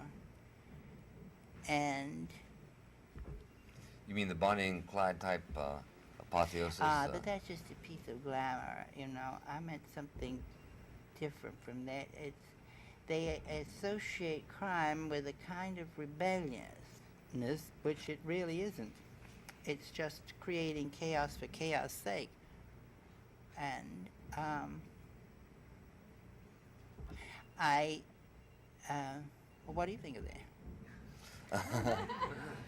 Well, I think that I think that there are a number of things that keep individuals from committing crimes. There are the external sanctions against it, and that there are the internal sanctions. The external sanctions are the obvious one. You go to jail, or you go to the electric chair, or whatever, if you commit crime. The internal sanctions have to do with the fact that you lose face, let's say with your friends, with your wife, with your neighbors, or with your God. Now, to the extent that you lessen those pressures, either external or internal, the net of the forces that tend to domesticate the human being is less. And that under the circumstances, in attempting to understand the crime rate, we have to understand not only the diminution in the external forces as a result, for instance, of a number of Supreme Court decisions and a number of practices that are now generally accepted, but also the whole notion that morality is something that you pretty well write on your own. I mean, Dr. Spock practically teaches you that, and that under the circumstances, if you feel that the grander justice lies in stealing that color television set or in robbing this from your neighbor or whatever, all of the philosophical mechanisms of justification are very readily at hand. You can practically read them in the Reader's Digest. And I think that both of those factors contribute heavily to the increase in crime. What I don't understand is why the society doesn't in fact do something about it. We're always told that any politician who comes out for law and order will win, which, as a matter of fact, is not true. Ask Goldwater. Ask me. Ask Mayor Daley. Sure. Well, he did win. Yeah, he does tend to win. But there doesn't really seem to be a concerted resentment of crime. In New York, I practically now don't know anybody who hasn't been robbed or mistreated in some way or another. But I don't see the beginnings of an army of purposive resentment. Maybe you know why. But I don't agree with you. I think that people are enormously resentful of the... I said purposive resentment. I know well, there's you see, there's a certain guilt there. And there, any sort of liberal, intellectual, or person who pretends to be, they feel automatically guilty about associating themselves with the police. That's what it really comes down to. I mean, if you want to prevent crime or are interested in law enforcement, you automatically associate yourself in some degree with law enforcement. And many people feel very guilty about them. It's quite wrong of them and very stupid, but nevertheless they do. And why? Is it because the cop is traditionally the guy that the czar sent out with the knout to club young Democrats? Is it the old sense of the cop being the villain? No, it's one of those liberal myths, Bill. I mean, you know perfectly well what I'm talking about. Yeah, I know, but I want you to tell me why it happened. Stop going on about it. Why did it happen? I want you to explain it. I'll explain my conservativeness. Well, but I mean, that the whole idea of being anti-police or anti-law enforcement is just part and parcel of the whole liberal establishment. You keep saying that, but you don't tell us why.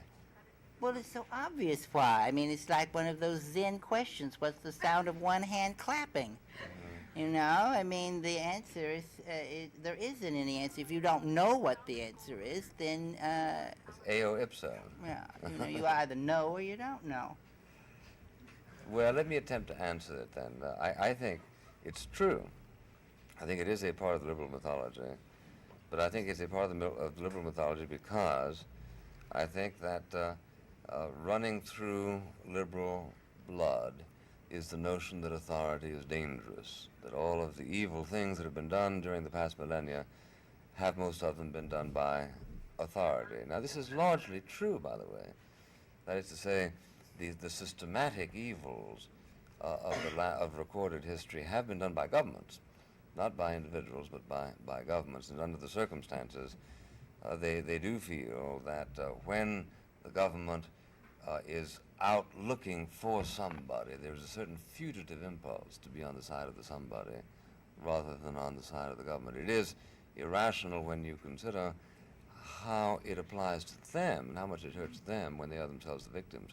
But it is, I think, true. Do you agree? Yes, I do. But it's much more visceral, too, than that, because it's a thing you can't discuss with them. Yeah. Why does everybody laugh at J. Edgar Hoover? Well, I don't see any reason to. No, but in fact they do, right? I mean, that's well, where they get a big yuck. Everybody laughs at him. I mean, I think it's, you know, he's been the liberal press dislikes him intensely. And he's been set up as a kind of Jules Pfeiffer type joke cartoon for a long time. So, I mean, if you do that long enough, you automatically get that sort of response. I personally think that Mr. Hoover ought to resign.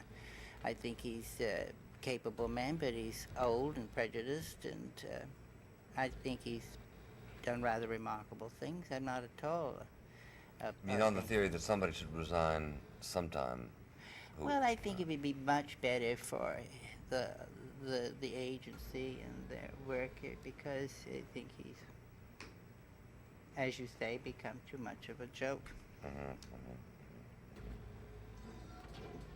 Is it your notion that the argument is valid, that a lot of what we now have that keeps us from apprehending and convicting criminals is something that we wouldn't have if we hadn't had capital punishment, i.e., that the Supreme Court is always so anxious to finally protect somebody who is a convicted killer, like my friend Edgar Smith, for instance, that under the circumstances they start grinding out a whole series of protective regulations, which, to be sure, are useful to them, but also screw up the works But I think where the Supreme Court thousands of people are concerned. I think the Supreme Court has effectively screwed up law enforcement in general. Yeah. Well, of course, obviously, I mean, you see, if the Supreme Court were really courageous, they would come out and declare capital punishment as cruel and unusual punishment and therefore abolish it. Period, you know, but they're not really courageous. They just move forward in this inch-like way, and I do think that they have invaded the whole field of law enforcement to a very crippling degree. I know most people don't agree with this opinion at all, and most lawyers, I mean, not most lawyers at all, but lawyer theoreticians in this field don't. But it seems to me perfectly obvious that the Supreme Court's last two decisions maniacal investigation into major crime to a degree that is really very, very difficult to get a conviction. And if you get a conviction, impossible to implement it or see the person incarcerated. For instance, this resentment you talk about, is going to do something about that? the resentment of, well, yes, I do think that there's a tremendous feeling against The Supreme Court. the Supreme Court's implementation of these laws. I think most people don't know or understand precisely what it is the Supreme Court has done. Do you agree that with those Supreme Court decisions? I agree there's a resentment, but not a purposive resentment. I think that a lot of people do intuitively believe that the Supreme Court has been guilty of over-encumbering prosecutors and magistrates, but that they don't know what to do about it. And anyway, anytime they speak out in that direction, they get clubbed down by all of the forces of liberalism. Oh, I know. Which tend to believe that the Supreme Court cannot err anytime it makes a decision that is for the benefit of a defendant. Is that a safe generality? Yes, it is. But to see, the point is that the Supreme Court has made it so that in order to really legally arrest a burglar, let's say, in an A&P store, the arresting cops have to have virtually a lawyer riding around in the back seat of the car, because they have to immediately, before they can ask the man a single question, ask if he wants a lawyer. And of course now they all know the whole thing, and he says yes, and so you've got to produce this lawyer out of thin air. And the lawyer says don't talk. Don't talk, and so then he says don't talk, and there you are. You can't get a conviction. Well, now, how many of these laws do you think would not have been on the books but for capital punishment? Do I think that capital punishment is affecting these other laws? Yes. In other words, do you believe that, for instance, the decision you just mentioned a moment ago, the Miranda decision, Yeah. do you think it would not have been rendered except that there were Supreme Court justices there thinking, my God, we've got to protect a guy who might unless he has this particular protection, end up on the electric chair? Yes, I can see that. I think it's probably true, too. But, you know, the Supreme Court goes over every limb to protect any capital defendant. And it's, well, your friend Edgar Smith, who was the author of this remarkable book, who's been, 12 years, 14 years? 11 and a half. 11 and a half years on death row. I mean, there is a remarkable case of a man who, because of having existed so long under these unusual conditions under a capital sentence, who completely reclassified himself, you know. He became a very intelligent, clever, quick lawyer, civilized man, writes extraordinarily well, developed all of his inner natural talents.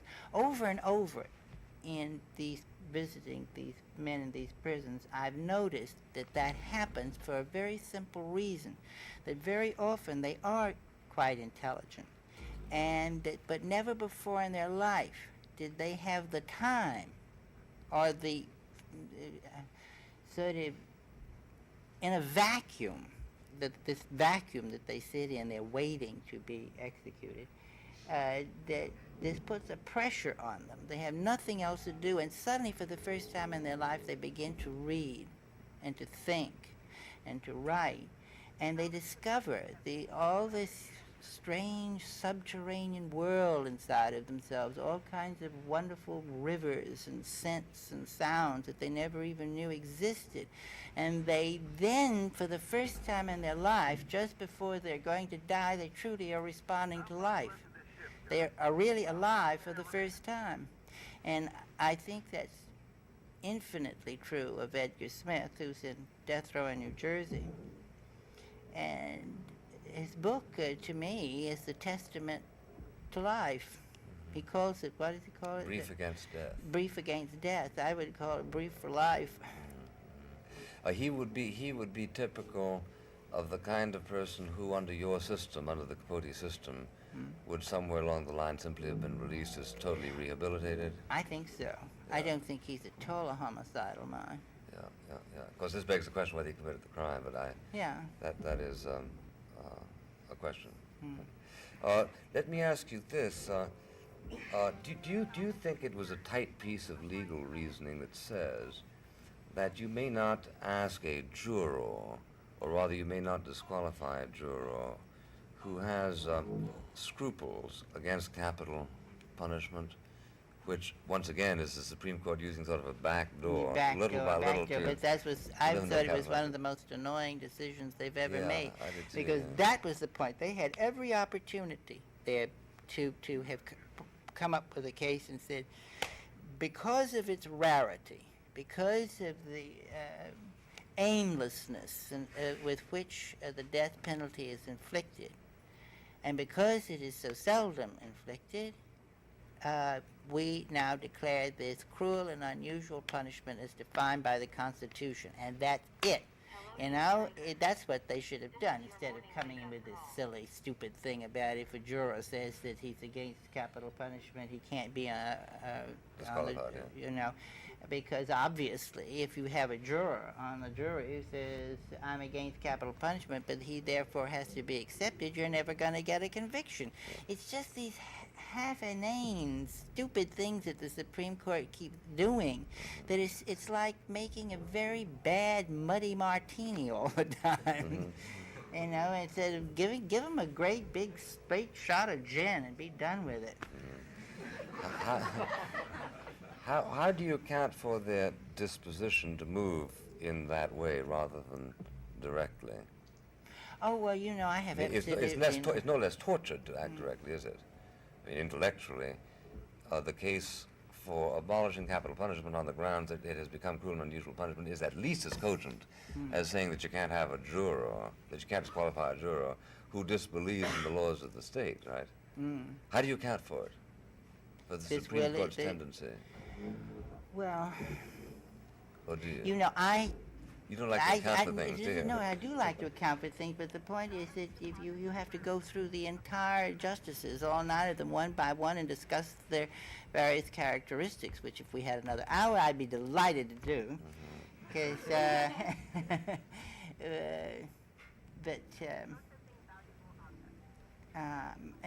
the only justice on the court for whom I have any real genuine respect is Byron White. I think if he's got a really first-class mind, and really his opinions are always by far the most cogent and logical, even if one doesn't agree with them. Yep. And if you just sit down, if anyone is really interested in this subject, and read Byron White's opinions on any one of the 3 things, 4 cases that have come in the last 6, 7 years, you will be amazed at how intelligent and logical they are.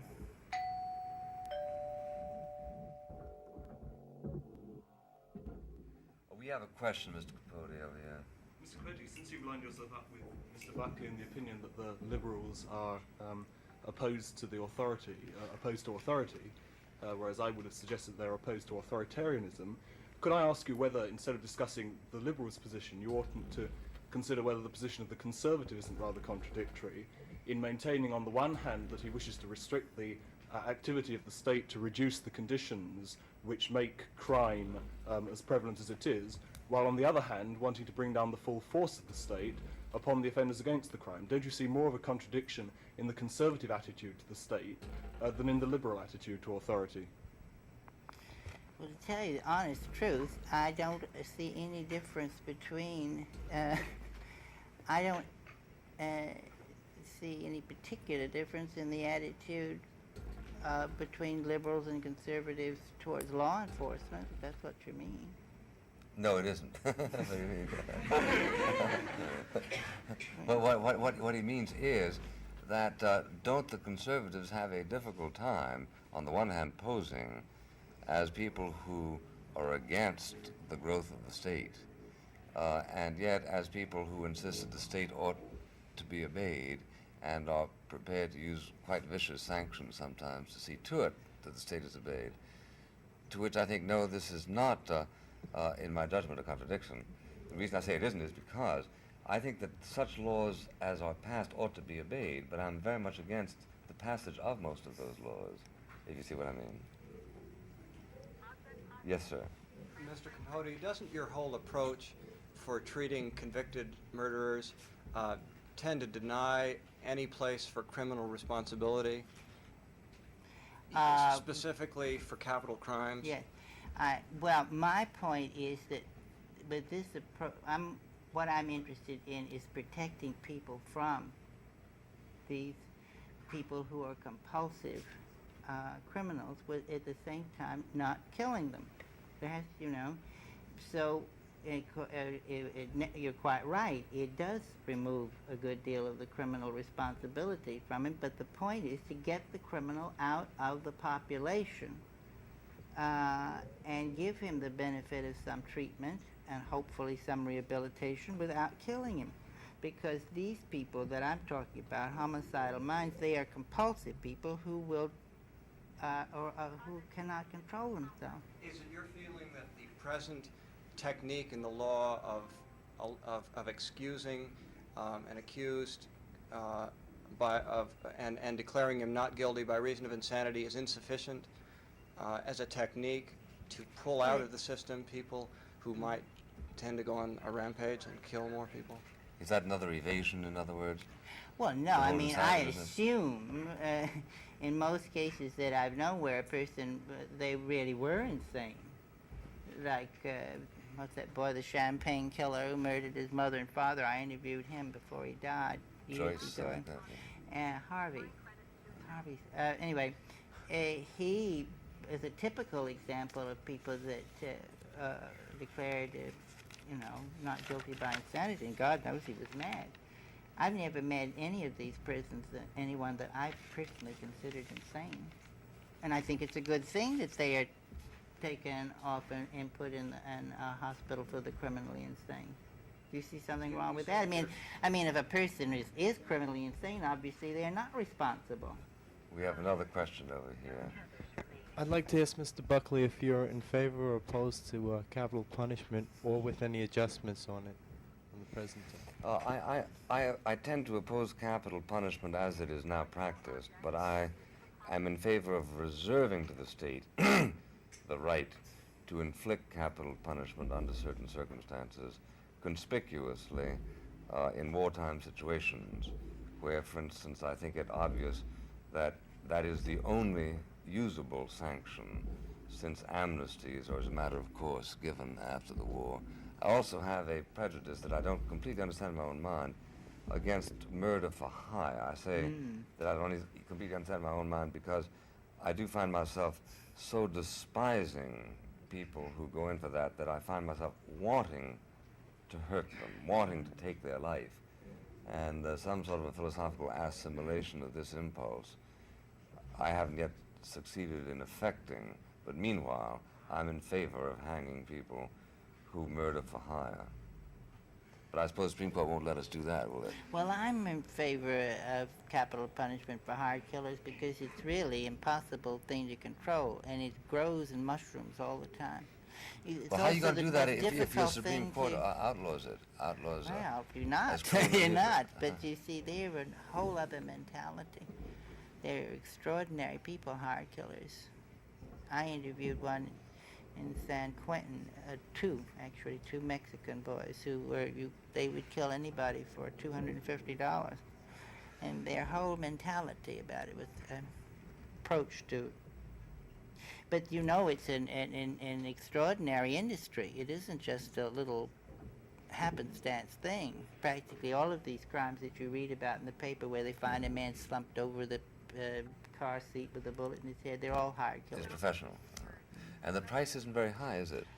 The blinding of Victor Rosell was $500 down, $500 after he was blinded. And the Mayhem statute would have given him a maximum of 5 years if they'd caught the guy who did it, only he was rubbed off for asking for an extra thou.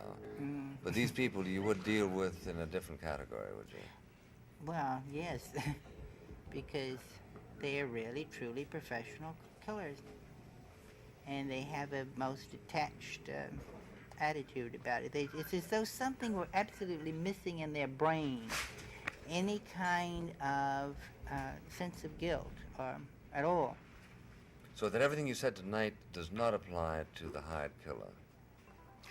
Well, obviously you can't just make a single exception like this. No, I mean, you put a hired killer in one of these places and keep them there too if you're going to abolish capital punishment completely. But I mean, I personally feel nothing at all Feel about... no compunction about executing them? No. Yeah.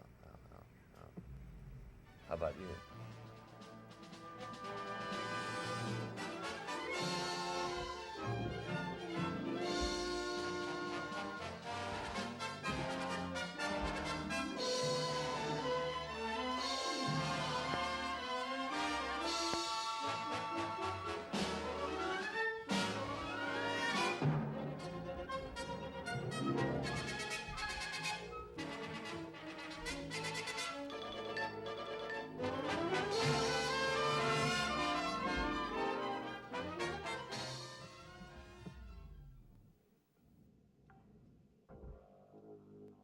Salvage deposit secured.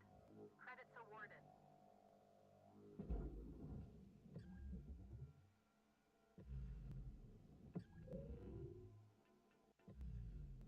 We're looking at 5 minutes left in your shift cutter. Do what you do. Weaver out. Salvage secured. Account credits applied.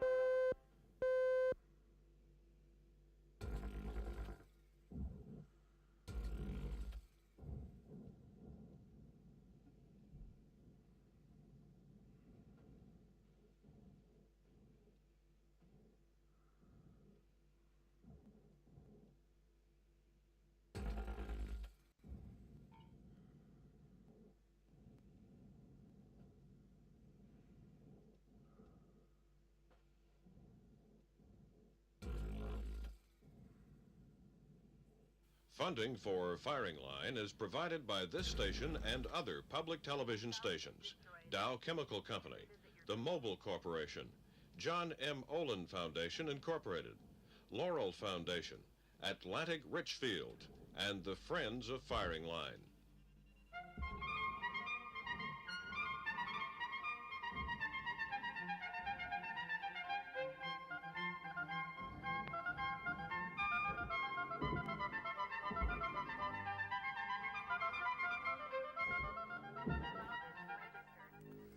We all remember the great Entebbe raid of 1976, in which a secret Israeli Air Force detachment rescued Israeli hostages from Colonel Idi Amin, who had held them at the airport. Well, one of the few Israeli casualties on that heroic mission was Lieutenant Jonathan Netanyahu.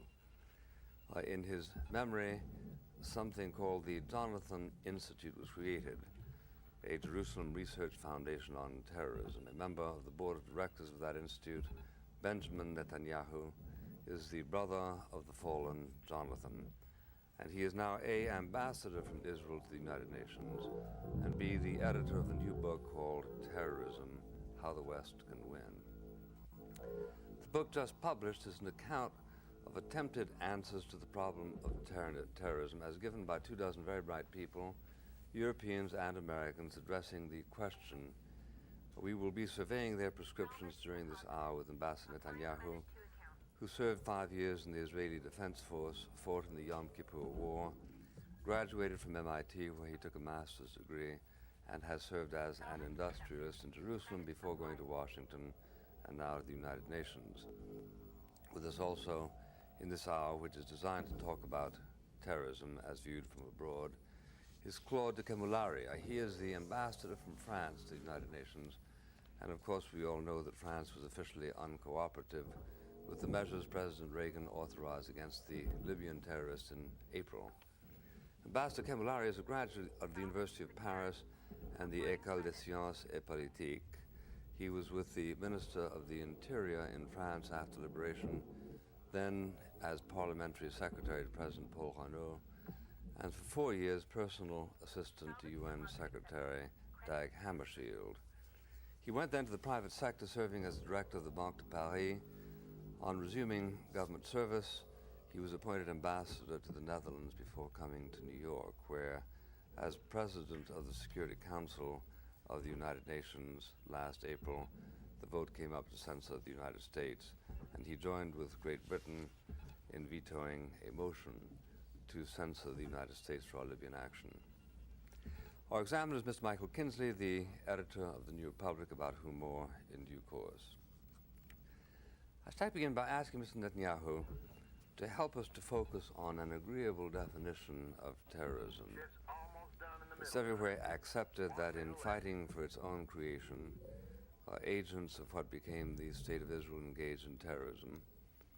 But in the book, Ambassador Netanyahu insists that terrorism is only that violence which is directed, and I quote him, against innocent people, i.e. non-agents of the state, and that Israelis were never historically, therefore, under that definition, guilty of terrorism. Accordingly, I begin by asking, would you define terrorism as you did in your book? Let me let me try to give an instance of what terrorism is not. In 1944, the British Royal Air Force sets out on a bombing mission. The target is the Gestapo headquarters in Copenhagen. Perfect target. The planes loose the bombs, drop the bombs, and they miss.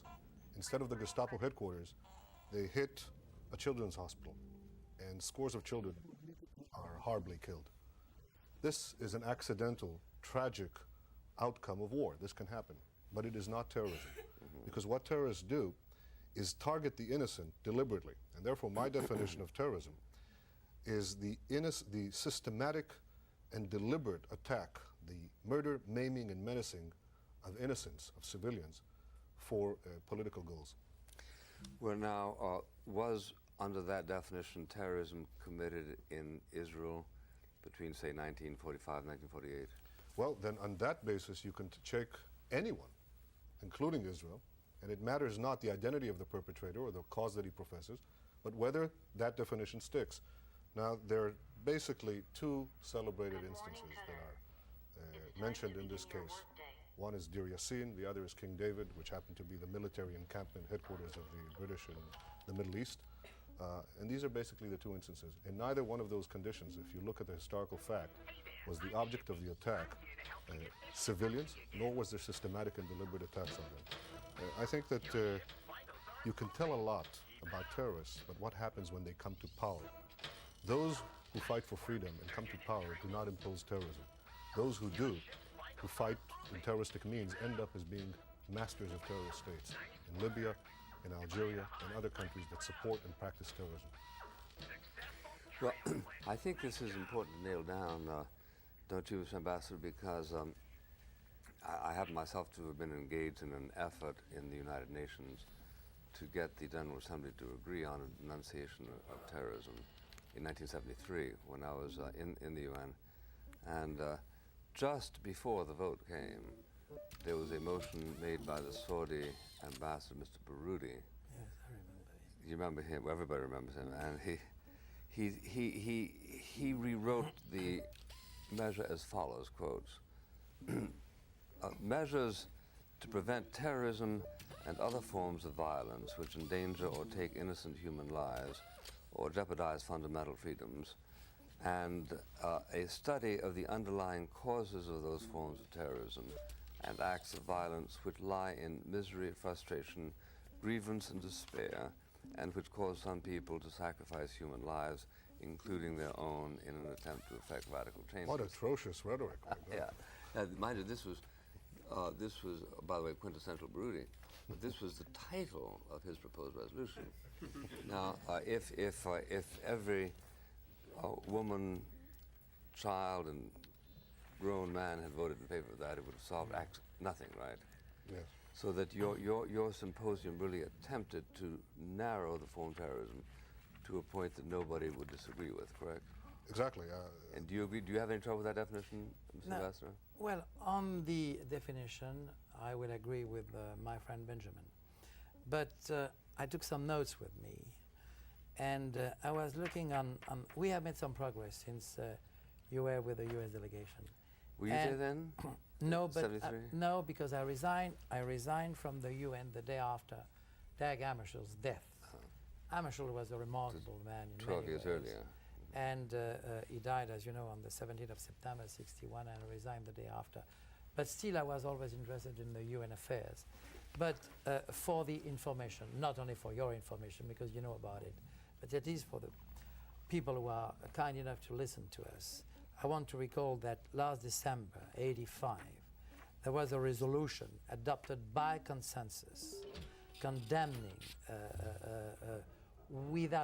extremely strongly all, I will try to translate it in French here, all criminal acts, methods, practices of terrorists, wherever and whoever is acting. And may I call your attention that in the Security Council, on the 9th of October 85, we had a strong declaration by the President of the Security Council condemning the Achille Moro's dramatic and sad story. On the 18th of 85, a resolution on hostages, which was adopted unanimously, which is not so often, as Benjamin knows, in the Security Council. And then on the 30th of December, 85, Libya voted for it also? No, but they are not a member of the Security Council. Oh, it didn't happen to be I'm their speaking year, about the their Security. month. I'm speaking about the Security Council, and they are not members. And then on the 30th of December, there was also adopted by consensus, which is interesting, which means that it was voted by all permanent members and the other members, who are 15, as you know, to condemn the attacks at the airports of Vienna and, I should say, Rome and Vienna. I thought it would be of interest for you and for us to recall that. Yeah, but the very fact that Libya was not then sitting in the Security Council raises the question, how many people would have voted for the identical resolution if it had been submitted to the General Assembly? Well, it's an interesting question, because Claude, I think you'd agree that the UN doesn't offer the greatest hopes for fighting terrorism. The fact that the UN General Assembly did pass this resolution that you referred to, which The Security Council. No, the General Assembly also voted for a resolution. Yeah, both General Assembly and the Security Council in Now, December. So everybody now, as the war of terror has escalated and the horrors have reached every living room, everybody now is against terrorism. Libya is against terrorism, Gaddafi is against terrorism, Assad is against terrorism. The perpetrators will always denounce terrorism. I think the most important advance is the one achieved by the 7 Western countries in Tokyo. Because when they say that they're opposed to terrorism, when they come out and they say, very first sentence, and I think it's tremendously important, they say, nothing justifies terrorism. No cause justifies terrorism. And then they proceed to outline the measures that they will take against it. They have already taken the first most important step, which is to say, this behavior, regardless of purported justification, grievance, or whatever, is outside the realm of civilization. We do not accept it. Well, Excuse me. Sorry. No, I will not go against what Benjamin said, obviously, because France was among the big 7 there, and we naturally agree very strongly on this common statement by the 7. Well, how do you account for the fact that 3 weeks after Tokyo, your country and my country, and I don't know how Israel acted on it, denounced South Africa for raids against terrorist sanctuaries in neighboring countries? Because having read your book, it seemed to me plain that occasional violence of that kind is justified by your criteria. I think the question in that case is whether somebody is actually committing terrorism. In other words, if you have... well, they had 3,800 acts last year and 1,700 in the first 5 months of this year. If they fit the definition. But your question is well, interesting. now that's why I spent so much time on definition. What do you call it when somebody gets a grenade thrown at them? Oh, sure, that's terrorism. Oh, yes, Mr. Buckley, I think you raised an interesting question. You mentioned this South Africa.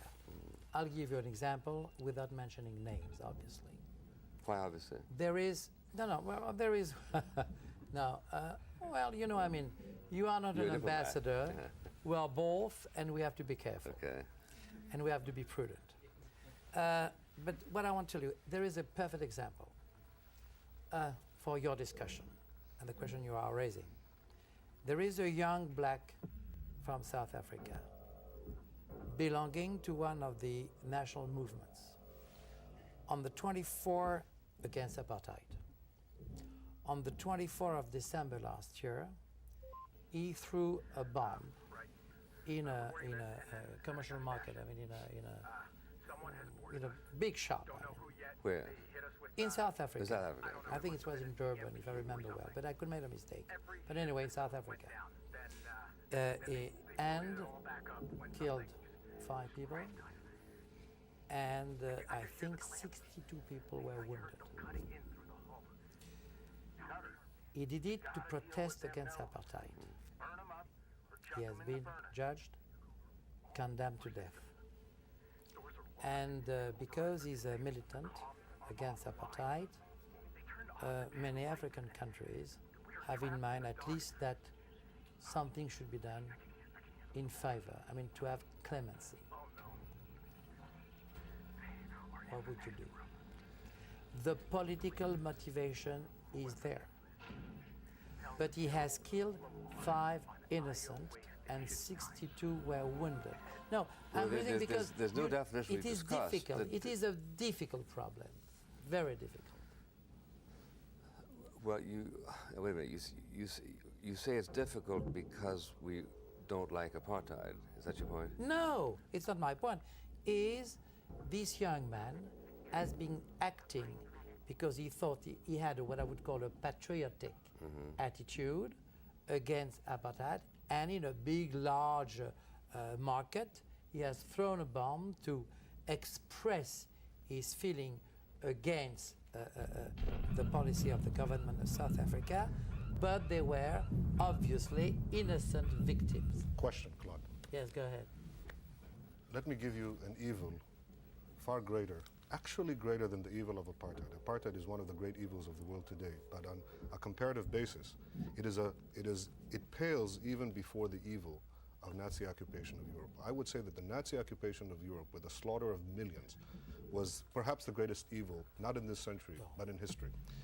Now, it's interesting that, and I take my example from France, none of the resistance movements in Nazi-occupied Europe, and especially the French resistance, none of the resistance movements practiced or even condoned the practice of terrorism. They did not bomb to smithereens German children and the wives of German officers who were readily available as targets. They didn't do this because no cause justifies terrorism. And they were fighting for honorable causes, as honorable fighting men. And I think that we should, I don't think, frankly, that terrorism waged in any kind of conflict is justifiable. It should not be justified. It should not be a resort to violence that we can agree to. Oh, Benjamin, that I will agree with you. Terrorism has no excuse whatsoever. Then why discuss the grievance? Yeah, but during the underground. No, but during the... I was not trying to explain and to give any excuse. I don't know, your rendition was pretty poignant. Said. No, but I said, for example, some of the African nations are now asking the United Nations if some of the countries would like to intervene for clemency. And this is what I said. It is very difficult. Obviously, during the underground, it was against the Nazi, against the German army, and that was a duty. It's completely different. It could happen that innocent could have been killed, but it was not the purpose, obviously. So when you say terrorism has no excuse, obviously, I would agree 100%. Yeah, but I guess what we're both trying to understand is why Ambassador Cavalario raised the point that these surrounding African states are asking for clemency without preceding that by saying, look how carried away people get, how unjustifiably they get carried away. But you're almost raising the point, you even asked me, what would I do? Oh, I had no problem at all. I have never been as far as that. I'm sorry. Yeah. Well, you say, after all, he was just knowing expressing... the answer. he was just expressing a protest. Well, Sirhan was just simply expressing a protest against American policy in the Mideast. Absolutely. This is the way you put it, not me. Yeah. I'm sorry. Well, but you must have raised it with some point. No, I raised it because I just wanted, because this is something which is now discussed in the UN. And I raised that problem because I don't find any excuses myself, obviously. But it is interesting to see that some do not find an excuse, but try to find an explanation. But my answer will be the same one as Benjamin. Whatever we have to fight for, I mean, terrorism has no excuse whatsoever. But the problem is difficult. Okay, well, let's explore the problem. We're here because we're facing a problem. And let me ask you this, Ambassador Netanyahu. In your definition, which seems to be, I use the word agreeable to other participants in this conference in your very interesting book, you seem to distinguish between civilians, quote, innocent civilians, and others. Others would be what, presumably policemen. Now, we know that in South Africa, the African National Congress has asked South African anti-apartheid activists to go out and to kill South African policemen, especially, interestingly enough, the black ones. Now, does your distinction allow a subdivision between civilians and policemen, or are they in the same category? I think that you have two clear poles and some blurred gray area in between. The two poles are soldiers and civilians. In between, you have officials of the state, could have policemen and so on. What we have tried to do in crawling out of the swamp of barbarism that has engulfed most of the history of mankind is to say, let's try to draw a line, at least to make those two poles separated. We say on one side of the aisle, you have non-combatants, civilians, innocent civilians. And that means women, children who may be walking in the streets or maybe in supermarkets. We cannot discuss or argue about them. They are outside the realm of conflict. On the other side, you have combatants, soldiers. They wear uniforms. They might be guerrilla soldiers. It's not important. They engage other soldiers. You don't deliberately cross the line from one side of the aisle to the other. You may accidentally cross it. That line could be a little thick sometimes, but essentially that's not the problem in most of the terrorism that we see today. Most of the terrorism that we see today is taking people in the middle of the air from airplanes. Well, there were a lot of American Marines who were killed by what we tend to classify as terrorists in Lebanon a couple of years ago. 83. Yeah, no, 200 and something. Yes, and we had 58 of our soldiers. Yes. And if you remember what happened after that, Yeah. this Now, big drama, you the- left Lebanon, we did stay. Yeah, that's right. And maybe you were right, maybe you were wrong. Well, it needed courage. Such courage as we showed over Tripoli last month. I mean, this is easy. This We'll is come to easy. that. I think we'll come to that. I'll be very happy. Yes, and I might say such stamina as we showed having to take that long route. But, I mean, this is refreshing, I must tell you, to sit in a debate, and not in the UN, where Israel sits on the sideline, and to have, it's wonderful. But now, was that an act of terrorism? You got Americans in uniform, and they're in Lebanon on a peacekeeping mission. We could have conquered Lebanon rather well as easily our French in 1956 and peaceful mission. if that had been our mood. Now, is that terrorism under the Netanyahu definition? You could argue, and I'm not going to make that argument, you could argue that people who were there on peacekeeping mission, they weren't there on a declared purpose of war, are therefore not combatants. But you know what? I'll grant them as a legitimate target. The interesting thing there, if that were the case, that is, if you think of them as being at war, America at war with Syria, and Syria did this, as we'll find out, as we'll discuss, I hope, most of the activities of international terrorism is done by states. But it doesn't mean that terrorists may not occasionally engage in guerrilla warfare. Guerrilla warfare is the attack by irregular formations on regular military units. Terrorists may occasionally lapse into regular military combat. But the interesting thing about this group, the Syrians and the terrorists who work for them, is that the overall pattern of what they do is not the bombing of Marine barracks. It's the bombing of embassies. It's the kidnapping of diplomats. It's the killing of innocent professors from Beirut University. It's the sending of hit squads into Europe to massacre and rape civilians in airports. In other words, you have here a pattern of terrorist action, and I'll grant there's a gray area, you might say. In this particular case, they attacked a semi-military target. So what? They're still terrorists. So they are, by your judgment, still terrorists. In this particular act, we can argue that we can make a plausible argument that they were attacking a military target. Yeah. But in fact, the people who did it, we know who did it, repeatedly attack. Most of their efforts, systematically, repeatedly, consistently, is directed not against soldiers, but against civilians. They're terrorists. With your permission, knowing that this is going to be an important matter of this discussion today, I was thinking of it this morning, trying to also to have a definition or to see a little bit background of it. First, I would say there are three kinds of terrorism, but these all came after what I would call the typical colonial wars. It has all started, let's say, something in 1968. I was just putting that on piece of paper. The one, they are what I would call the ideological sects, like sect, like the Red Army in Italy, you remember, or the Red Brigades. Then you have a second kind, the regionalist movements, ethnic revendication, like religious one, for example, like the Irish in the north part of Ireland or the Basque in Spain. Then, and this is the one I suppose that is of interest, is what I would call the international terrorism. That's as the one who was really born at the end of the 60s. And we were discussing that yesterday together.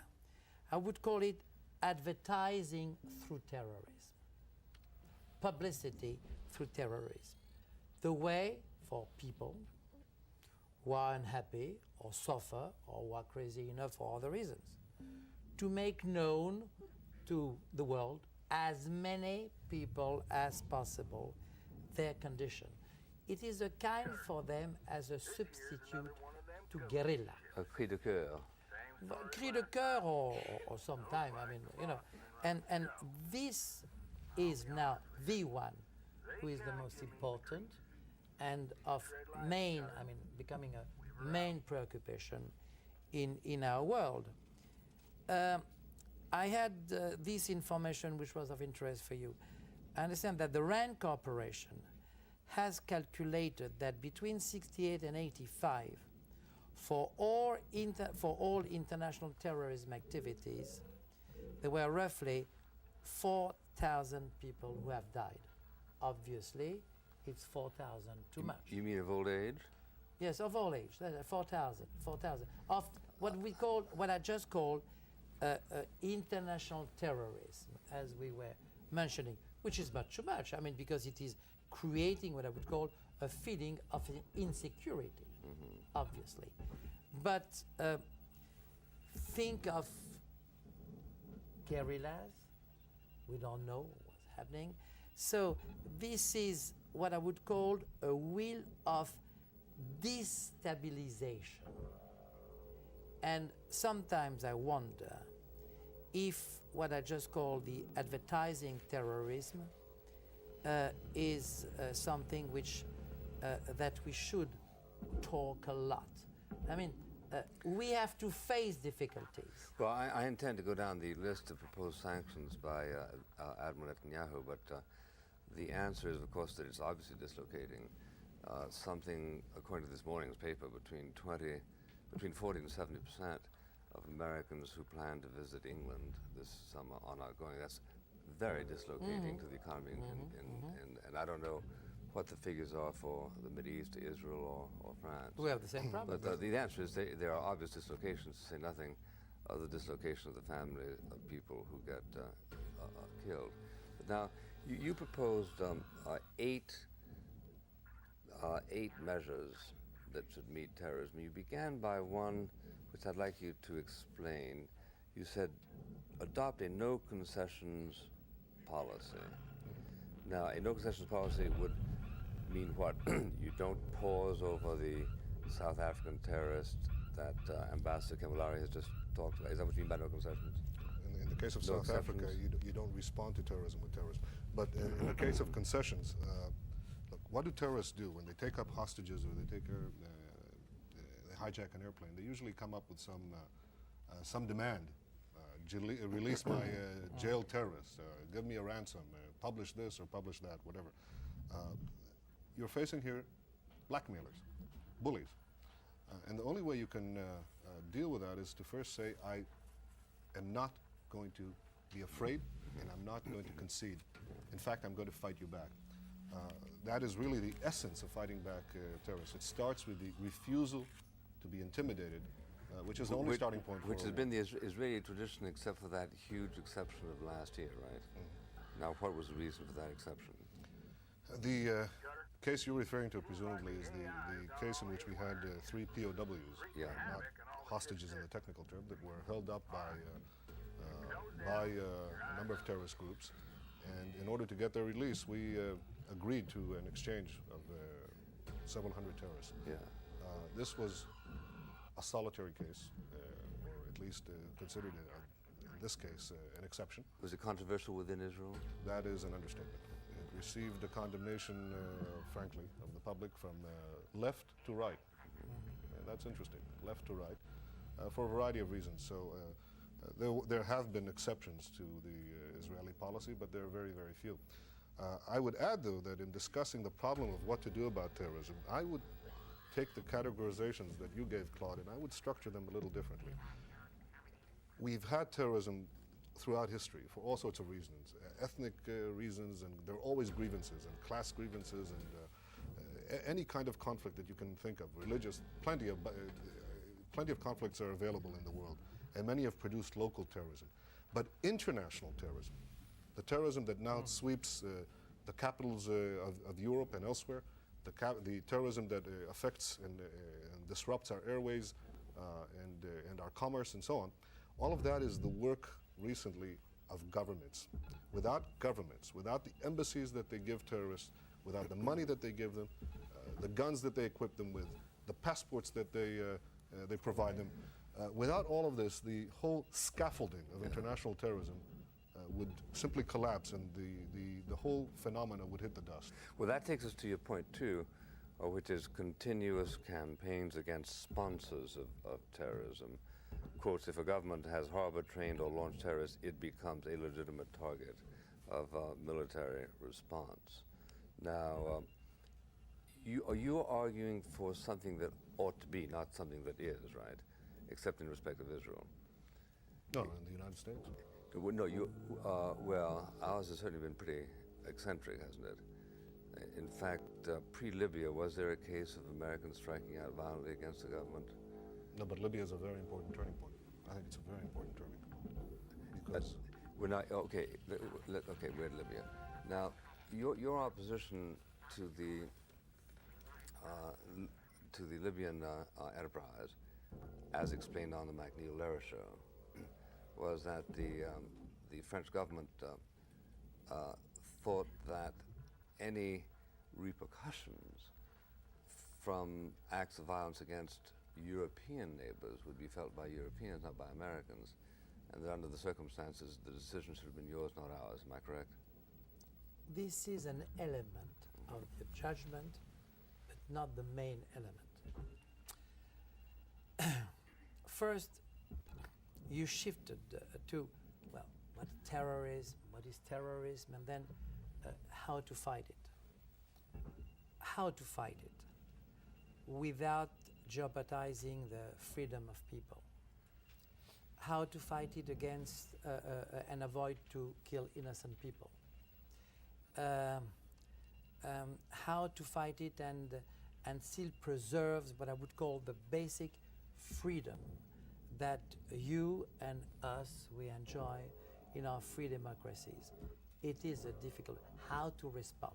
And then we come to the point. The problem that you raise, which is exactly the problem why your planes did not or were not able to fly over France to strike Libya, is not as complicated as you think. The fact are that only a few hours before you had made already your decision, you Americans, to strike, and we don't discuss that, it's your right. Our colleague, Ambassador Walters, was sent to Paris and London and in other capitals the few hours before. The answer for the French was not no, as he said, or yes, obviously not. He didn't ask. He did not ask because he knew that, or he had the impression, as he said, that it would be refused because the answer of the French authorities was, what is the finality? What do you have in mind? What is the background of the situation? If we authorize you, then it will mean that we are part of the operation. Well, before doing anything, before giving any answer, we think that all these kind of things should be discussed between your government and our government, between your authorities and our authorities. After all, we know what is terrorism better than you do because we suffer, happily for you, more than you do. The bombs are in Paris or in Marseille or in other places or in Bonn, in England, I mean in Western Europe. Thanks God you have been preserved, and I hope you'll be preserved as long as possible. Also, whenever these kind of things happen, there is an escalation, then the reactions is coming on Western Europe.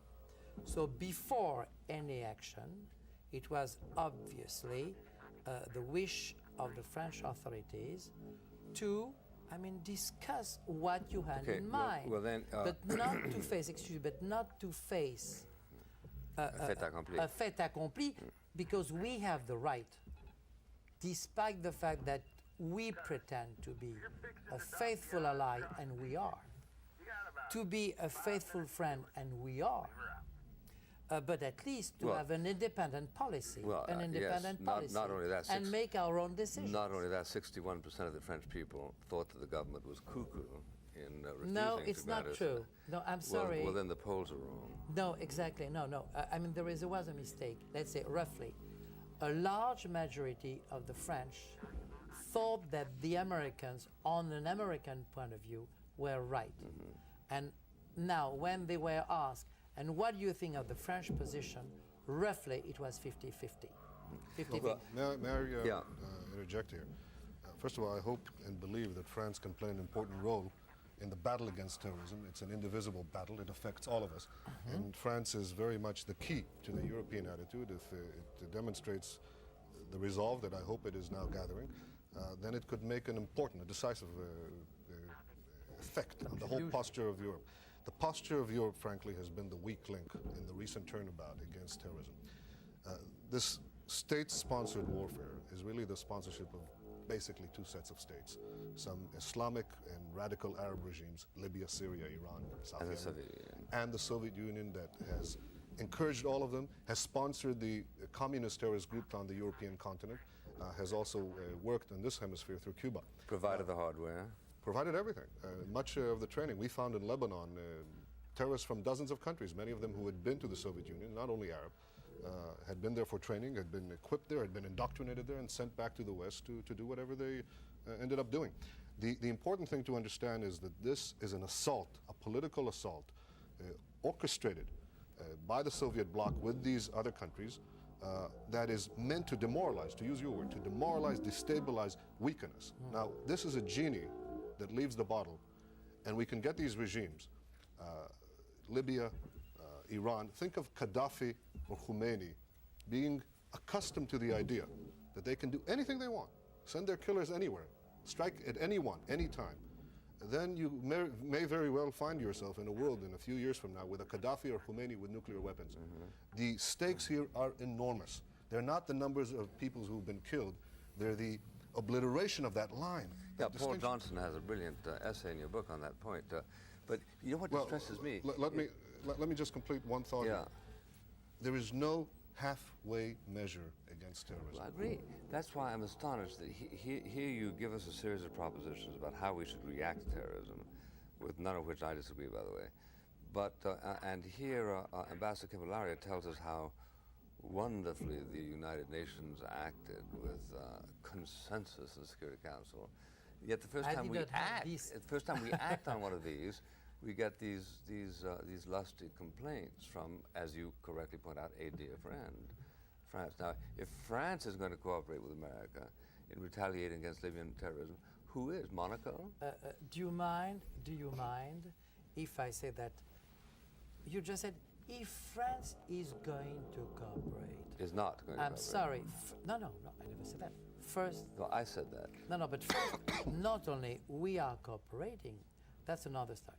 We are informing, we are now exchanging information already for a long time. But we have been fighting terrorism before you did. Yeah. We have been fighting Gaddafi before you did. You've been fighting We have French been in Chad.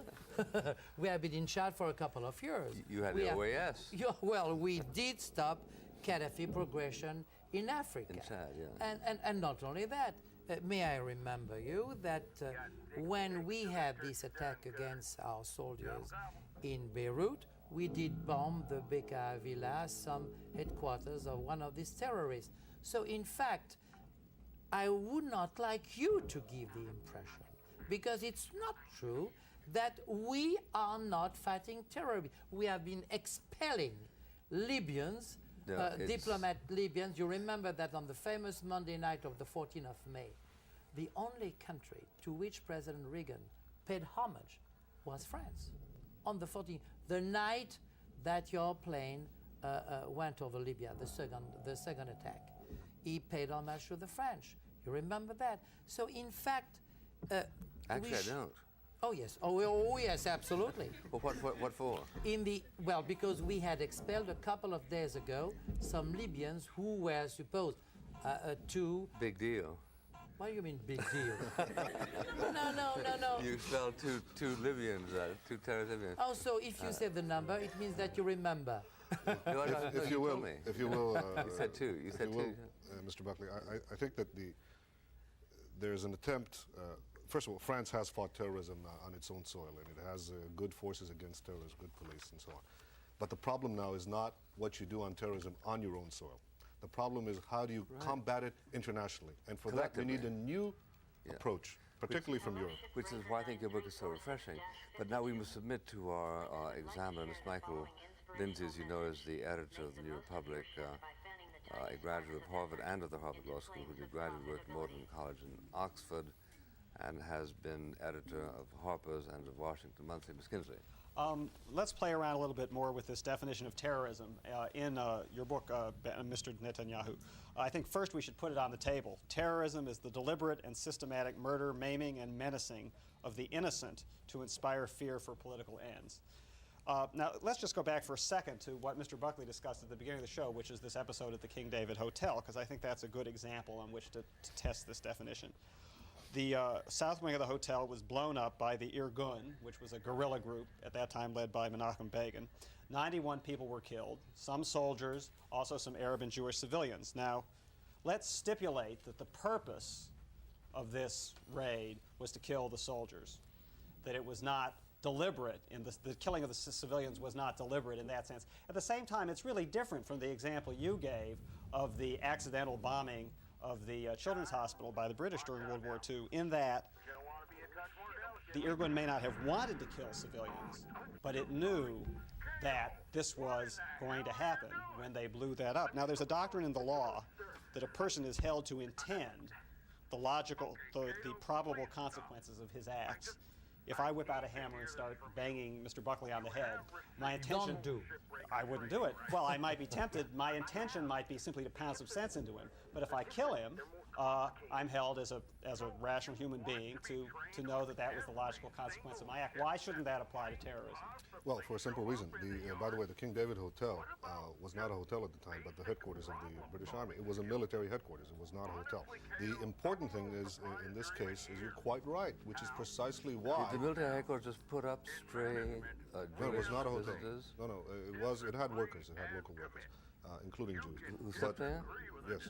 No, I don't think they slept there, but they worked there. He was talking about the 30 or 40 people who were asleep there during the bombing. Weren't there people who were asleep? No, there may have been some people who were napping. I don't know. The interesting question is, your question is precisely the right one. That is precisely why the forces that attacked this called up the military compound and said, there's going to be a bomb that's going to go off here. Vacate it. The phone was received, the message was received, and simply not treated seriously. I spent 5 years in the Israeli army. I was an officer. I fought terrorists many times, but only after they had killed civilians. They never once attacked me or my soldiers or adjoining units. I would love to have the terrorists target an Israeli, the PLO, target an Israeli military compound somewhere for a change, and to say, call in advance and say, oh, by the way, there may be some civilian casualties. Please clear out. And this is basically the difference. See, I think what you're trying to do with this definition, I think it's very admirable, is essentially two things. Number one, you want a definition of terrorism that is limited to means and not ends, so that you can say this kind of behavior, whatever it is beyond the pale, no matter what it is you're trying to achieve. And number two, you want a definition that doesn't embrace various past examples of things that have been done in causes that seem quite admirable, such as the French resistance or the founding of Israel. The problem is, I think when you get down to specifics, you are both excluding from your definition certain things you might wish to include, such as the bombing of the well, let's take American Army barracks. let's take the Jewish terrorist underground that was found now in Israel. Yeah. It's a perfect case where it's not a question of whose axe is gored, whose ox rather is gored. Let me give you simply this example to illustrate that we're quite rigorous. I am, and Israel is quite rigorous on this application. Here we find a handful of extremists who, completely out of character with the rest of the society, decide to perpetrate terrorist actions against Arabs. In the West Bank? Yes. Yeah. And not only that. They have grievances. There's Arab terrorism all over the place. What do? We catch them, we put them on trial, and in the trial, the government, and by the way, they're in jail now, all of them. The government says on trial, when they say, we have grievances, we have reasons why we did this, and I'm sure they could produce a lot. Arab terrorism, the killing, the slaughtering of innocents by Arab terrorists, the court says, we're not interested. No grievances can be discussed. So we're quite impartial about the application of this. Well, let's take a few theoretical examples really quickly, and let me ask each of you whether this amounts to terrorism. If Colonel Gaddafi were to send a hit squad of assassins to assassinate President Reagan, would that be terrorism? Absolutely. Mr. Buckley? Well, it would be an act of war. But would it be terrorism in the I don't think so, no. particular sense we're talking about? No, I think it would be an act of war. Mr. Ducalaria, would that be No, terrorism? this is terrorism. Yes. In your book, Mr. Netanyahu, you clearly say, for example, the attempt to assassinate Aldo Moro, that was terrorism. Well, now, if President Reagan were to send assassins, say, from the CIA, this is currently against the law, and many people say this is a very foolish law. Suppose that law were repealed, and we could send assassins from the CIA to attempt to assassinate Colonel Gaddafi. Would that, in your opinion, be terrorism? The question of assassination. Well, sure, it would be terrorism. The question of assassination is related to, but not identical to terrorism. Terrorism is usually preceded by assassination, but usually it doesn't end there.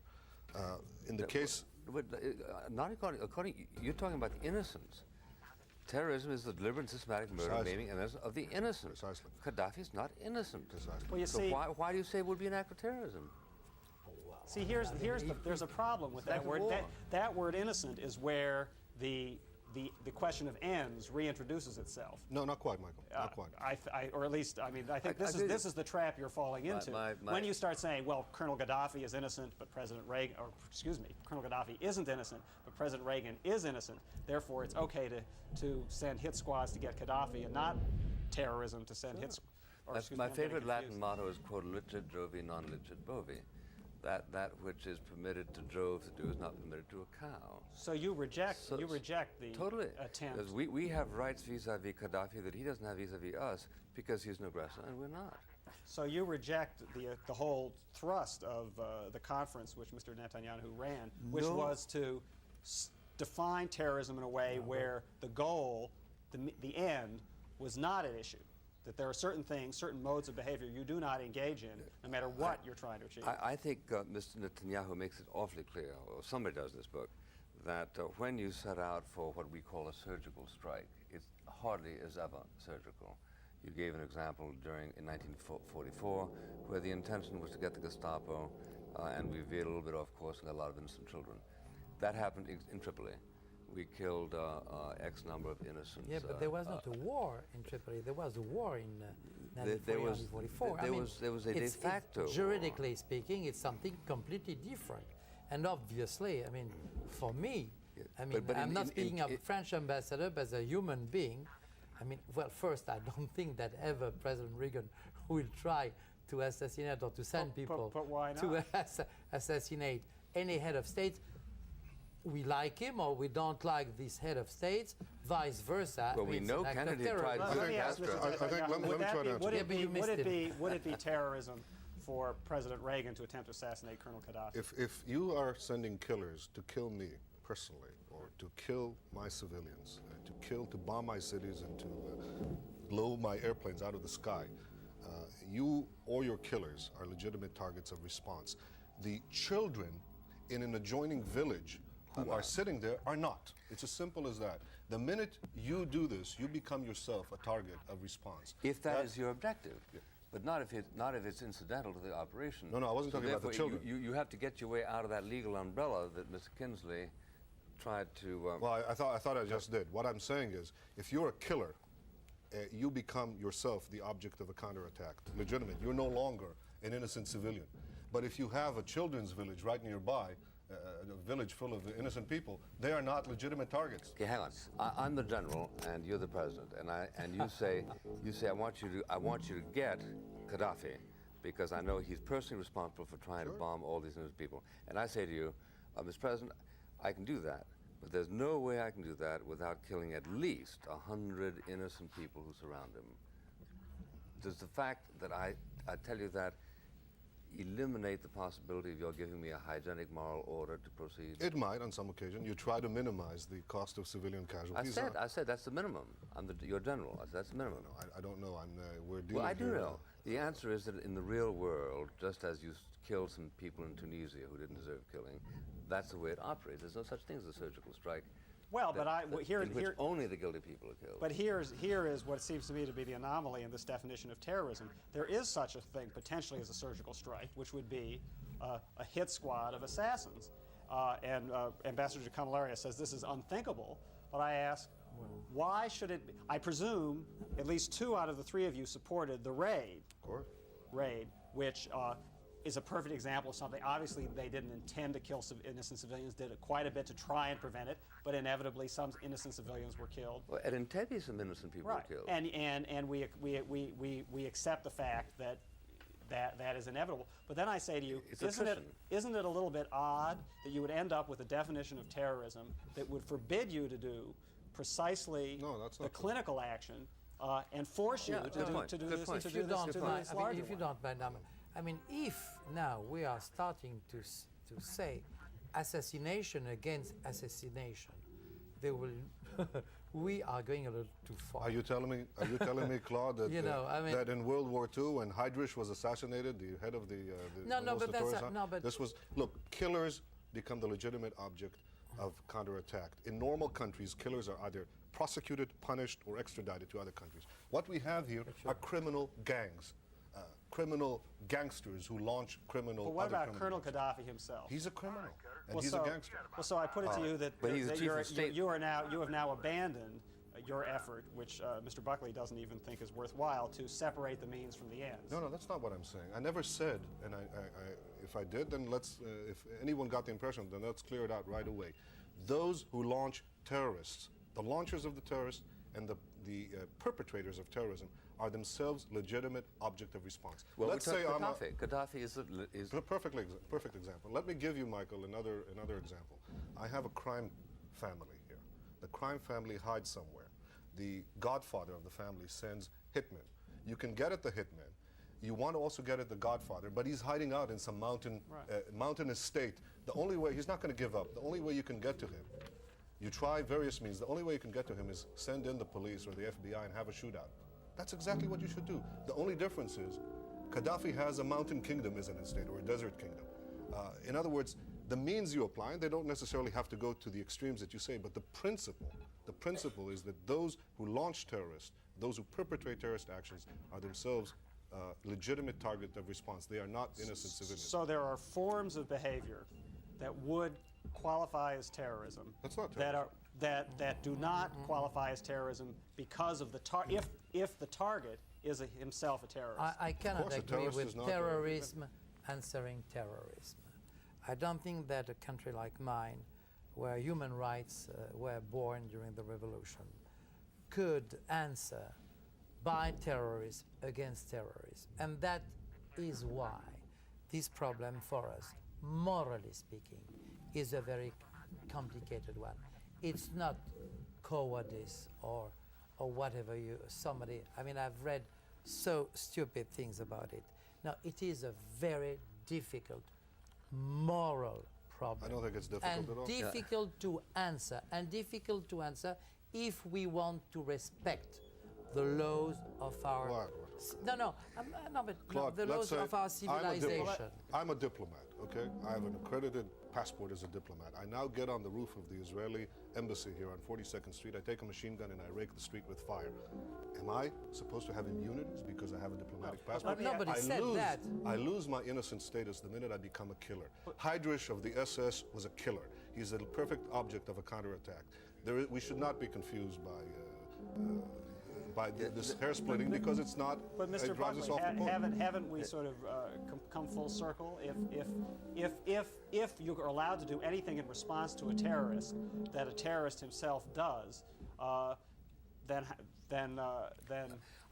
isn't Mr. de Camilleri exactly right? I write novels on this subject, as you probably know. Maybe not know. The trouble is that the West in a situation in which form overwhelms substance. If in fact we had killed Gaddafi, and if that really was our intention, but it had been a strike that looked simply like a retaliatory strike of a conventional kind, we'd have faced far less criticism than if we had sent 2 soldiers with 3 bullets that put all 3 of them in Gaddafi's brain, because we just don't like the singularization of war in that particular way. So that to seek lapidary legal distinctions here is absolutely not the way to go out. Counterterrorism is really an art form, and however you do it, you should not attempt to write it into the Constitution. But Mr. Buckley, there is one important point here, and it's one of principle and degree. If the terrorists don't only kill civilians, they hide behind civilians. So one of the first things they do is to plant their bases among civilians. Now, if we said that under no circumstances, and here I'm tending to agree with you, if we have 10 seconds. Under no circumstances will I strike a terrorist because I might have some civilian casualties, we will give the terrorists an invincible shield with which they could kill us again and again and again. As you say, we have 5 seconds. May I say to the people who are listening to us, come to Europe. Come and spend your vacation. No problem about it. You will enjoy it, and we will enjoy you. Thank you, Ambassador Cavalaria, and thank you, Ambassador Netanyahu, the editor of Terrorism, How the West Can Win. Thank you, Mr. Kinsley of the New Republic, ladies and gentlemen of St. John's Prep.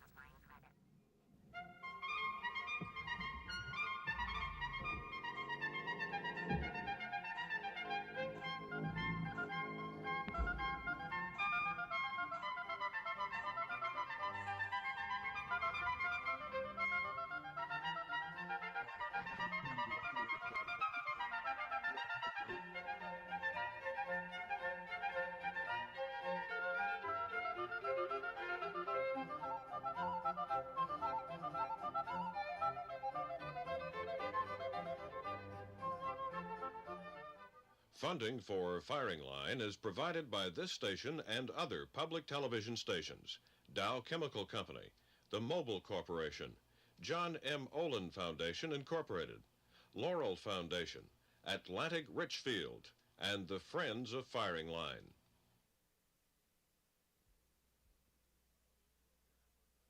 This program was produced by Sika, which is solely responsible for its content. For a printed bound transcript of this program, send $3 to Firing Line, Post Office Box 5966, Columbia, South Carolina 29250.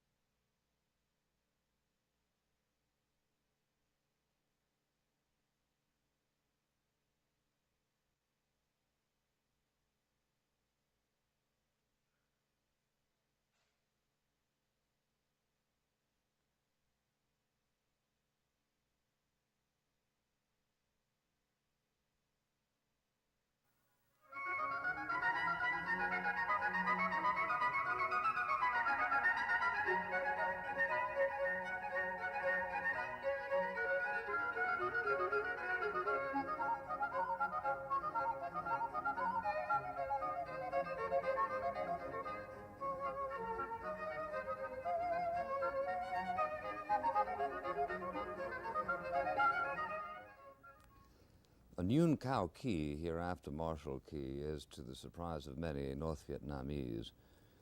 He was born and educated at Hanoi, to be sure, when the area was a French province. He was educated as a flyer by the French and served in action with the French, and spent 6 months at the U.S. Air Command and Staff College at Maxwell Field in Alabama. In 1965, he became Premier of South Vietnam, and for a period of about a year, he was the fighting symbol of South Vietnamese resistance to the communist invasion from the north. 10 years later, he was a refugee at Camp Pendleton, California. In between, he stepped down from premier to vice president under Marshal Tew. There grew slowly and to a certain extent impenetrably a mutual hostility between the two military leaders. And finally, in 1971, Marshal Key withdrew from the race for the presidency. His withdrawal had the effect of leaving Tew as a single candidate, greatly discrediting the election and encouraging the critics of South Vietnam, who suddenly cultivated a great interest in Indo-Chinese democracy. By the time the Great Rout came in the spring of 1975, Marshal Key, to the American reader, appeared to have become almost incoherent. Late in April, he was quoted as saying that the North Vietnamese deserved to win given the scale of the corruption in the South. Later, he was heard to say that he would stay and fight until the end, and that any South Vietnamese who left the battlefront was something of a traitor. And a few days after that, he was safely aboard an American vessel bound for Guam. Now he and his family are in the United States, and he is planning to write a book called 20 Years and 20 Days, 1955 to 1975. It is one of the purposes of this exchange to inquire what he will put into that book. I should like to begin by saying that as far as I am concerned, I encourage Marshal Key to say exactly what is on his mind, but I am constrained to ask whether he feels he is under any inhibitions in view of the fact that he is residing in America as an alien.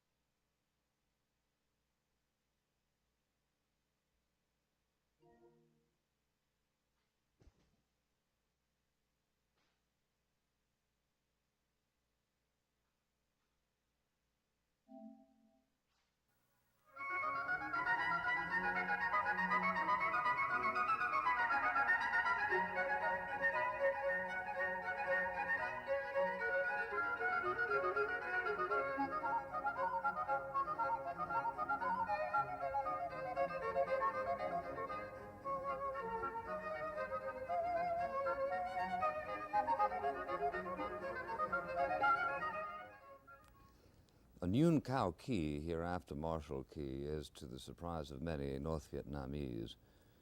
He was born and educated at Hanoi, to be sure, when the area was a French province. He was educated as a flyer by the French and served in action with the French and spent 6 months at the U.S. Air Command and Staff College at Maxwell Field in Alabama.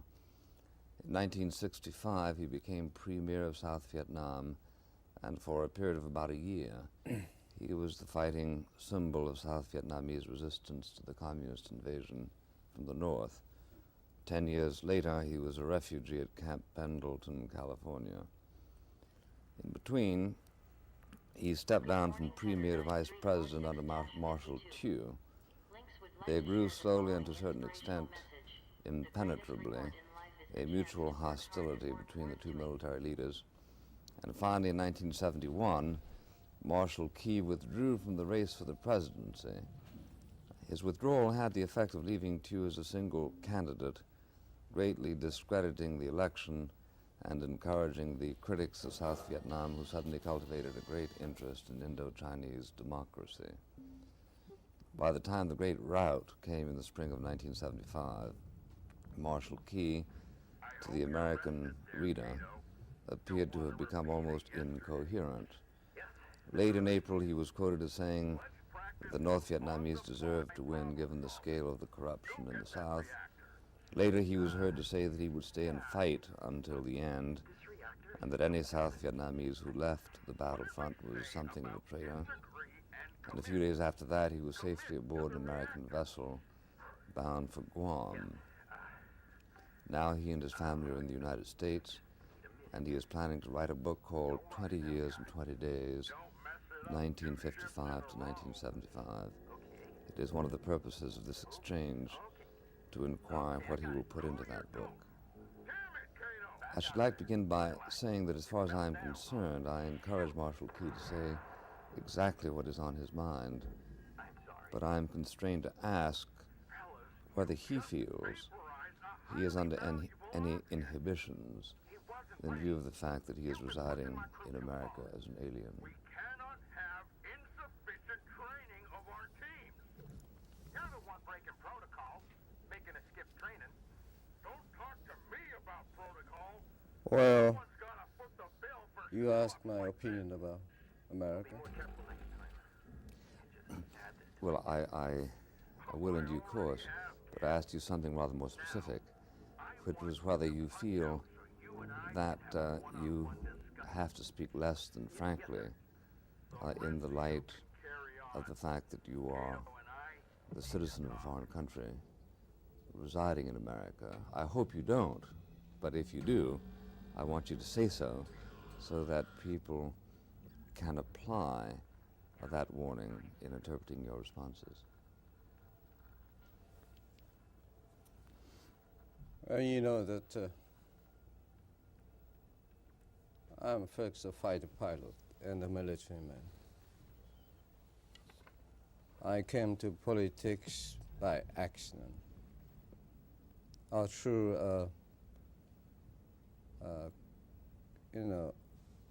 a very special situation of my country. I came to politics and become premier during the most troubled period of South Vietnam. So I mean, basically, I'm not a politician. So I'm a military. So I used to be frank to myself and very frank to other people. Well, since I've been here 4 months now, the press and the people around America, I realize that they're very interested to talk with me and to know what happened during the last 10 years, 15 years, what happened in Vietnam, what the cause of the failure. And most of the time, I try to be very frank with them and give them a better knowledge about war in Vietnam. Well, does being frank with them entitle you to be critical of American political leaders? In other words, I think yes, but well, that's the reason why until now, even that I said I'm very frank, and I try to be very frank, but not 100%, because I don't want to see Vietnam become a new controversial issue. A new what? Controversial issue. When we arrived here, we fully aware that for the last few years, war in Vietnam was not popular, and Vietnam War was a controversial issue which divided American people. So now, as the war was over, and what I am interested now is the destiny, the future of 160,000 refugees from Vietnam. And I don't think it's useful. I don't think that I can help them effectively if by some way we make the Vietnam become a new controversial issue. Well, Marshal Key, you were invited here to discuss, quotes, why the Vietnamese War was lost. Now, I'm very much in favor of helping the refugees, but this program is not a program that is built for the purpose of raising money for refugees or discussing where they should go. It is a program designed to probe controversial issues. And you are one of the two best-known survivors of that war. And although we all know that you were a military man primarily, an ace, a very brave soldier, we also know that you were premier of your country and vice president, so that you were necessarily involved in politics during crucial years, and you have made a great many political statements. Now, are you willing to discuss those statements? Yes. Well, suppose we begin with the statement that you made on the 24th of April, in which you said that Thieu and his people were so corrupt, this you made in Guam, actually, and so incapable, it is not the fault of the U.S. Congress or the brave Vietnamese soldiers that we were vanquished. Now, is that a correct statement, or is that something you simply said in the flush of that bitterness? No, it's true, and it was not the first time in Guam that I made such a statement. You remember, for the last 2 years before the end, I and many other anti-communist South Vietnamese, both military and civilian, particularly after the one-man show election, presidential election 1971. And we stood up and took a very strong position against the corrupted regime of Mr. Thieu. And in many occasions, when I met with American officials in Saigon or people who came from the United States, we make known our position. So Guam's statement was not the first. In other words, I'm not waiting until the failure, the collapse, to express my point of view. Well, if you felt that it was inevitable that South Vietnam was going to lose because of the corruption of Thieu, why didn't you leave the country? Why didn't you come to the United States, as you did on one occasion, and say, stop giving us aid, it's not going to do any good unless we replace Thieu? Why did you wait until it was all over? Well, I didn't wait until the end. As I just mentioned, in many occasions, when I talked with the Vietnamese as well as with the American officials, I said that we need help from America.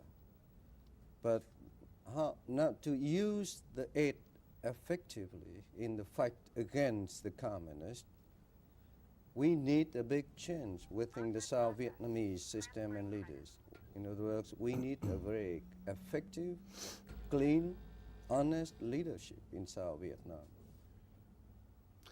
Well, now, what exactly would a clean, honest leadership have done to resist Soviet tanks that finally came down during March and April in 1975?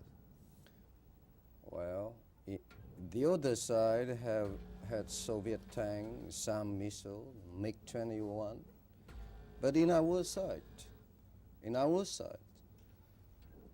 they have a T-34 tanks. We had M48. Yeah. As good as theirs. They have 130 millimeters big gun. We have 175. I'm not trying to please the American congressman, because I'm not involved in any way in politics in this country. But I must be just and frank. I don't think that because we are in shock ammunitions or armament that we fell. It's purely military leadership. Well, it is true, is it not, that the rate of the replacement of your weapons and of your heavy tanks and airplanes began to fall in the summer of 1974, whereas the other side was boosting its supply routes and, in fact, replenishing its military at an even exaggerated rate in contradiction to Article 7 and 11 of the Paris Peace Accord. That's correct, isn't it? It's true. It's true that at the end, 1970, at the late 74 and 75, the balance of our force, we are really in a very disadvantaged military situation, because the attitude of American Congress, because the trouble and the problem, the difficulty is that the President of America had with the Congress. It's no doubt. But as mentioned earlier, early 73, 74, we already took position against Mr. Thieu's ineffective leadership. And I think if at that time we had some chance, in other words, to provide South Vietnam a strong, popular, and effective leadership, both civilian and military, boost the morale of the troops, and show to the American people a few good actions in the military field. I think if we took all those, correction to show a better image of a South Vietnam government and military forces, and I think we can change the attitude of American Congress. In other words, get more and better equipment to continue the fight. Let me see if I understand you. If I understand you, you're saying that if in 1973 and 1974 you had changed the political leadership in Saigon, it would have had the effect of lubricating the support from Congress. What makes you think so? And are you suggesting that that change in American attitude might have been brought about by your own ascendancy to the presidency? Thieu wasn't all that popular with Congress, but I think you were much more unpopular. This is just my general impressionistic reading. I'm not talking about myself. You're talking about who? Who would have been the logical leader to have taken over in 1973? My impression was that Graham Martin asked you to take over, did he not? Well, they 2 weeks asked before me the catastrophe. about just 2 weeks before the end. Yes, and Tew refused to remove himself. Yes, well, he finally resigned, but with his delaying tactics as usual, it took us to 2 more weeks. It was too late. Who did you have in mind who was sort of a hero of American Congress? Well, who might have taken power in 1973? At that time, I discussed that problem with many other, Vietnamese groups, politicians as well as military. And we all agreed. We thought that a one-man show is not good for Vietnam. And it's very difficult to find really a hero, a national hero at that time to replace Mr. Tew. So I proposed to all of them what we can do if chance it happens. He was a hero, too. No. Well, I thought you said to find a hero to replace Mr. Tew. Yeah. Or you mean to find somebody who was a hero Yeah. to replace Mr. Tew who was not a hero? Yes. Well, the North Vietnamese had no trouble with one-man rule, did they? Yeah. Ho Chi Minh was perfectly satisfactory. Well, as a one-man ruler. But in the past. But after Ho Chi Minh died, you see, at that time, the foreign press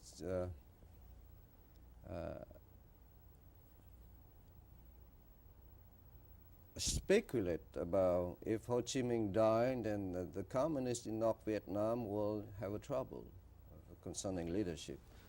But I said no, because with their system, the Politburo, of 9 or 10 men, they continue to govern very effectively. That's what we thought when we believed that the change of Mr. Tew is necessity. I talked with the Vietnamese, and we believe that some sort of a committee of leadership will be an effective way to replace Mr. Tew, one-man regime. And how late do you think that would have been effective? In the summer of 73? Or Yes. as late as 74 Yes, even? 73, 74. And there was not a hero who could himself have directed the war effort, in your judgment? Not one man? No. Not somebody like Jim? No, I agree. Now, that's why we think about some sort of collective leadership, both in the government and in the military channel. Yeah. Well, if the morale in South Vietnam was so low, how do you account for the extraordinary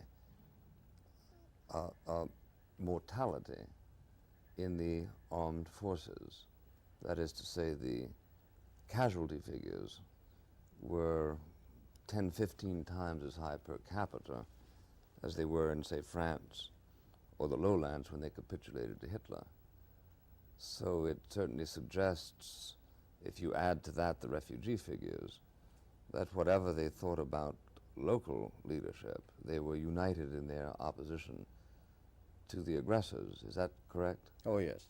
And that's why, again, about my statement in Guam, I never tried to blame on the soldiers of the Vietnamese armed forces.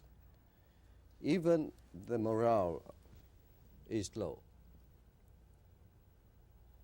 but they still fight, and they are willing to accept sacrifices if we can provide them a good military leadership. And that's what all the troops who withdrew from Da Nang and Highland came to my home and expressed their opinion. Well, you distinguish between good military leadership and corruption. I mean, you can have very good military leader and also corruption, can't you? Yes, but unfortunately, it's not happened in South Vietnam. What happened is most of the corrupt general officers are at the same time not good military leader. Now, when you said while you were premier that under no circumstances would you negotiate with the Viet Cong because, of course, they were murderers and criminals, did you mean to say that no one should negotiate with them, or just you in 1965 and 66 should not? Well, when I said there's no way to negotiate or to talk with the communists, because with our past experience, we know them. If they are in a strong position, they will never accept negotiation.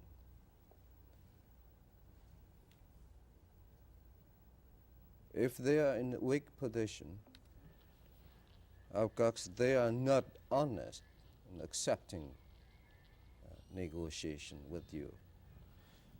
So when they accept negotiation, it means that they're going to win. You know, in the mind of European people, when you talk about negotiation, you think about the mutual concession of both sides. But that is not the communist, particularly Asian and North Vietnamese communist.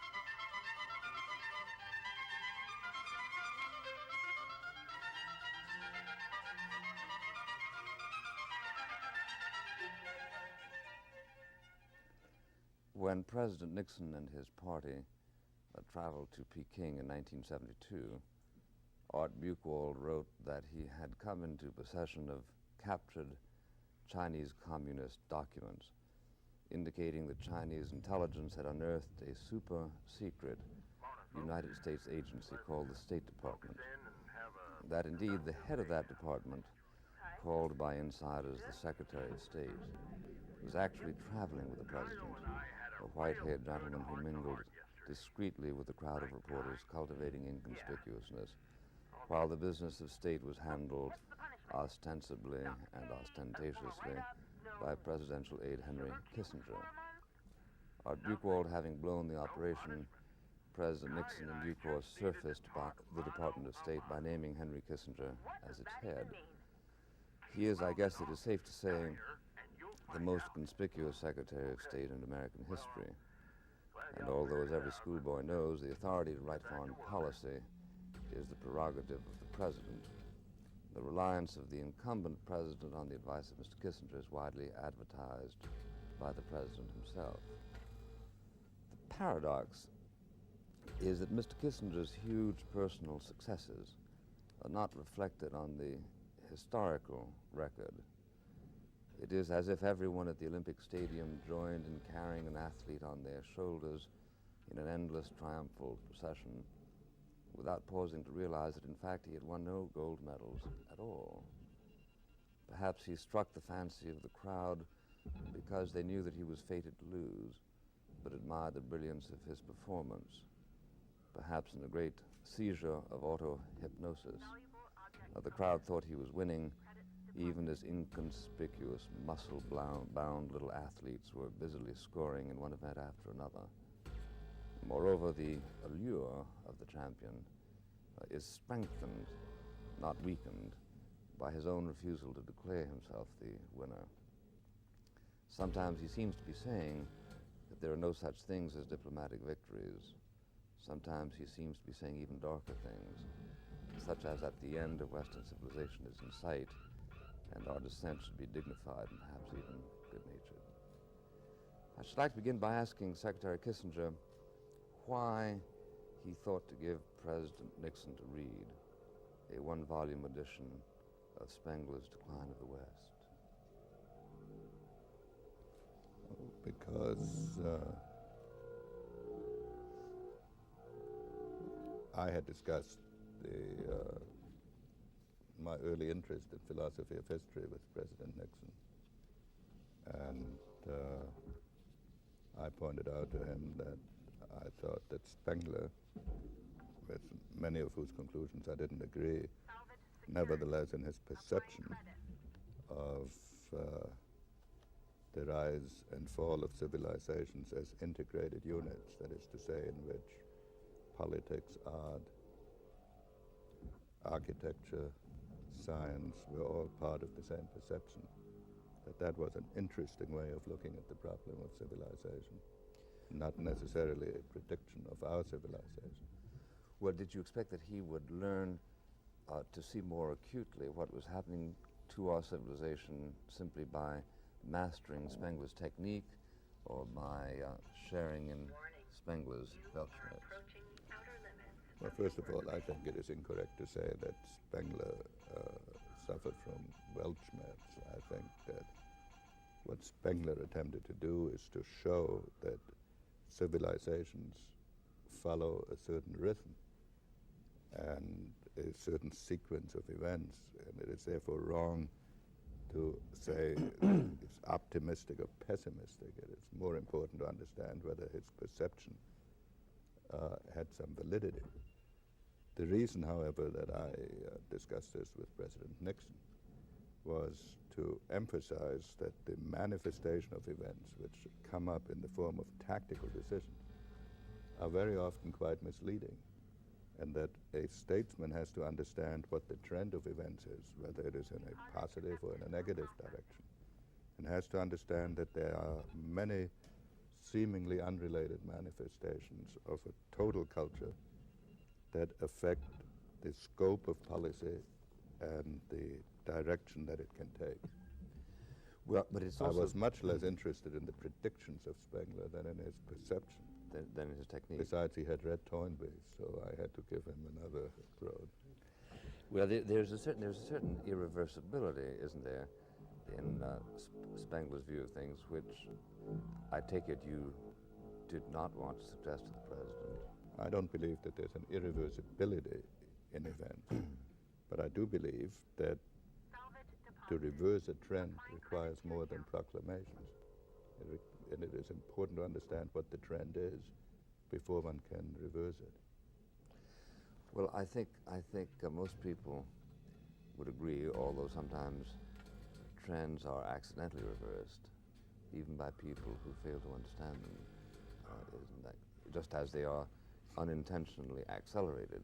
Yes, but if you make policy, you cannot do it in the expectation of a miracle or of an accidental reversal. The problem of policy making is to get some conscious control over events. Now, if an accident helps you, you're lucky, but you cannot conduct affairs on the basis of the expectation of winning at roulette. No, but doesn't the making of policy sometimes call simply for the buying of safe time? I remember when Mr. Churchill, speaking in 1949 at MIT, perhaps you were there, said that perhaps the death, he didn't name him, but his allusion was clearly to Stalin, would give to the West the same advantages that the death of Genghis Khan gave us. And there's a sense in which policy can be understood as hoping things will change for the better, meanwhile simply playing it as safe as you can. Is that correct? Sometimes you have to play for time in the expectation of some change, such as the one to which Churchill referred. But to the extent possible, there has to be some rational explanation of what you're waiting for. You cannot simply conduct policy waiting for a favorable accident. But it was a perfectly rational expectation that the death of Stalin would bring about important domestic changes in the Soviet Union, and therefore playing for that time was a reasonable course of action. Is it rational to expect that the collision of Marxist ideology with historical reality will affect in such a way as to be advantageous to the West Soviet policy in the future? First of all, no system of government and no ideology has ever remained unaffected by time. And it would be an extraordinary event if Marxist ideology were to remain unchanged as the only ideology in history. So I believe inevitably the evolution of history will bring about a change in Marxist ideology. Now, whether that change of Marxist ideology will be for the benefit of the West, whether it will lead to a possibility of a more conciliatory foreign policy, or whether instead it will lead to a gradual spread of Marxist perceptions around the world. This depends not only on time, but it depends on the nature of the opposition. It depends on the vitality of competing values and on the ability to prevent major foreign policy successes by countries that profess the Marxist ideology. But isn't there a sense in which the vitality of the opposition to the growth of Marxist doctrines plays into the theoretical hands of the tablet keepers of Marxism? Because this is, of course, what they predicted, that we would resist and resist even at bayonet point, in as much as we were dominated by our fascination for and greed for property and domination of the ruling class, of the working class. So you think that the fact of resistance fuels Marxist ideology? I think it can, yes. I think, but surely the opposite couldn't be true, that the absence of resistance would weaken communist ideology. I can't accept this proposition. It depends on the nature of the resistance, and it depends on the adaptation that Marxism itself has to make to contemporary realities. Well, are we prepared for either contingency? There is the possibility, as you say, that the evolution of the communist idea will go in the direction beneficent, in a beneficent direction, in a direction conducive to the interests of the West, and there is the alternative possibility. We seem to be preparing almost exclusively for the latter rather than for the former. But they're going in a beneficent direction? Not at all. It is my view that whether it will go in a direction beneficial to the West, or whether it will confirm existing stereotypes, depends very importantly on the performance of the West, or on the performance of the non-communist world, and on the adaptations that Marxist ideology has to make to reality, and to a reality that we ourselves have to be instrumental in creating. And I do not agree with you at all that our policy is based on the proposition that without effort on our part, history will do our work for us, and that Marxist ideology will change without effort on our side, and without our resistance to foreign policy pressure. Well, I believe you to begin with, and it seems to me that your record makes this plain, but it also seems to me that here you are not in harmony with the American establishment. The American establishment seems to subsidize anti-communist efforts up to a certain point, at which point attrition takes over and they pull out. It seems to me plain that the disaster of Indochina, against which you struggled, was a disaster nevertheless. And it certainly confirmed those Marxists who believe that that the imperialist world, as they call us, is soft and lacking in purpose. Now, to what extent is this a realistic historical judgment, or to what extent is it simply a capricious application of ideological theories? Well, I have always considered Indochina a disaster. Perhaps partly because we did not think through the implications of what we were doing at the beginning. Does we mean you included? Well, or I pre was you? pre my being in office. Those decisions were made in the previous administration. And partly because the magnitude of the task we had set ourselves was not clear when it was said, and then the American public was not prepared to stick with it. So it failed for a variety of reasons, but none of them was that any of the policymakers, as it drew to a conclusion, thought that history would do our job for us, or that failure in Indochina would help us in the general relationship with the communist world. Well, do you consider that the American public is coextensive with the American Congress when you use that term? Is it the public that let us down, or is it Congress that let us down? But I think the Indochina problem is a very complex one, because in a way you can say we let ourselves down also by entering too lightly on an enterprise whose magnitude wasn't understood, by methods which were inappropriate to the scale of the problem. And then we're caught by what I would think was a minority, but nevertheless a very determined minority, in a situation in which the effective public support disintegrated. I don't know whether I would make a distinction here between the Congress and the public. I think probably the Congress came to reflect public sentiment, so that finally, in the ultimate collapse last spring, there was clearly no public support for any continuation of the American effort. All public opinion polls seem to show that.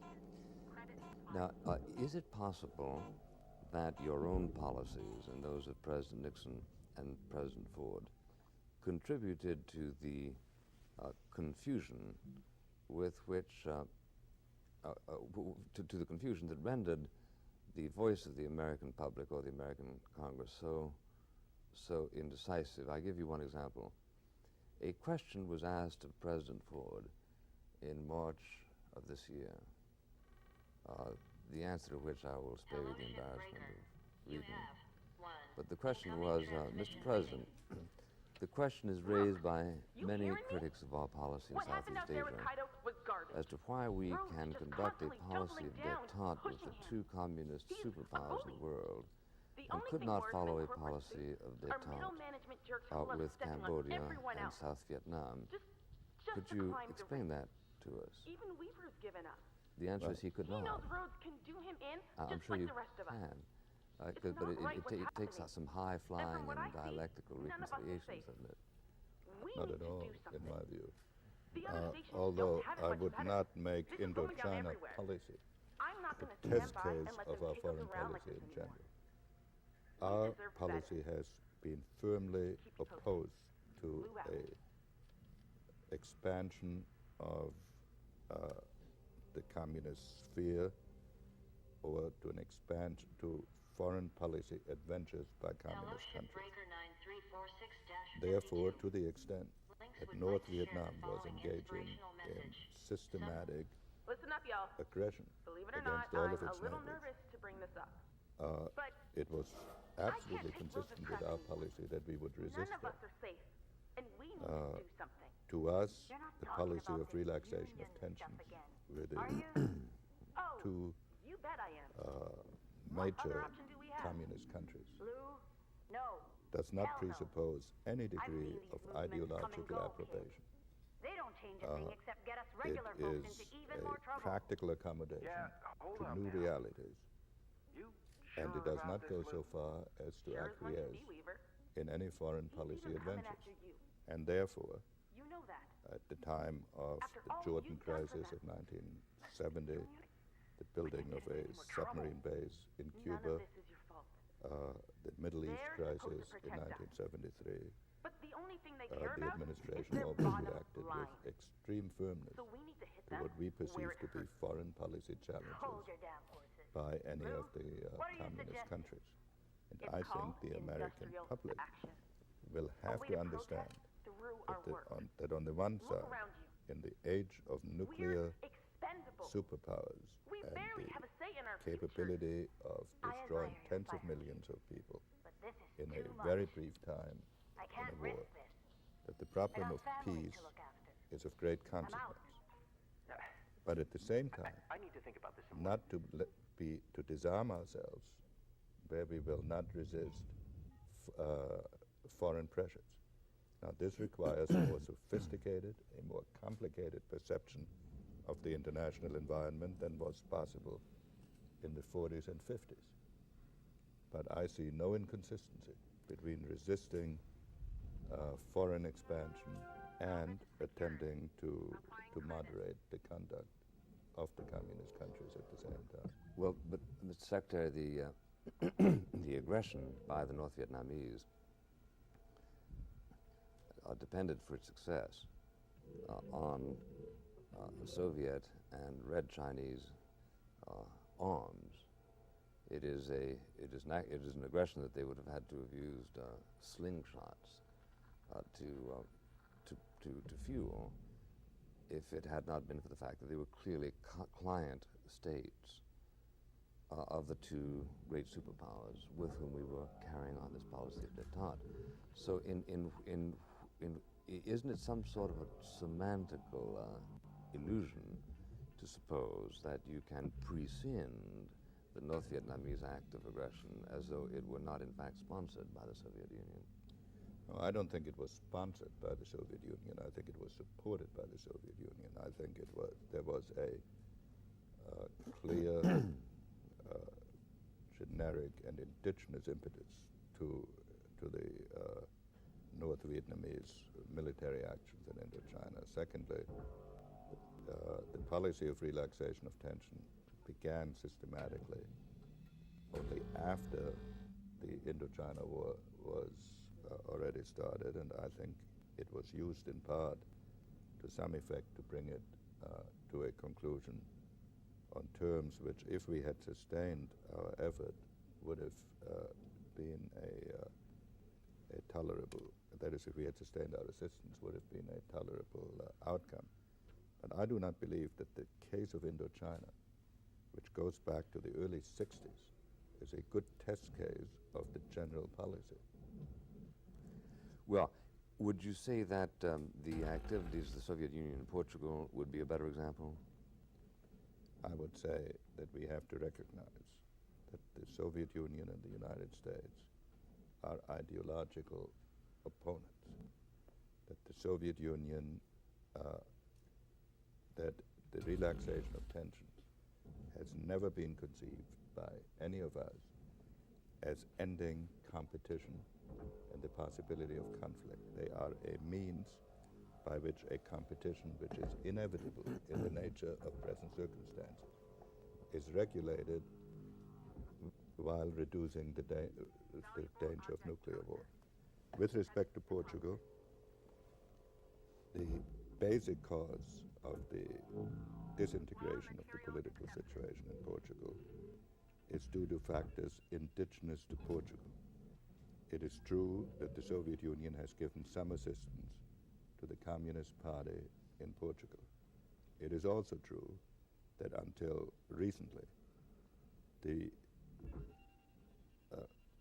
this could be an important factor only because the West did not resist with the determination that it should have. So it is not our view that the Soviet Union will not take advantage of opportunities that may be presented. It is, however, our view that they can be maintained if we act with wisdom and determination within manageable bounds. But since we are since we operate in a free society, you really do need a thing called public support, the lack of which made it impossible for you to stick it out in Indochina. But isn't that public support gravely threatened by shifting moral perceptions that flow out of the ideological egalitarianism that goes into détente? Let me give you one example. The Gallup poll reported 1 month after your return in 1972 from Peking as follows. In the period leading up to this historic event, we have seen a far more favorable image that the U.S. public has of the Chinese communists today than they did in the mid-60s. Respondents to the poll were asked to select from a list of 23 favorable and unfavorable adjectives, those which they feel best describe the Chinese communists. The terms ignorant, warlike, sly, and treacherous were named most often in 1966. But now, the measurement taken shows them to be, quote, hardworking, intelligent, artistic, progressive, and practical. Now, the transformation in the People's Republic of China between 1966 and 1972 was in fact a radical transformation. There was a sense in which conservative elements were defeated during the Cultural Revolution, the old communist cadres. In any event, But not your kind of conservative. no, not mine. No, and I'm glad to say not yours, to return the compliment. But it is plain that the American people, as witness those who have traveled to China, people like Ken Galbraith, Scotty Reston, Barbara Tuchman, come back, and sure enough, we hear those old voices from the 30s, the trains are running on time. Now, how can a free society husband the moral flywheel necessary to distinguish between desirable and undesirable societies in the wake of such relativism as is stimulated by the philosophy of détente? First, let me say that if one pushed your argument to a conclusion, one would have to say that the United States must maintain international tensions in order to make sure that its people have the correct perception of the nature of the societies with which they're dealing. It is one of the tasks before us to enable the United States to conduct a vital foreign policy without moral relativism and also without the black and white categories with which we tended to sustain ourselves in the past. In the past, we used to think that relations between countries were either peace or war, that wars were caused by evil people, and that if we approached relations of peace with a country or eased relations with a country, that also indicated an improvement in the moral climate of this country. In the world in which we find ourselves now, in the world of nuclear superpowers, in the world in which American power is no longer as predominant as it was in the late 1940s, it is necessary for us to conduct a more complicated foreign policy without these simple categories of a more fortunate historical past. So I think we have to come to an understanding that the communist societies are morally, in their internal structure, not acceptable to us. That their ideology is one that is not compatible necessarily with our own, but that nevertheless, on the plane of day-to-day foreign policy, we may be prepared to make those practical accommodations that preserve the peace as long as vital interests aren't threatened. the moral quality of life in China did not dramatically change between 1969 and 1972. And in no public statement have I ever claimed that the fact that we are working out specific arrangements, either with the People's Republic of China or with the Soviet Union, indicates that there has been an evolution in their domestic structure towards a more pluralistic system.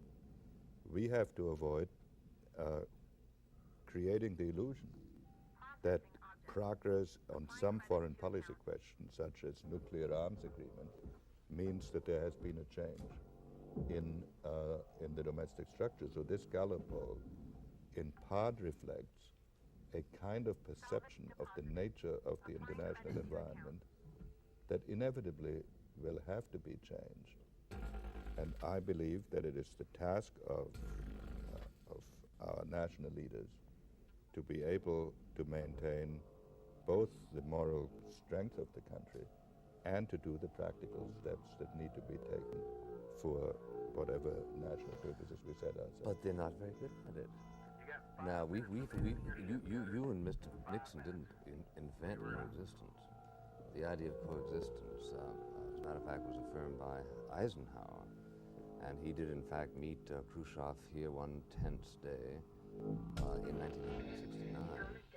But he sought to make it plain by those fine gestures that diplomats study, that there was a continuing, indeed a rather heated disapproval of the means by which Khrushchev maintained himself in power and his people subject. I'm trying to say that in an enthusiasm for détente, the American people are listening to rapturous descriptions of life in China, in the course of but which... not from us. Not from you, but from people with whom you've associated very closely. As a matter of fact, this may amuse you, CREEP, the Mr. Nixon's organization, one of its items that it had was a stock letter. I was going to say, I don't go skiing with Mr. Galbraith. Largely because I don't ski. That's the only reason you can think of, huh? Well, that was a diversionary maneuver, Mr. Secretary. As a matter of fact, Mr. Galbraith and I are very good friends, but when we tried to make a date for a firing line just a couple of months ago, and he told me that he couldn't make it on the 1st of April because he was lecturing at the University of Moscow, I asked him what left did he have to teach them. But in any case, a CREEP, an official organization devoted to the re-election of Mr. Nixon, was sending out a form letter to every newspaper in the United States that carried anything I wrote disparaging to China. And it didn't say the kind of things you said. It didn't say, Mr. Buckley is a child, and he doesn't recognize that we can't ignore 700 million people, and so on and so forth. He said Mr. Buckley fails to understand the great achievements that Mao Zedong has performed for the Chinese people, the kind of thing that they used to say about Hitler before he became truly insufferable. Now, what I'm saying is that all of a sudden you find yourself face to face with terrible problems that issue from that confusion. They started to give you hell when they found out that you tried to, quote, destabilize the coming to power of Allende in Chile. I don't think that they would have given you hell for trying to do that in an age, which was not so long ago, when it was understood that we had to coexist with the enemy, but that we certainly were going to do everything that we could to help people to stay free. Well, I believe that the nature of our domestic debate on foreign policy has been severely affected by the upheavals of the 60s, by the assassination, by Vietnam, by Watergate. And I believe that there are much more fundamental factors, that these are much more fundamental factors in the randomness of our debate where one can be at one and the same time be accused of being both too tough and too soft on communist countries, then the policy of relaxation of tensions. Because what is the policy of relaxation of tensions? It attempts to recognize that in the nuclear age, statesmen have a responsibility not to risk nuclear war lightly. Secondly, they attempt to take into account the realities of major communist countries and the realities of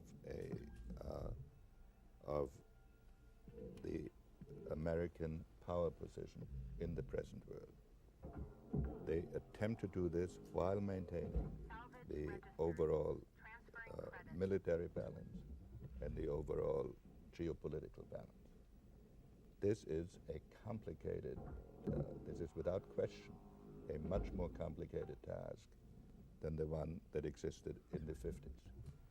We are trying to avoid, if you look at the foreign policy of the 50s and 60s, to which you refer with some nostalgia, you will see wild oscillations between extremes of intransigence and extremes of conciliation.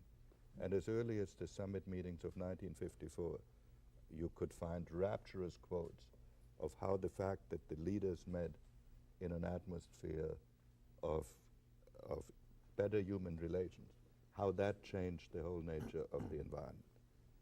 What we have attempted to do is to conduct foreign policy on a more sober basis and to avoid these wild swings between extremes of conciliation and extremes of intransigence. To find a policy that is geared to our national interest and to our basic values and that can be sustained over a period of time. Now, I deplore this particular statement that Creep sent out. Gather up, fellas.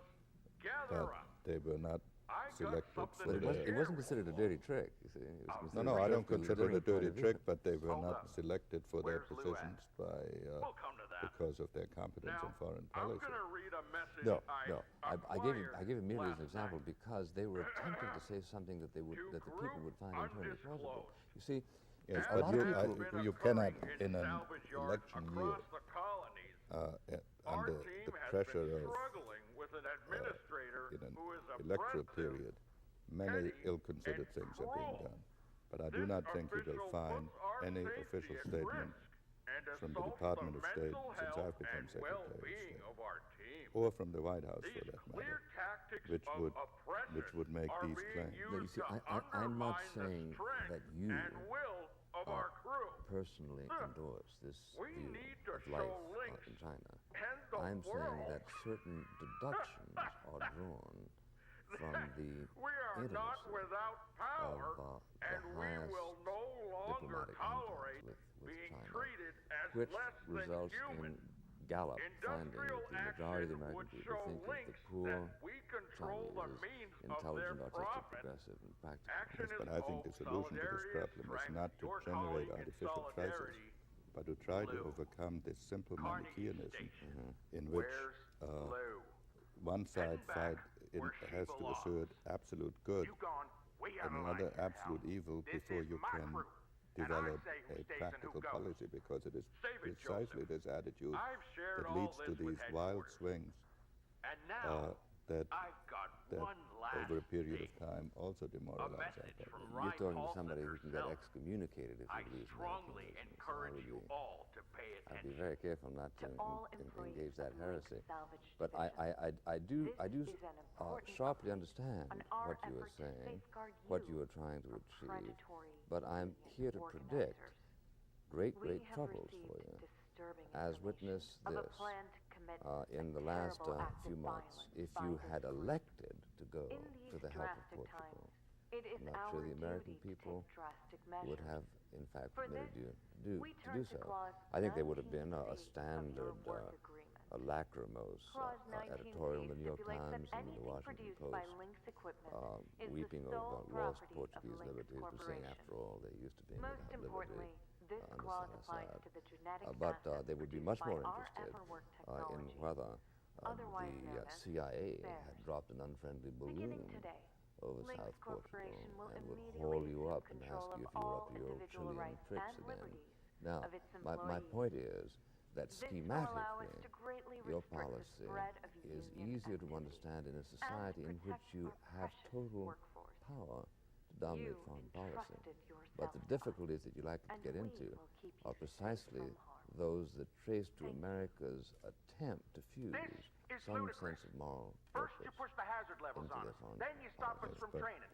You take Dee Dee's first comms of all, away, I you believe fully that there's no Kaido, Lou inconsistency disappears, and now this. between infusing a moral beyond. purpose in our It's all right there foreign in your policy contract, and Joseph. the policies we are pursuing. Now, I believe your that moral corporate purpose representative, must be related Curzon, your to a financial series account of with New practical Manila steps that Credit can be is taken. being turned over Practical to steps Lynx. without moral purpose Recurring become random. transfers there will be And stopped without moral purpose, no immediately. leader will have the 52, assurance that vehicle and parked the confidence outside to your act hab in is now situations Lynx property. in which I've sent a the tuck to retrieve it. choices are always unclear You can't at do a that. moment when That the was scope my for personal action is still property. relatively I wide. gave that to So I don't you accept did. the antithesis between And moral don't purpose think I haven't and seen you pragmatism. scrounging I parts on think the job, without strong 52. moral purpose, there That's cannot theft, be kiddo. an effective foreign And it policy. stops now. At the same time, when one translates moral purpose into policy, one has to look at this is the all temporary. realities of the situation, till this or union one runs the stuff risk gets of sorted. empty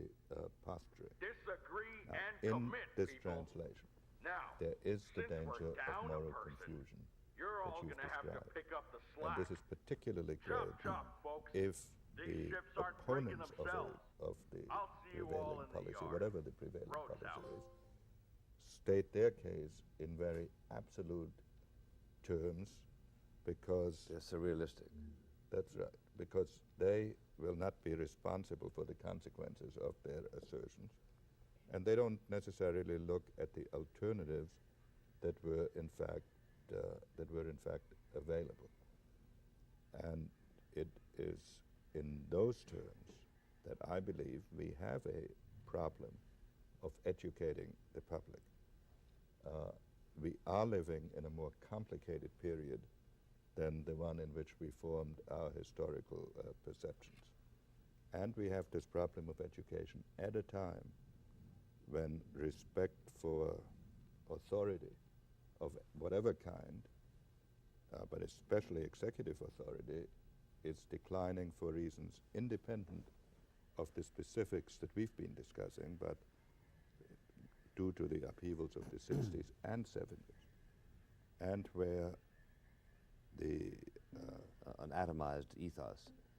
You have that, and you have executive, legislative difficulties.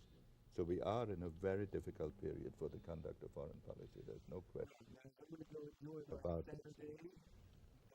But if the American people develop the idea that its government is artificially creating crisis or unnecessarily creating crisis, we would repeat the divisions of the Vietnam War, which, even though I believe they were caused by a minority, contributed substantially to